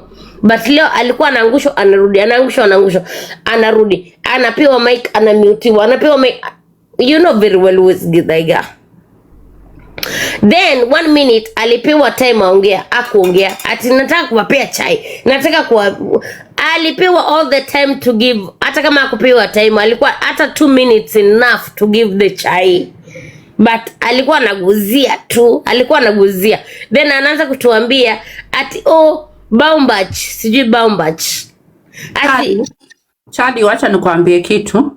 Wacha umejua umeniuliza maoni yangu. Hebu tuulize Don King maoni yake. Juu yeye anajifanya atupatii advice. Atupatii maoni yake, opinion yake. Okay. Atupatie opinion yake na Sozu ndio tuendelee tujue tuko wapi. Juu hata watu wengine what's your opinion? Nilishapeana opinion yangu kitambo. Nilisema the people who brought this issue in their platform should be accountable for everything that we are asking for. Naelewa.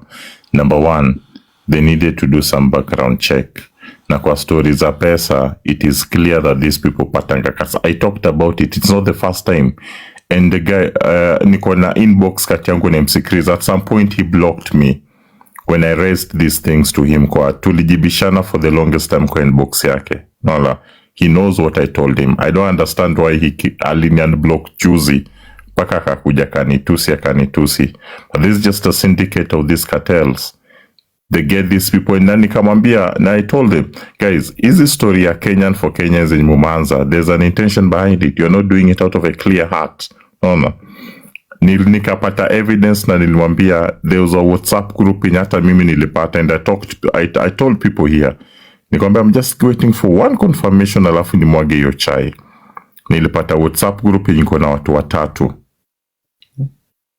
And what was being discussed, they had some point they even disagreed. No. And I told them secrets these things point blank kwa inbox yake kwa DM. So kuna cuts ina kutoka hapa. Alafu leo kuna kitu msikriza alikuwa anasema kwa live yake while he was calling Karangu. Alikuwa live akicall Karangu, akauliza Karangu, kuna pesa Mama Gift alikupatia? Did you receive any money from Mama Gift? He was probably alleging that Mama Gift alishare probably na Karangu ya mchango. Where did he get this information from? And that was enough evidence to show that hawa watu wangu wanapeana pesa. Nilikuwa nauliza mtu, mbona msiulize msikriz alitoka wapi na hii narrative that Mama Gift alipatia Karangu pesa? Who told him? And if nobody told him that, probably ye pia shay receive pesa.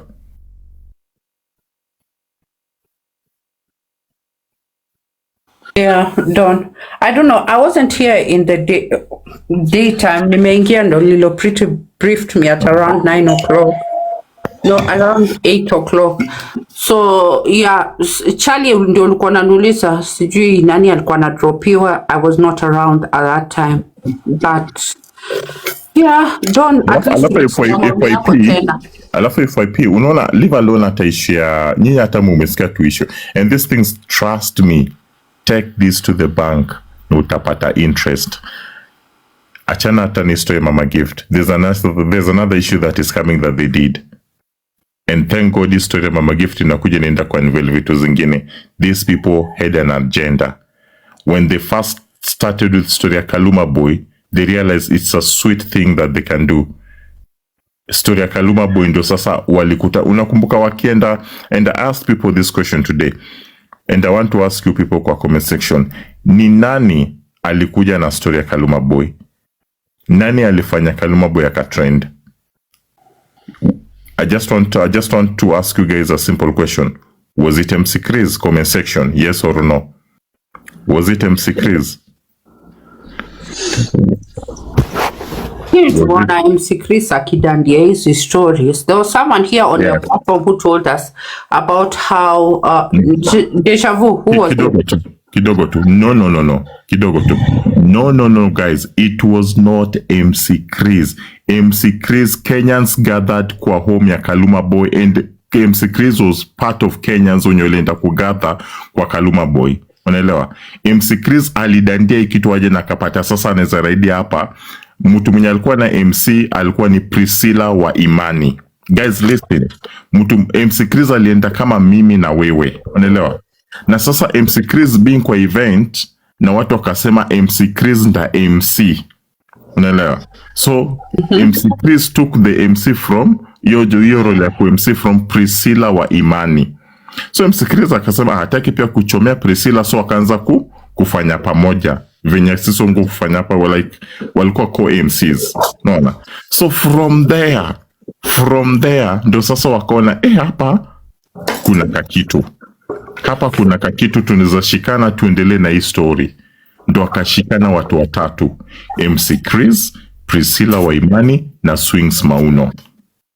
And now, as I tell you, Don King, Facebook, and there's a collabo going on. Yeah, Facebook, na Twitter, na TikTok. So if Don King has the power and he has the people, namchukua, nafanya collabo na Facebook.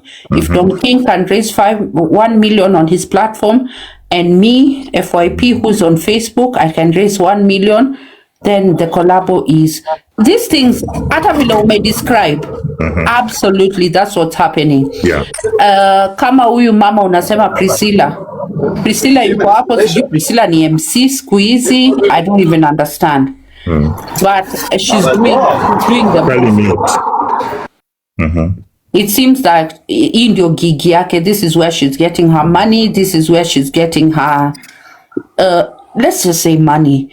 And tufanye collabo, we uko TikTok, mi niko Facebook.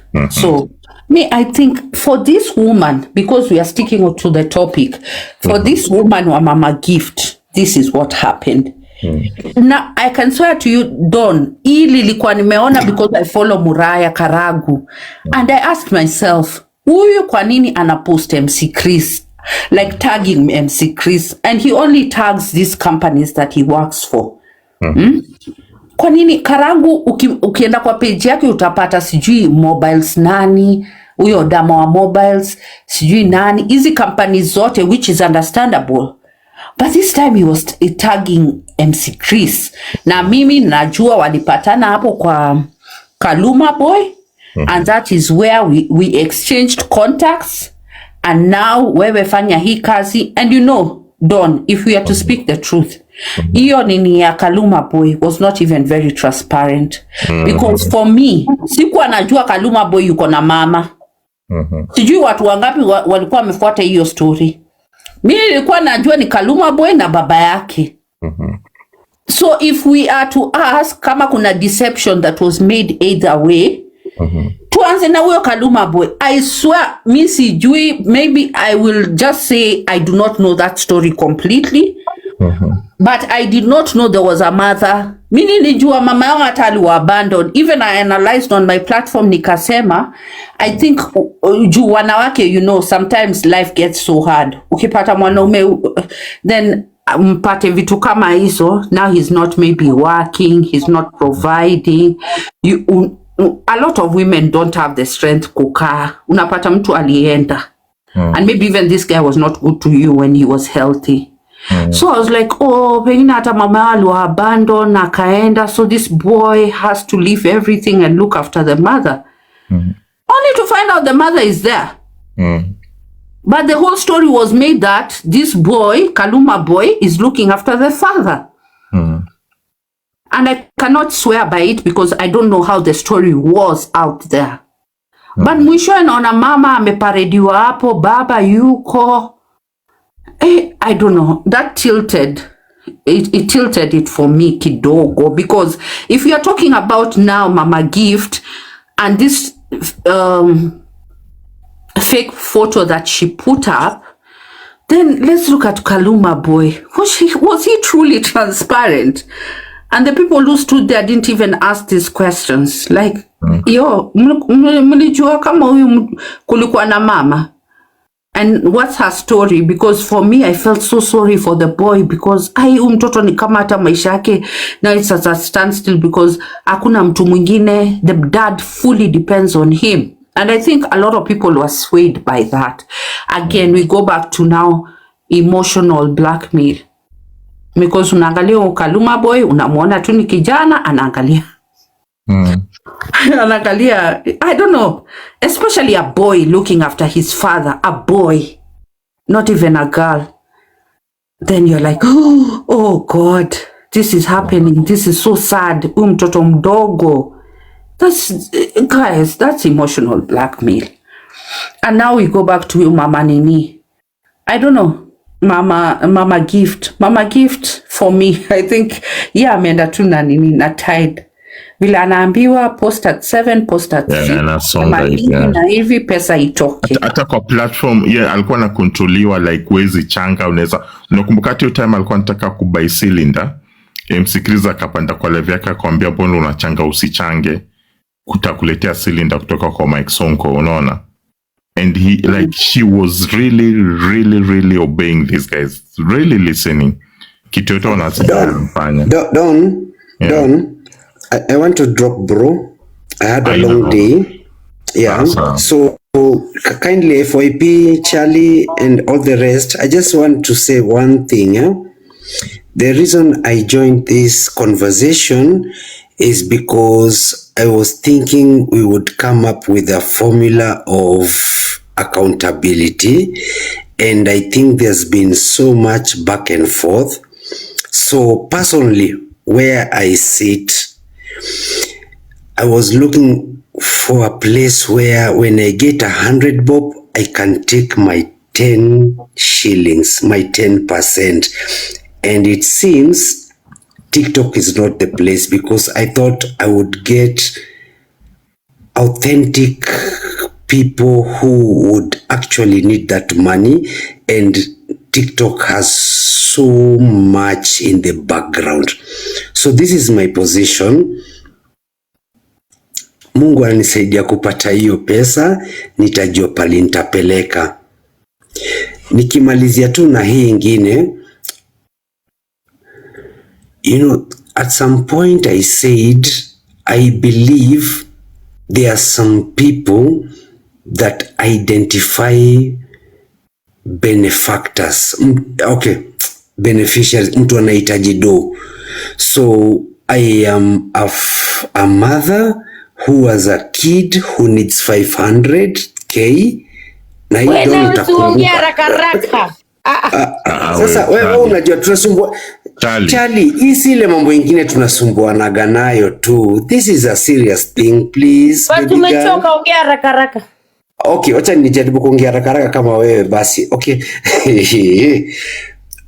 Okay, in short, what I'm trying to say, people wako hapa mboka, I need 500k, I am a mother of a kid, and you can raise 200k, 2M. So mimi naweka position, bora upe 500 yako and we save your kid, wachana na hiyo ingine. And you have to play ball. Like somebody just said, we will tell you when to post, when not to post, when to ask, when not to ask, because bora tukupate hiyo 500k ya kusave mtoto wako, hii ingine yote wachana nayo. And we can understand mothers or any parent can reach that point. So mimi Don niteremshe, mimi najua kule nitakuwa napeleka hiyo shilingi 10 yangu. Yeah, but so usiende hapo, hakuna malume. Chali utakuleta mambo ingine, hatuko hapa kusabu hiyo. Lazima tumalize sisi wote, kaa hapo juu. Hakuna malume. Kitu nataka kukuambia, I don't know where you come from. Kuna platforms kama hapa kwa Don, unamwachia tu because you enjoyed it, you gift him. That's one of the ways you can spend your money. Another one, I'm not telling you that's how you should do it. I'm just saying another way that you can spend your money is look for a child from your village also, so that you can be 100% sure huko kwenu kuna mtu anaweza fuatilia hiyo story. So don't give up. There are needy causes out there, and there are many. And when you are come on a platform like Don's and you feel like huyu amenibamba, you just gift him out of the goodness of your heart. But kuna ule mtu That's one way. And the other way is look for someone. If you're not in Kenya, look for someone. I know you have relatives here. You have a needy cause. Na unaweza mlipia hata 1 term kwa shule or 2 terms or a year. And there you have done the Lord's work. And you know, huyu ni shule nimemlipia ama ni hospitali blah blah blah. You don't have to go with the tide if you're confused about it. I'm not saying people should not give out money. It's only that I see that you ni kama uko confused at this point. So in your confusion, no, I'm not confused. I'm tired. This option that I thought italeta watu needy authentic, then iko pia na scam. You know, I tried pia na watu wa mtaa, like the village, let's call it village. I mean Kenya, nimetry a village and then there's a lot of kuna ukora tu mingi na ujanja na manipulation and I'm like, hey, si pesa tu mimi nitafanya naye kitu ingine tu. Hata naweza nunua tu viatu mzuri expensive. Naweza vaa red bottom tu pia. Basubi. Yeah, don't take it personal. Si ile mambo yetu. Basubi, yes. Let me ask you something. Do you know where uko stranded, where you wanna take your 10%? Yeah. You're so fucking stranded. Yeah. Do you know the owner of this platform? Are you aware that he's raising a lot of kids? Yeah. Are you aware? Then why could you be stranded that you don't know where you will take your 10%? This is a good cause. Well, why are you so stranded that you don't know where you take your money and somebody is in need and raising kids? Yeah, because inanikula sana. To say the truth, that is it. As I've given you, kama kitu ya ku raise kids, those are things that you can even follow up. You can even deposit money in accounts that you want to. I don't know what Don is doing, but you can even deposit money to accounts that such people, so that you can be sure that your money is going to the right place. There's something I was doing, Basubi. We were educating a certain child, and she's done with her Form 4. She has just done. She did her exams, I think, about almost 3 or a month ago. So even Lady Jacqueline paid school fees for that child, and she paid directly to school. I gave her the school account. It was Kapsabet Girls, and she just paid directly. Also contributed. So are you forgetting me? Yeah, you also Are you forgetting me? Yes, you also contributed. So next year, this coming year, we are also inheriting one child, and tutaanza kumlipia school fees. So this time around, Don, can you tell us? No, tell us what you did after the baby. We paid for the baby. Basumbi, na mimi na nini na koroga bana. Tunakuona. Focus. Can you tell us mtoto alipata grade gani, because we were among of the sponsors. Results inaweza toka in 2, 3, 4 days. Haijatoka. Results ya Form 4 bado. Yes, sisi ni last bonds. Tulimaliza shule kitambo. Sasa haijatoka, tunangoja. FYP. Okay. Yeah. FYP. Umekunywa nini? Okay. Charlie, wacha nikwambie. I'm here. Sorry. Mimi nimetry mambo ya adoption ya watoi. Imagine imekuwa backfire, naambiwa I'm a single father, I don't qualify because I just want to, nataka tu kuachana na hii mambo ya kugift, because kuna watoto nimesomesha from PP1 kufika PP3 nikakuja kulan huyo single mother ambaye I was made to believe, and I still believe she's a HIV positive. Lakini utali unafundisha mtoto wa PP1 PP2 unatuambia hizo shwali. No, so wacha nikupigie story. No. Okay, so nyamaze tu niambie FYP. Wewe kwangu ina make nonsense kwako. Yeah? Lakini hiyo ni FYP. Okay, sawa. Okay, sawa.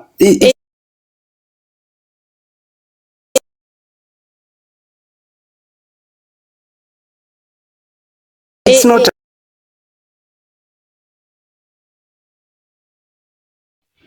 So thank you so much for watching the video to the end. Remember to like, share, comment, and if you have not subscribed, please make sure you subscribe and put on the notification bell so that you know every time I post a new video. So guys, thank you. I'm gonna see you on my next video. Bye.